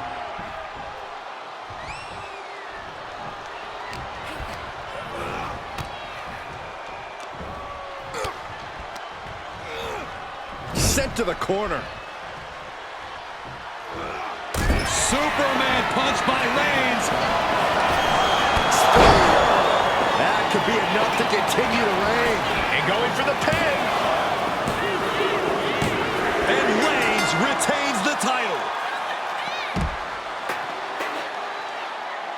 here is your winner, and still the Universal Champion,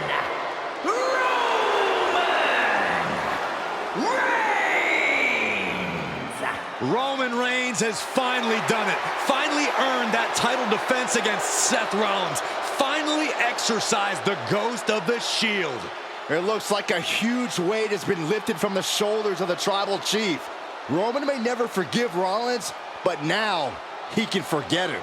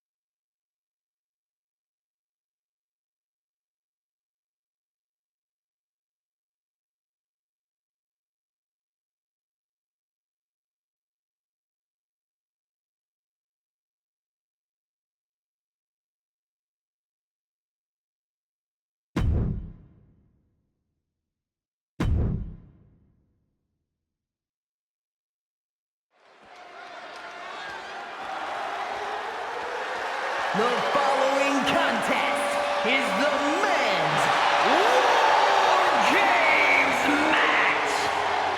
The rules of the match are as follows. Two teams will be contained in separate cages, with one member of each team starting the match.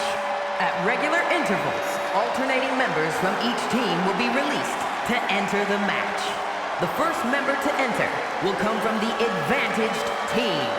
Once all competitors have entered, War Games officially begins! The match can be won by pinfall or submission. Exiting the cage will result in a forfeit. And now, let the War Games begin!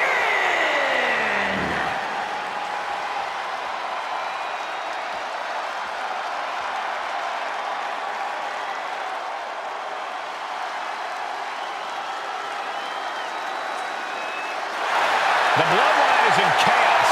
This wrestling dynasty is on the brink of collapse.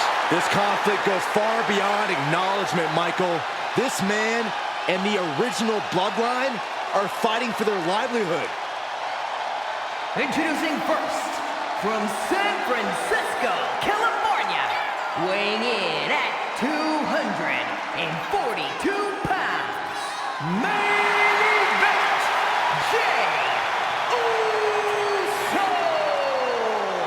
This man and the rest of the original bloodline is under attack. The new bloodline will do whatever it takes to wipe out the old guard. But this man and the rest of his crew will not go down without a fight. This is a power struggle that could not be contained by a traditional 20-by-20 ring. He's ready to bring the heavy fire to the new bloodline.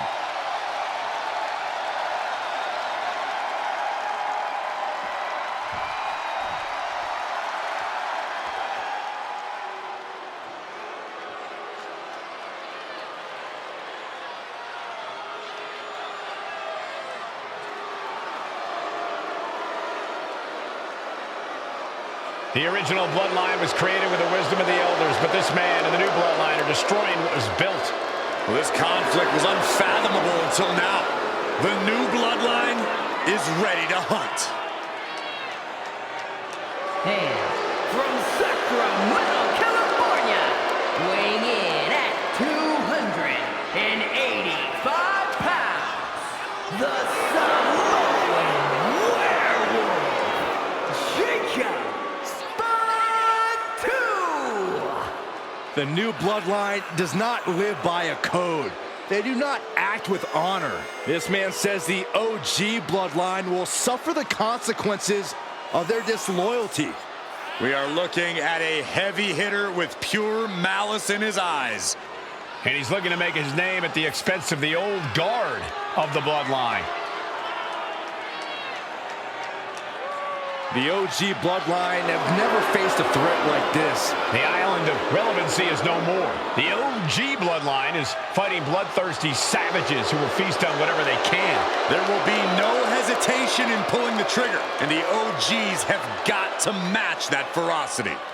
Here we go. First two combatants locked in the War Game structure. The original bloodline versus the new bloodline in the match beyond. The WWE Universe has wanted to see this war for some time, gentlemen. Roman and his old guard versus Solo and the new crew. So many questions. Can Roman's teammates put their past animosity aside? Can the rest of Solo's gang handle a match against competitors with more War Games experience? Well, Byron, I think we'll know the answer to all those questions in just a matter of minutes. Solo Sikoa's group at a decided disadvantage. His side has less experience inside this structure. But look at how young and hungry Team Solo is. In particular, Tama Tonga is a real wild card. He's like a hyena locked in a cage with a bunch of raw meat. I even asked Tama backstage if he was looking forward to this match, and he just said to me, yeah. Great journalism there, Byron. Thanks, Michael. A lot to prove from the new bloodline tonight. Gentlemen, do you think they can do it? Absolutely, Cole. Solo Sikoa, Jacob Fatu, Tonga Loa, and Tama Tonga have been competing on a different level as of late. From the top, These attacks are starting to impact him. Jay's confidence really showed in that maneuver. Countdown's on and get ready because this will give one team a greater number of combatants. 8 men in this war, but one seems to be fighting his own internal battle. That man, Jimmy Uso. He's currently on Team Roman, but this might be an instance of the enemy of my enemy is my friend. Well, Jimmy had clashes with Roman. He went to war with his brother Jay, but the men who put Jimmy on the shelf for months stand across the ring. Jimmy's out for every member of Solo Squad tonight, and he'll deal with the rest of his fractured family later. Oh my goodness, launched into the cage. Adding some extra spice to the numbers advantage by coming in armed to the teeth. Oh my gosh, what impact. An overbearing assault on Jacob now. Yeah, Jay is all over the internal now. If there's one man here with the most to prove, it's got to be Tonga Loa. We've often seen that the man with the most to prove ends up being the difference maker in war games. Many folks think Tonga Loa is just a foot soldier for Solo. But let's not forget, this man is the son of Haku. Just like his father, Tonga Loa truly excels in a brawl. And there is no bigger brawl than war games. And another big right.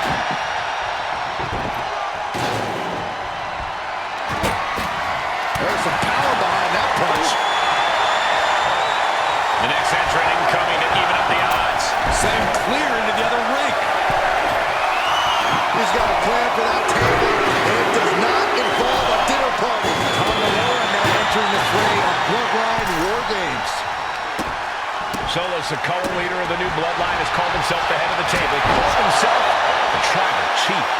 And when he asked the WWE Universe to acknowledge him, we're hearing more and more of the crowd agree. Well, Solo has grown in power with big wins and title reigns, but this is his biggest test yet. If his crew can defeat Romans, Sikoa will be everything he says he is and more. Samoan drop.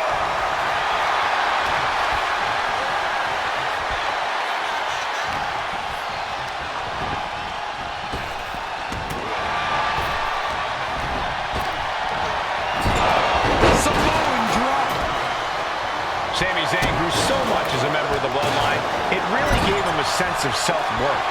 Yeah, but part of that... This superstar is looking to risk it all. From the second row. Are you kidding me? Oh my God. Uso splash. Jay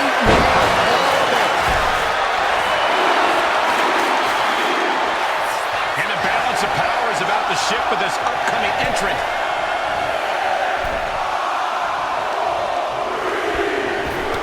Oh, shot right to the kidney. There's the buzzer, and Jimmy Uso is looking for revenge against the new Bloodline in War Games. I think tonight is going to be a breakout performance for Jacob Fatu. So much right talent in that young man. Every Bloodline member, new and old, is a generational athlete. But Jacob seems to be a step ahead of every one of these men at times. Many already believe Jacob's planning something here. Look at Jay, his lights are off. Ooh, bullseye. Drops the leg. The WWE Universe is pouring more fuel on his fire right now.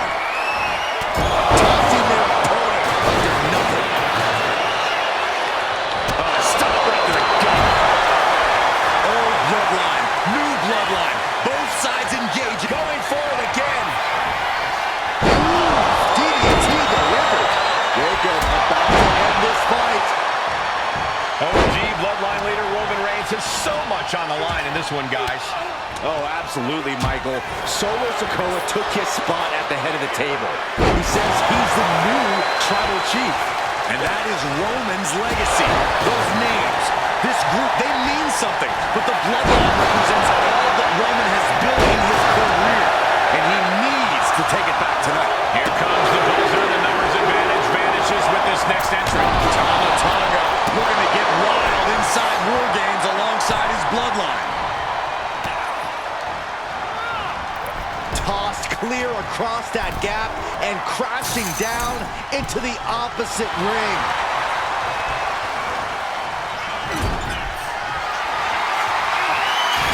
Looks like he knew what was coming up. Gotta be a bit tough for Jay to stand up amongst this team. Some close allies, but some enemies he's yet to forgive. We've seen the wars that Jay has waged with his cousin Roman, his brother Jimmy, but he needs to put that aside tonight. Jay has the title wins and big victories that earn him the main event moniker. But if he's the one to put away the new bloodline, he will truly be the main event of War Games. He's headed up. Might be going toward the top of this War Games structure.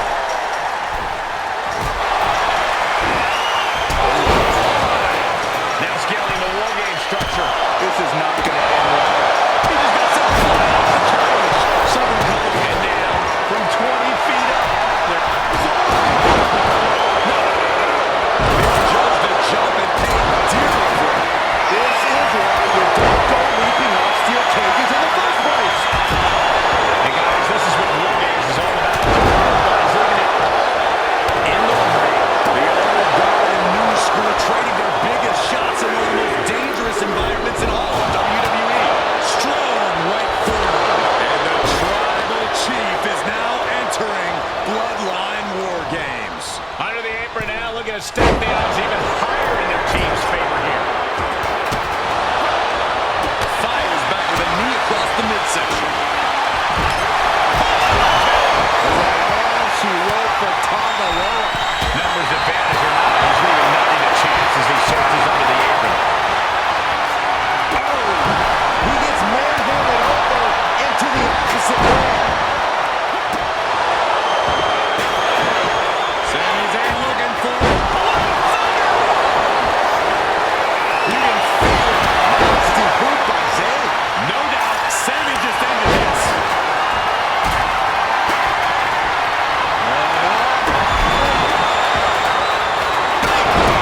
Jeez.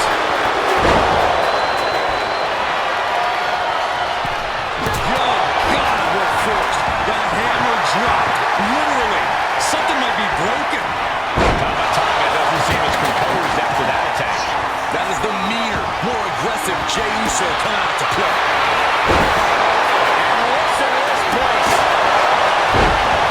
Time is ticking away. Surely will put fresh competitor and even the odds. But now here's Jey Uso. Could put Tama down for good. Oh, look at this. And now the new tribal chief, Solo Sikoa, joining Bloodline War Games.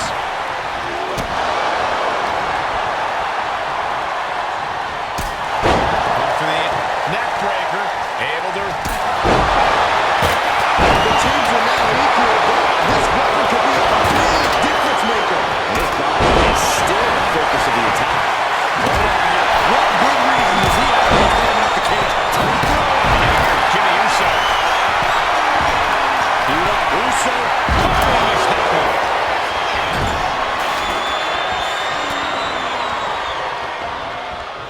Set him up.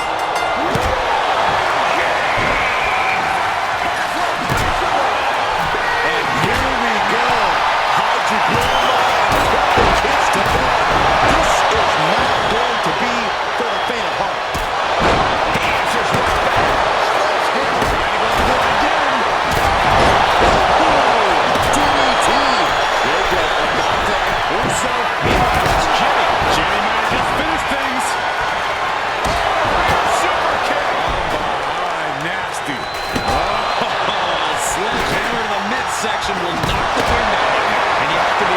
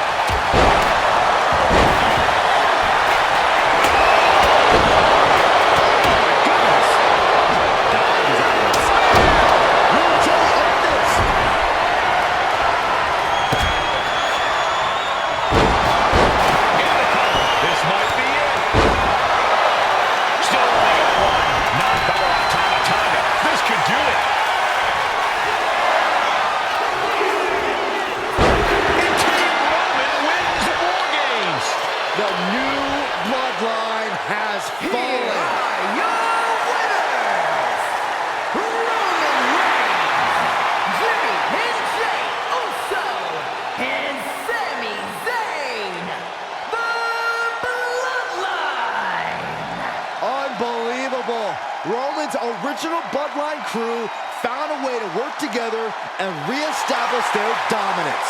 You may not know who your brother or enemy is by their last name, but when you're in battle, look to your left, look to your right. That's family. And this is the one true Bloodline.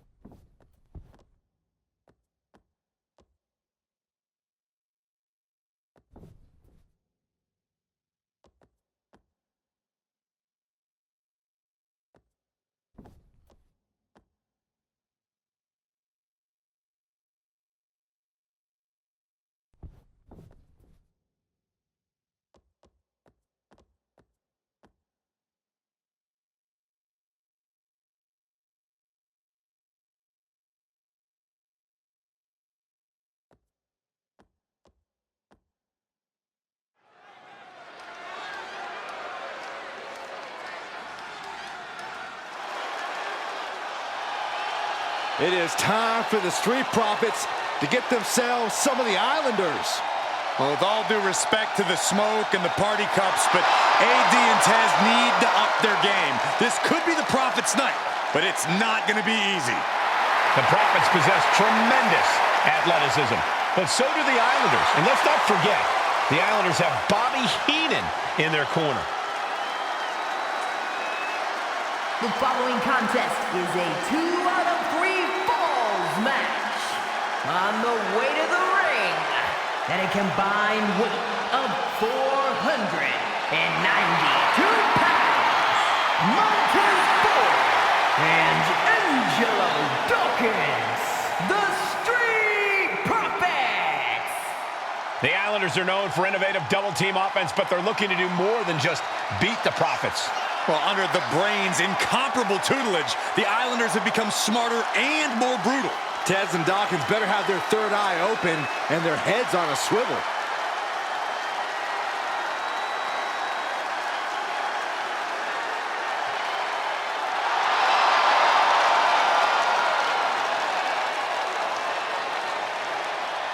I expect to see expert-level tag teamwork from both the Profits and the Islanders, with supreme athleticism from all 4 competitors. What this match could boil down to, guys, is which team picks up the first pinfall. It's not going to take long for chaos to rule. The Profits and the Islanders are ready to see who is the best tag team on Earth.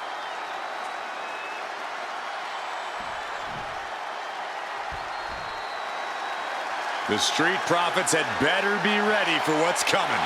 Tez and Dawkins have to be ready to deal with any shortcut the Islanders can And find. their opponents, accompanied by Bobby Heenan, at a combined weight of 499 pounds, Tama and Haku, the Islanders. We know the Islanders are as vicious as they come, but the Street Profits excel in all forms of chaos. Yeah, Corey, but the Islanders have a plan and will stop at nothing to carry that out.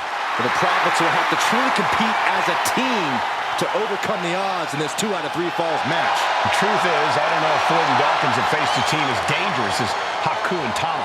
And the Street Profits are going to have to execute a next-level plan to take down the Islanders and Heenan.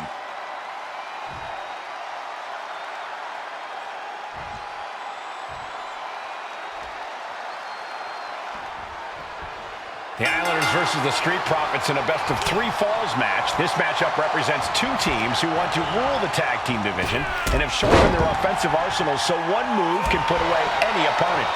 The Street Profits swag levels are at an all-time high, and they told the Islanders they want the smoke. Look, this is the best Street Profits we've ever seen, but the Islanders are exceptionally dangerous. And don't forget their secret weapon in the form of Bobby the Brain Heenan. Stop, puller leg snap! Oh, snap your hamstring. A 2 out of 3 falls match is a different beast and a bit of a rarity in tag team competition. But one of these teams actually has a bit of a history with this stipulation. Yeah, Cole, the Islanders have a history of success in multi-fall matches and in high-profile situations, no less. They competed in the main event of the first Royal Rumble event in this kind of match and won it in 2 straight falls. They also won a 2 out of 3 falls match on Saturday night's main event. Bottom line, the Islanders are more than ready for this.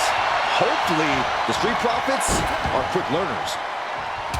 2 out of 3 falls matches are a unique test. Corey, break it down for us. What's going through the Profits' minds here? Well, Tez and Dawkins cannot allow themselves to get frustrated because if you lose your cool, you lose your focus and you start to make mistakes. There's a little more room for error in a multi-fall match, but not much when the competition level is this high. Tag, here we go. We're watching 2 great teams at work right now, but with the talent at this level in the ring, you have to wonder, are there any possible breakout single stars here? Every one of these men has that sort of potential, Michael. His shoulders are down. Shoulder up, and the referee ends the count. And those kickouts are only going to get harder. And now propped up in the corner. Tama creates an opening for himself.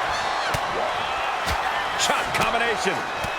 Across the forehead and right to the chest and then the throat. Wicked. And Dawkins got led right into harm's way on that exchange. Tama held nothing back on that attack. something that Tez and Dawkins need to watch out for tonight is the presence of Bobby the Weasel Heenan. He'll do anything for his clients. Don't you dare disparage the brain, Saxton. Heenan is indeed a wise man who has quickly brought the Islanders up the ranks. They'll be tag champions in no time. He got it! Tag me! Oh my gosh! All's fair in love and war, gentlemen. I saw nothing but effective offense.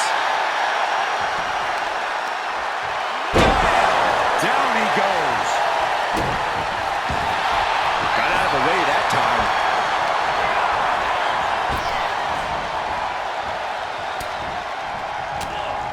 In a well-timed counter. Look, I get that the Islanders are brutal, but when I look at Haku, I kind of see something royal about him. Are you kidding me, Saxton? Haku's a big, mean dude who loves to brawl. Nothing about him says royalty. Though Bobby Heenan does seem intent on taking the Islanders to the top of WWE, perhaps becoming king of the ring, is on that path. Getting tossed out of the ring like that could do some long-term damage. I hope they're okay.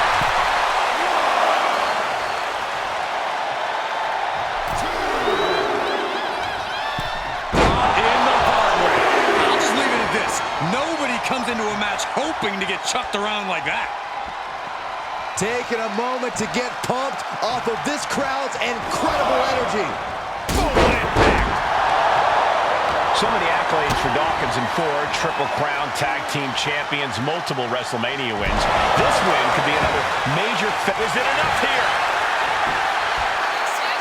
And he managed to kick out in one. Could be in search of a second win now.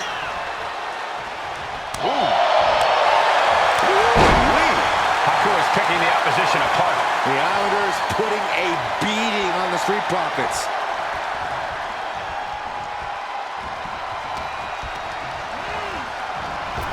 Bang! He finds a counter. And Haku needed that badly. Prime opportunity now for Haku to get some separation and gather himself. Oh, somehow he's nowhere near ready to stop fighting yet.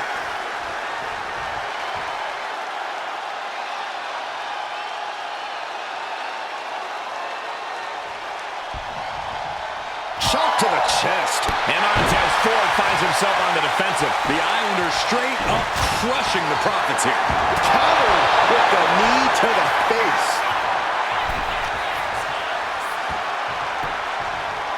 Down opponent and a double axe handle smash. Into Gary finds its mark.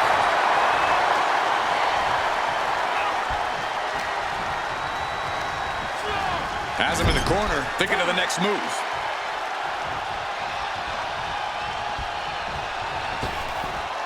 Double hip toss. These two do it so well together. Boom! He's been dealt a good deal of damage. Dawkins was ready there. Big boot.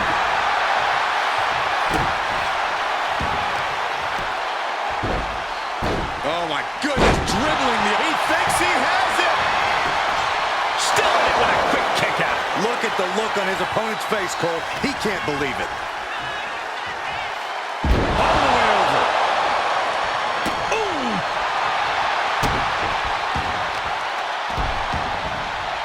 Has them up. Nice waist lock. Takedown. Holding on. How about another? Establishing complete control. Smash! And Thomas Focus got a bit shaken there. And now that might be a confidence booster for the Street Profits. Headlock applied, and look at these punches to the ear. Ouch! A completely relentless attack from Dawkins. Oh yeah, the Street Profits showing the Islanders all the smoke. Ooh! Oh, perfect kick. Stomping down.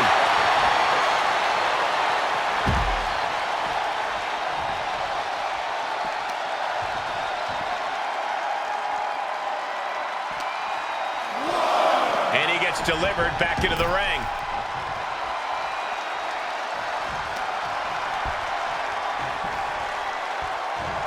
Delivers the cross body. Into the cover. He makes the save. Better late than never. Bang! I'm glad the Islanders are able to compete tonight. I was worried they'd have to serve another suspension. Oh, what a phony charge that was. Heenan and the Islanders did an amazing job as dog sitters, and they got punished for it. Then again, the corrupt president who handed out that suspension also vacated the WWE Championship for no good reason. Yeah, Corey, there's just too many things to correct. To the sky. Headbutt connects. And the Islanders just sent the Profits up in smoke. Goes for the pin. And he secures a fall here. Down the run to the schoolboy. Shoulders are down. Hold on. Trying to steal one here. I don't know why he just called off the pin attempts. Hopefully he has a strategy. This is a big night for the Street Profits. Their party cups are filled to the brim tonight. I took a sniff of it, and it nearly knocked me out. I've seen tap water knock you loopy, Saxton, but I know for a fact that the Profits have the strong stuff in hand tonight. In fact, I've heard the Islanders plan on taking a victory swig after this match. They can definitely handle it, Corey. Tom and Haku have very strong hits. These superstars are ready to take this fight wherever it wants to go, even right into the announcer's area. Oh, we have to get the hell out of the way.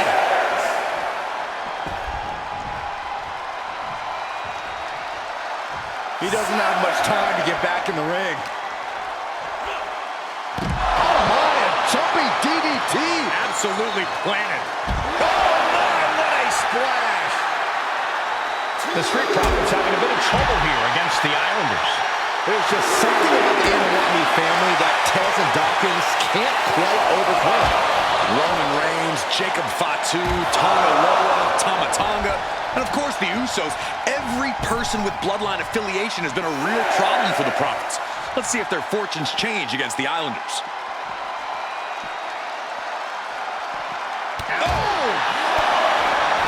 My God! The Islanders continuing the assault. The Street Profits just don't know the word quit.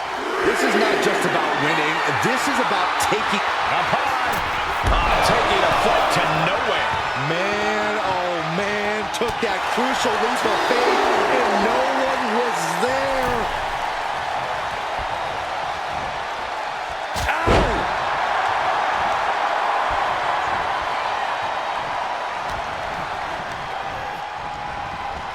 Ooh, brutal impact into the corner.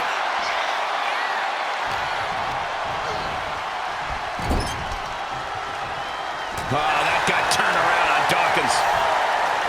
Oh, God. Just remember that attacks to the head like that can build up quickly. And that toss got some hang time. What's got Haku be looking for? Here we go again. Headbutt from above. The Profits are down, and the Islanders are about to reap the rewards. From the heavens. Big time splash. Taking a chance one more time and landing with incredible impact. We thought it was going to be the Street Profits going to the air this often. The Islanders beating Angelo and Montez at their own game now. Yank way off the ankle. Oh, no. And Ford's resolve might be wavering here. Montez is definitely in peril here.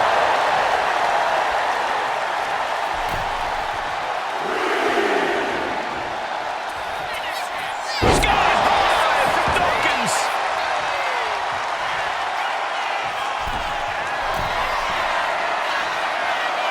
Up high. Off the mark with that one. Partner gets tagged in. Nothing fancy here, just raw power. The Profits battling with every ounce of their souls. And the Islanders are unleashing a mauling. Well-executed suplex. Just another insane display of power. Sent right into the corner. Tama saw what was coming. Ooh, clothesline delivered. Boom! He's climbing the turnbuckles to the top. Looking for something big here. Oh, look out. Will Dawkins recover? Cover! 2 count. Second fall for the Islanders. And they beat the Profits. Here are your winners,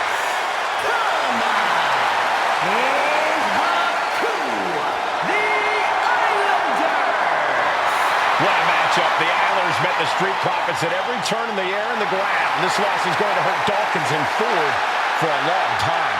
Look, we saw tremendous tag teams do what they do best, but only one could win. And the Islanders stepped up and got the job done. Tama and Haku just proved they are the best tag team of any.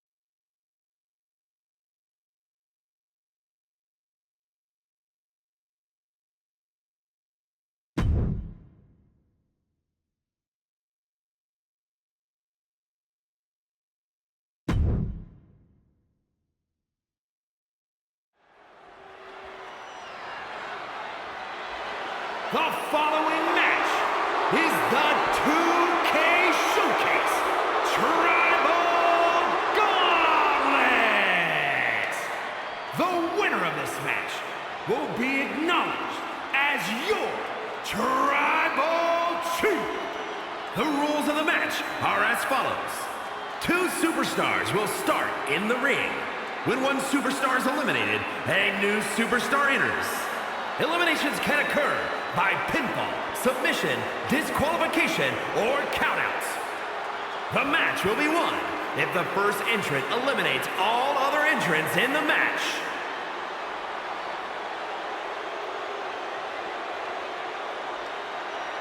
The Bloodline Gauntlet match begins here, gentlemen, with our first entrant. A superstar with a daunting challenge ahead.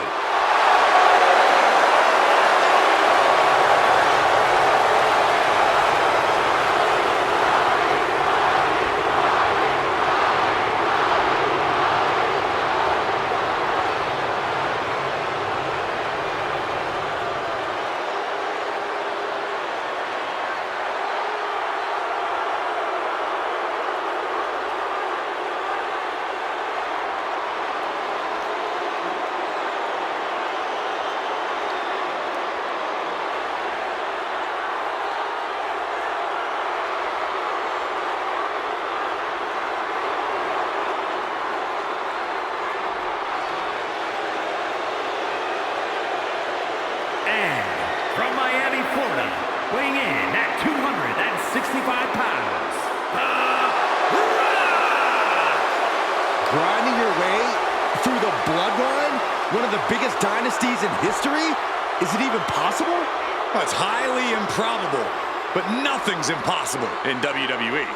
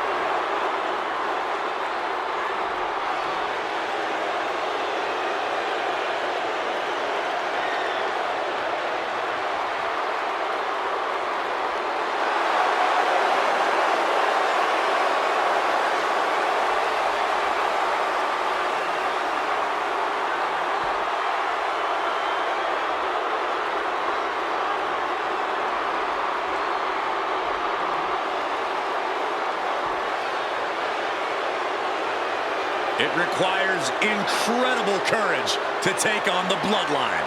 And there's no tougher challenge than taking on the entire Bloodline in a gauntlet match. Can't imagine what's going on inside this superstar's head.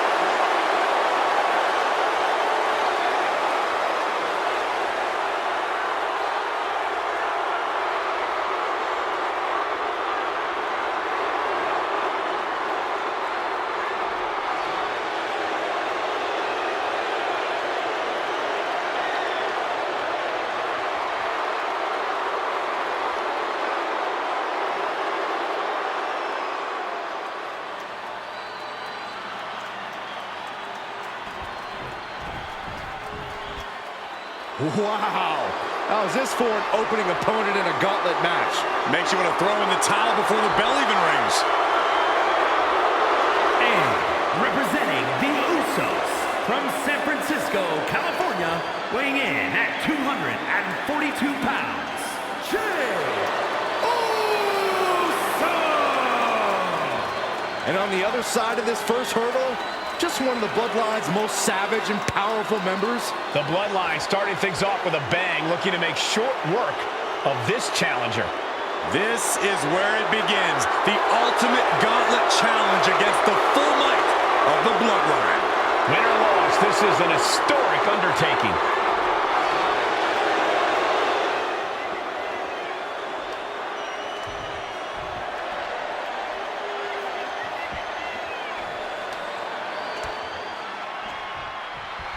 It feels like it all has led up to this.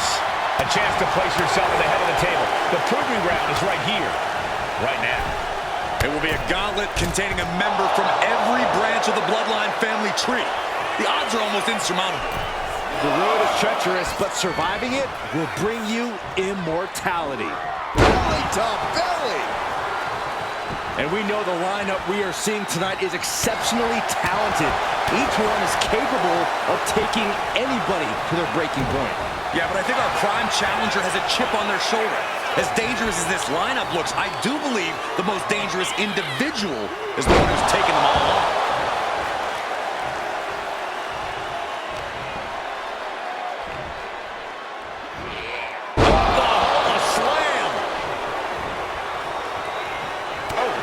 He really felt the impact on that one. The Rock brought that Hawaii toughness to bear, and his opponent didn't have an answer. Devastating elbow. Looks like The Rock is locked in on his opponent. Stomping away and Just ruthless. And we know there was turmoil in the family coming into this match, so much so they decided a gauntlet match was the only way to set the narrative straight.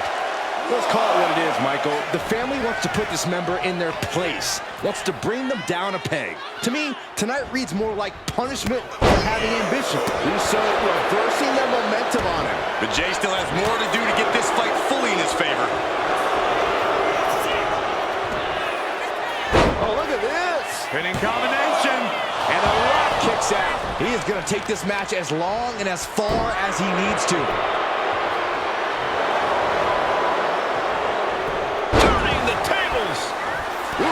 Well measured. The Rock showing what makes him the people's champ. Boom with a DDT. Clearly lost in the moment. He better snap out of it.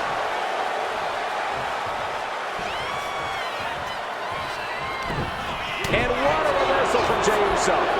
Both athletes showing incredible reflexes here. Spine buster. This is it. Yeah, no, he doesn't get the three. Obviously still has some fight left. Jey is in a very vulnerable position here. There he is! Yes! And it can be all over for Jey. Two.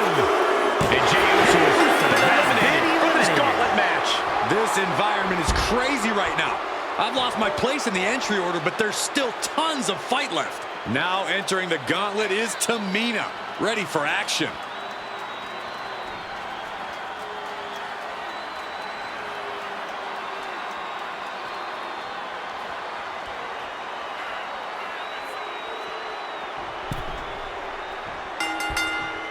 Brutal boot. And as cruel as this match might seem, let's not forget, this is family. And right or wrong, however a family settles their disputes needs to be respected. Well, one can even ask if this is a fight to fix a family or a night to control an entire business. That's hard to say, Byron, when the family business is all about fighting.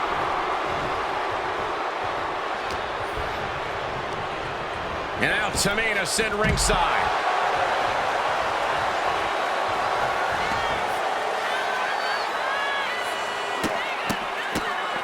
Oh my goodness, that was a showing of control and aggression, something they'll want to keep up.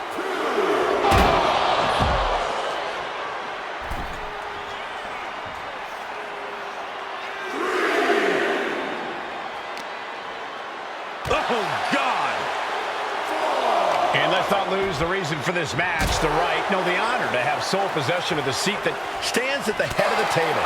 Well, if you can survive tonight, you will be at the top of the mountain, casting an enormous shadow over every possible challenger. I'm already intimidated thinking about the Ula Fala adorned around this superstar's shoulders. Ref continues to count. Real risk of things ending right now. Launching.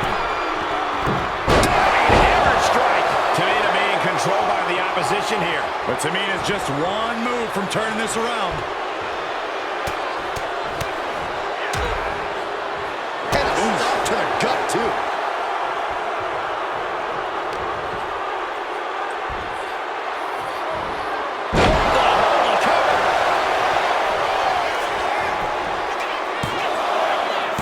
She kicks out with authority after two. This could be a tipping point in this match.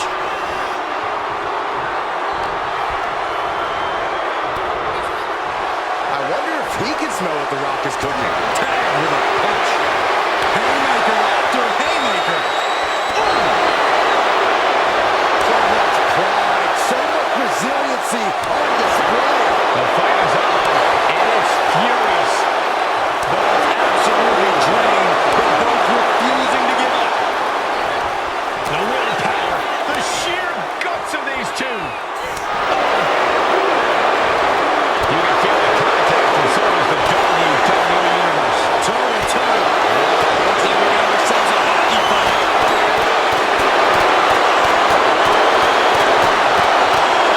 Jeez, looking absolutely rocked. Buster down hard. Here's a cover. Could be it. Gone from the Goldman. Here's Tamina. I'm so caught up I forgot where the hell we are in the entry list. Trust me, many more battles await. Oh, this is interesting. Alpha getting in on this gauntlet action.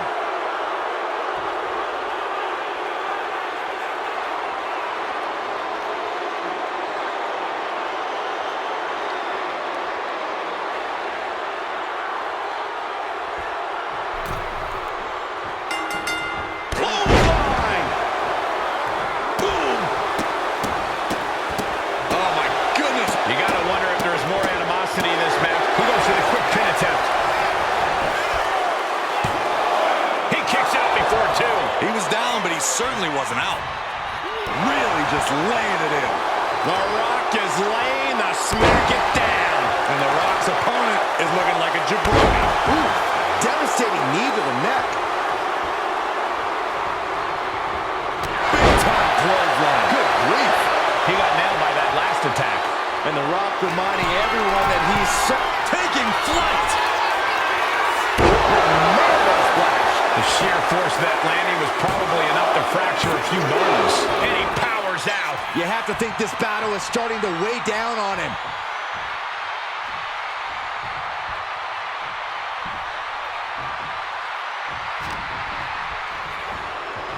Oh, The Rock, an arm wrench. Oh, and a DDT by The Rock. I don't know if Alpha can withstand much more of this. Alpha's getting shut down at every turn. Belly to belly. From the middle rope. Oh, splash. I don't care how much you train, you can't prepare for a commercial airline to come crashing down on you like that. Splash! Consecutive high-risk maneuvers, and the pace of this match has certainly picked up. Incoming! Lands the splash. Is it enough? The cover. Two. Got it. No, just a two. Almost inhuman at this point.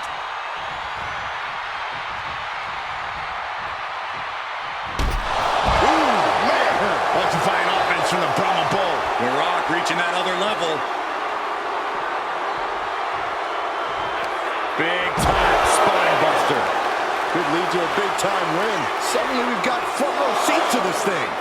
And I don't think we want to get any closer. Uh-oh. Don't bring the fight over here. Better clear out, guys.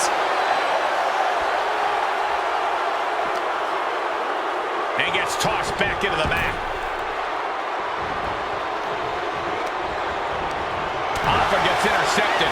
And The Rock is finally changing the tempo with that attack. Now's a chance for The Rock to get back into this match. Bam! Oh, he cuts it off. Ooh, right to the gut. Going hand to hand, putting each other to the test. Oh, man. Big shots being fired right now. Neither competitor letting up. Back and forth, neither one giving up any ground. WWE Universe appreciating these athletes going all out. Each exchange just sapping the energy from these two.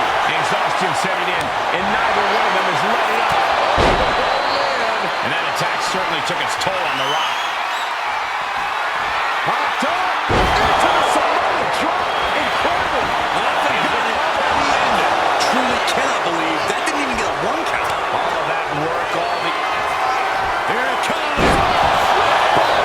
That could be Alpha's demise. Two. He got him off his been knocked out of the gauntlet. Hardly, we've only scratched the surface of our entry pool. All right. Roman Reigns is headed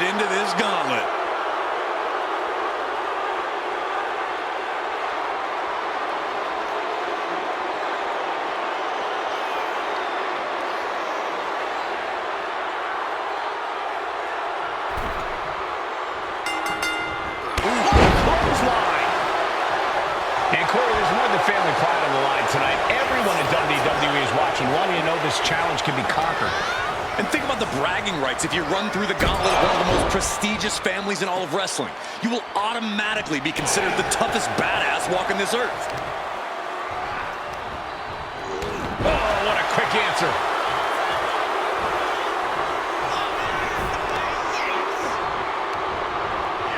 The Rock saw that one coming.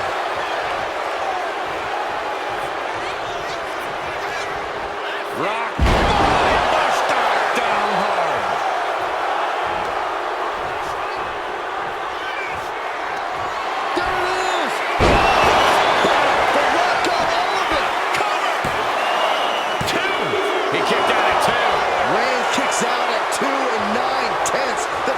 Chief. The millions are about to experience it.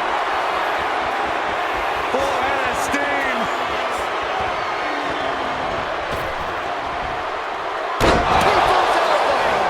May have just vanquished Reigns. 2 count. Oh, kicks out. Reigns able to get his shoulder up. I don't know how many more times he can do that tonight. The Rock reformulating his game plan. It was not enough. Look out! Shows great wherewithal there. Just punishing their opponent. Reigns comes up short on that attack. Manages to land a big headbutt. Ooh, he fends that off. And a clothesline. The Rock telling his opponent to get their candy, you know what, over here. Here we go again. He made his point. Concentrate on the match instead of everything outside of it. Nice takedown, stacked for the pin. His arm shot off the mat before one. This deep into the match, and he's able to kick out before a 1 count. It's stunning. And a stomp to the gut. Oh my goodness, dribbling the opponent's head like a basketball. Uh-oh. Turning around with a reversal. Stomping. Ouch. He's definitely been worn down a little.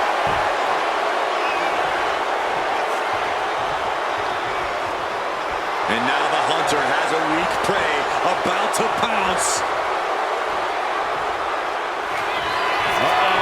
About to picture perfect from the Rock.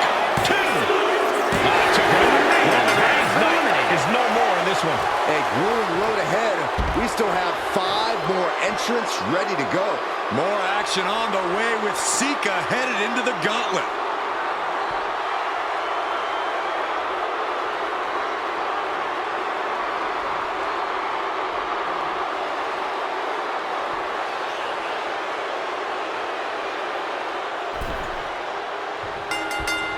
Oh, what a clothesline.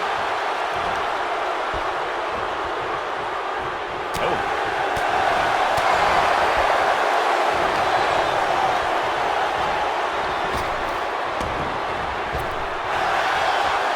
The great one with the float over. Into a DDT. Vintage Rock right there. Bone-rattling knee. The Rock looking to supercharge those millions and millions of fans of his. Spinebuster. And he goes for the pin. A kick out to stay alive. Just barely, but it counts.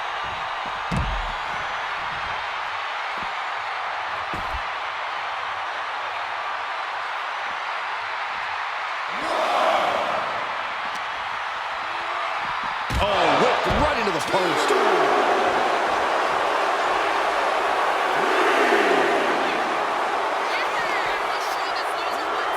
Holy, meet the barricade.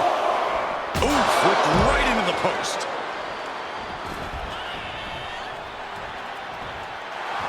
The Rock telling him what he said his whole career. Just bring it. Okay, he should really focus on the match now. We get the point.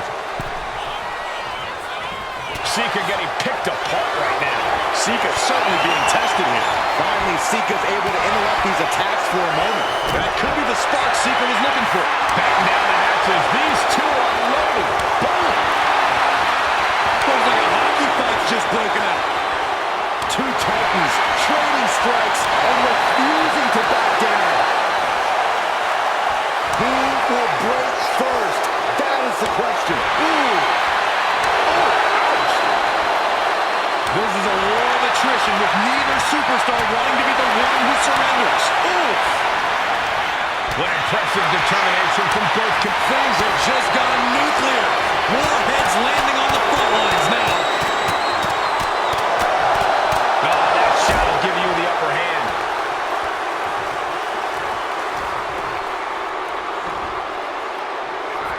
Oh, a slam.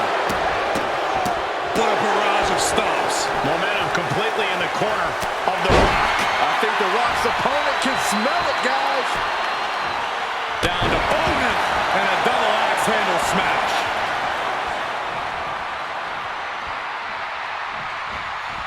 Oh, The Rock answers back. From behind, shoulders down.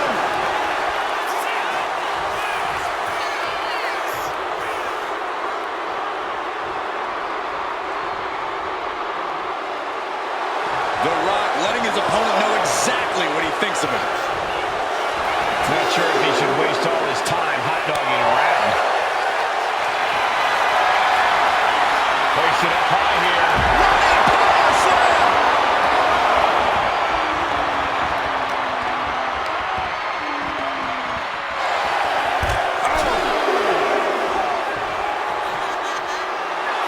Looks like The Rock is feeling it. Will he get on with it already? This is a fight.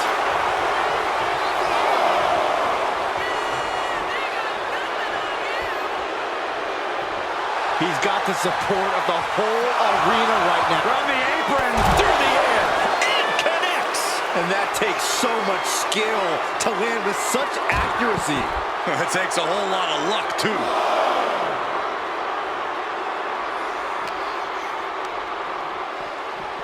Delivered into the barricade.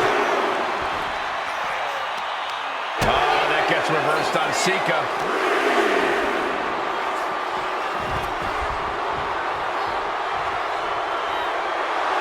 The Rock trying to ramp things up.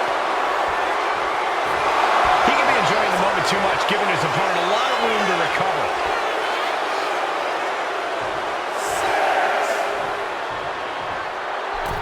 He's going to make some moves here or suffer the countout. Rock. Down hard. Boom. Kick. Nasty kick. Taking flight. Big splash. Is it enough? The cover. There's two. Sika's time is coming to the meeting. Don't worry, this thing's far from over. There are still 4 other superstars waiting their turn and biding their time. Peter Maivia looking to make a statement in this gauntlet match.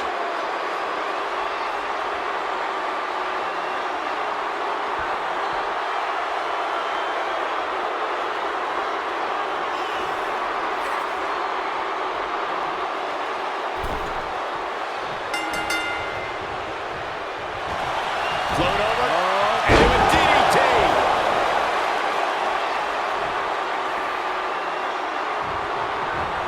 Oh, what a clothesline.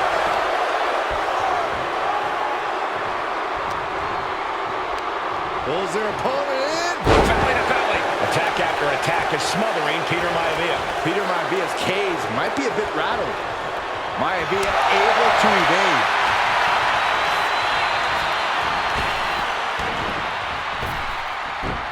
Clothesline attempt. STO.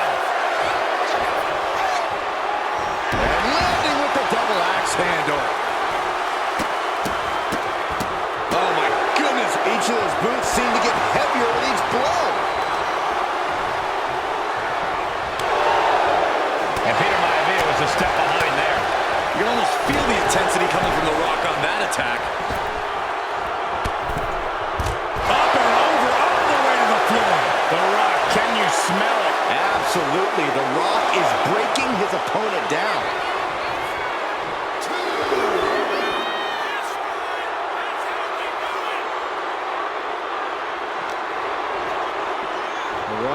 Launching the arm kick to the gut and a DDT.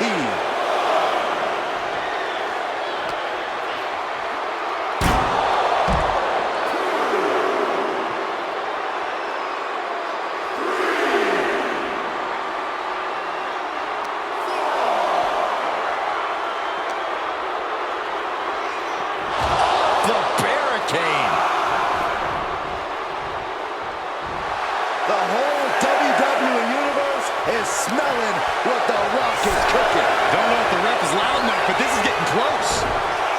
DDT! Fight. Miami isn't being... Here's the cover. No, he kicks out. Still has enough energy for the simple kick out. There it is! Rock got it. I think it's over. Is it enough? The cover! Oh, shoulder up before three. You gotta be kidding me! Surviving that maneuver is... The millions and millions are prepared to experience.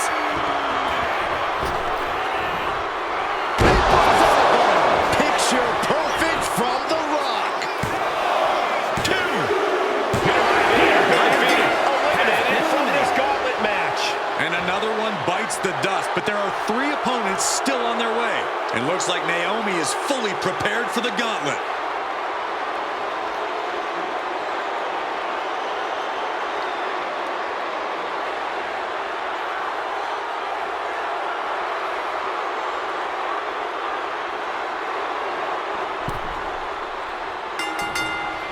What grace! Float over into the DDT! And at this point in the gauntlet, are you gentlemen stunned by how long this combatant has been able to survive? Look, you should never underestimate the fire of a Samoan. In any other circumstance, I wouldn't be surprised. But if you look at the caliber of relatives already eliminated, you can't help but be impressed. What a match! It's total madness in here.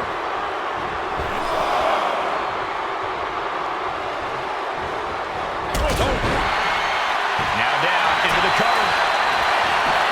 He gets an emphatic kick out. An almost instantaneous kick out there. A lot of work left to do. Massive miscalculation on that one. Neckbreaker! And Naomi took a battering there.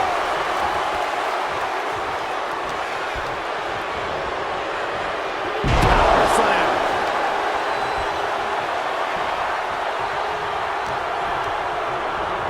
Oh, I think the ring just moved.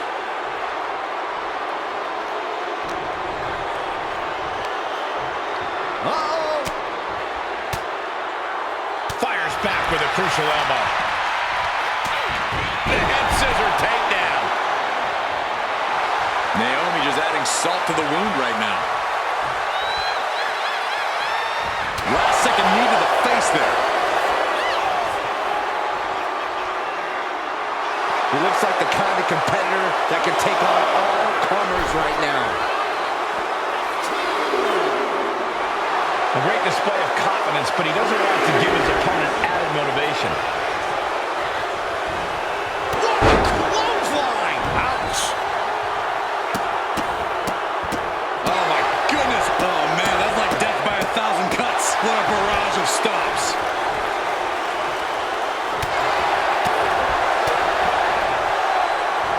And once again, she's put on the back foot.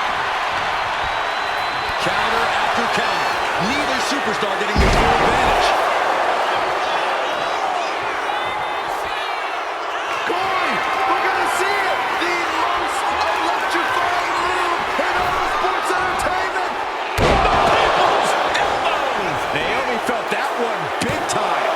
2. There it is. The gauntlet for Naomi. All right, here we go with our second to last entrant. Is that? It is Rosie entering the gauntlet.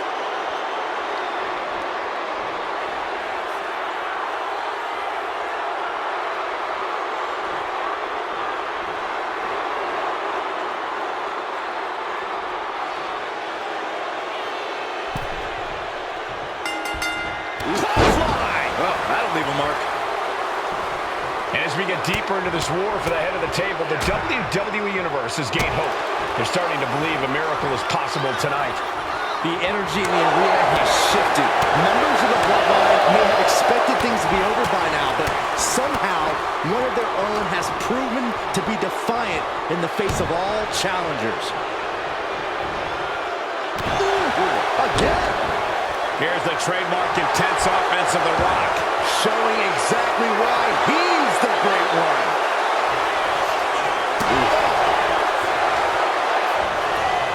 Oh, man, right to the arm. Hyperextend your elbow.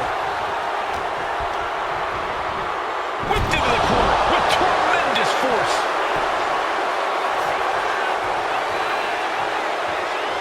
The Rock with some good timing here. Oh!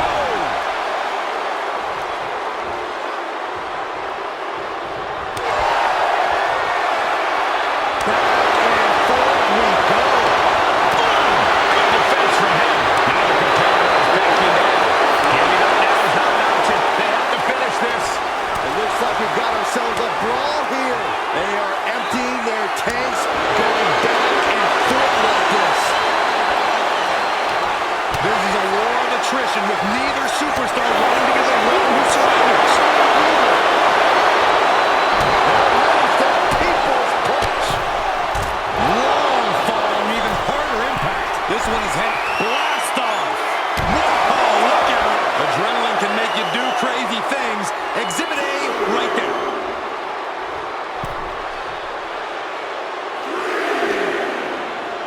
And he slides him back to the mat. He may get the 3 count right here. I think so. He kicks out at 2. What a match.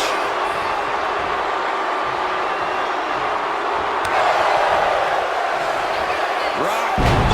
Buster. Down hard. Cover. Is it enough? Rosie's out of here. Eliminated from this gauntlet match. And now here we have it. Right at the final stretch of this gauntlet match. Next into the gauntlet, we've got the one and only Tongaloa.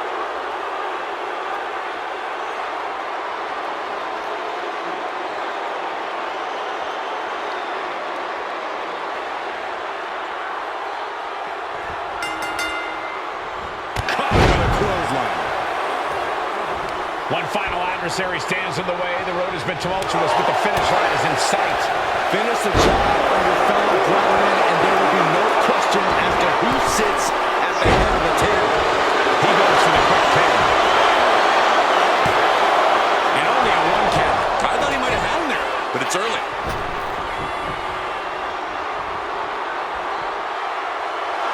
I wonder if he can smell what The Rock is cooking.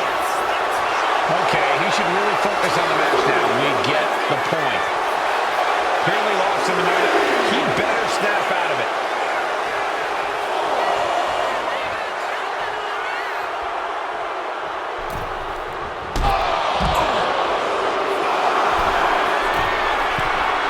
Stalking here. Could be a prelude to something big.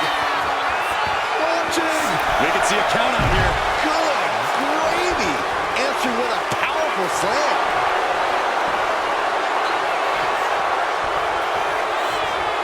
What grace. Float over to the DDT. Fight. The Rock telling his opponent to get their candy, Here it comes. Rock got it. I think it's over. There's 2. A kick out. I don't believe it. unbelievable presence of mind. I thought he was unconscious. Oh, no. Now possibly setting up for a submission maneuver. Nice escape. Big clothesline. Oh, my goodness. The proverbial mud hole has been stopped, and now it's time to walk it dry. It's time! It's time for the most electrifying move in all sports entertainment! The people's elbow. The Rock got all of it! And right into the cover. Might end this. The Rock for the win.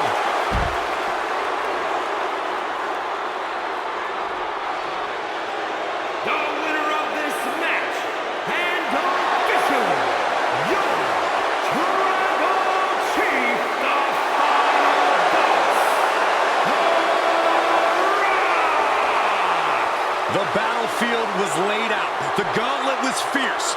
Pain will live tomorrow. Scars will remain for life. But in this family, you will rule your own kin from a seat at the head of the table.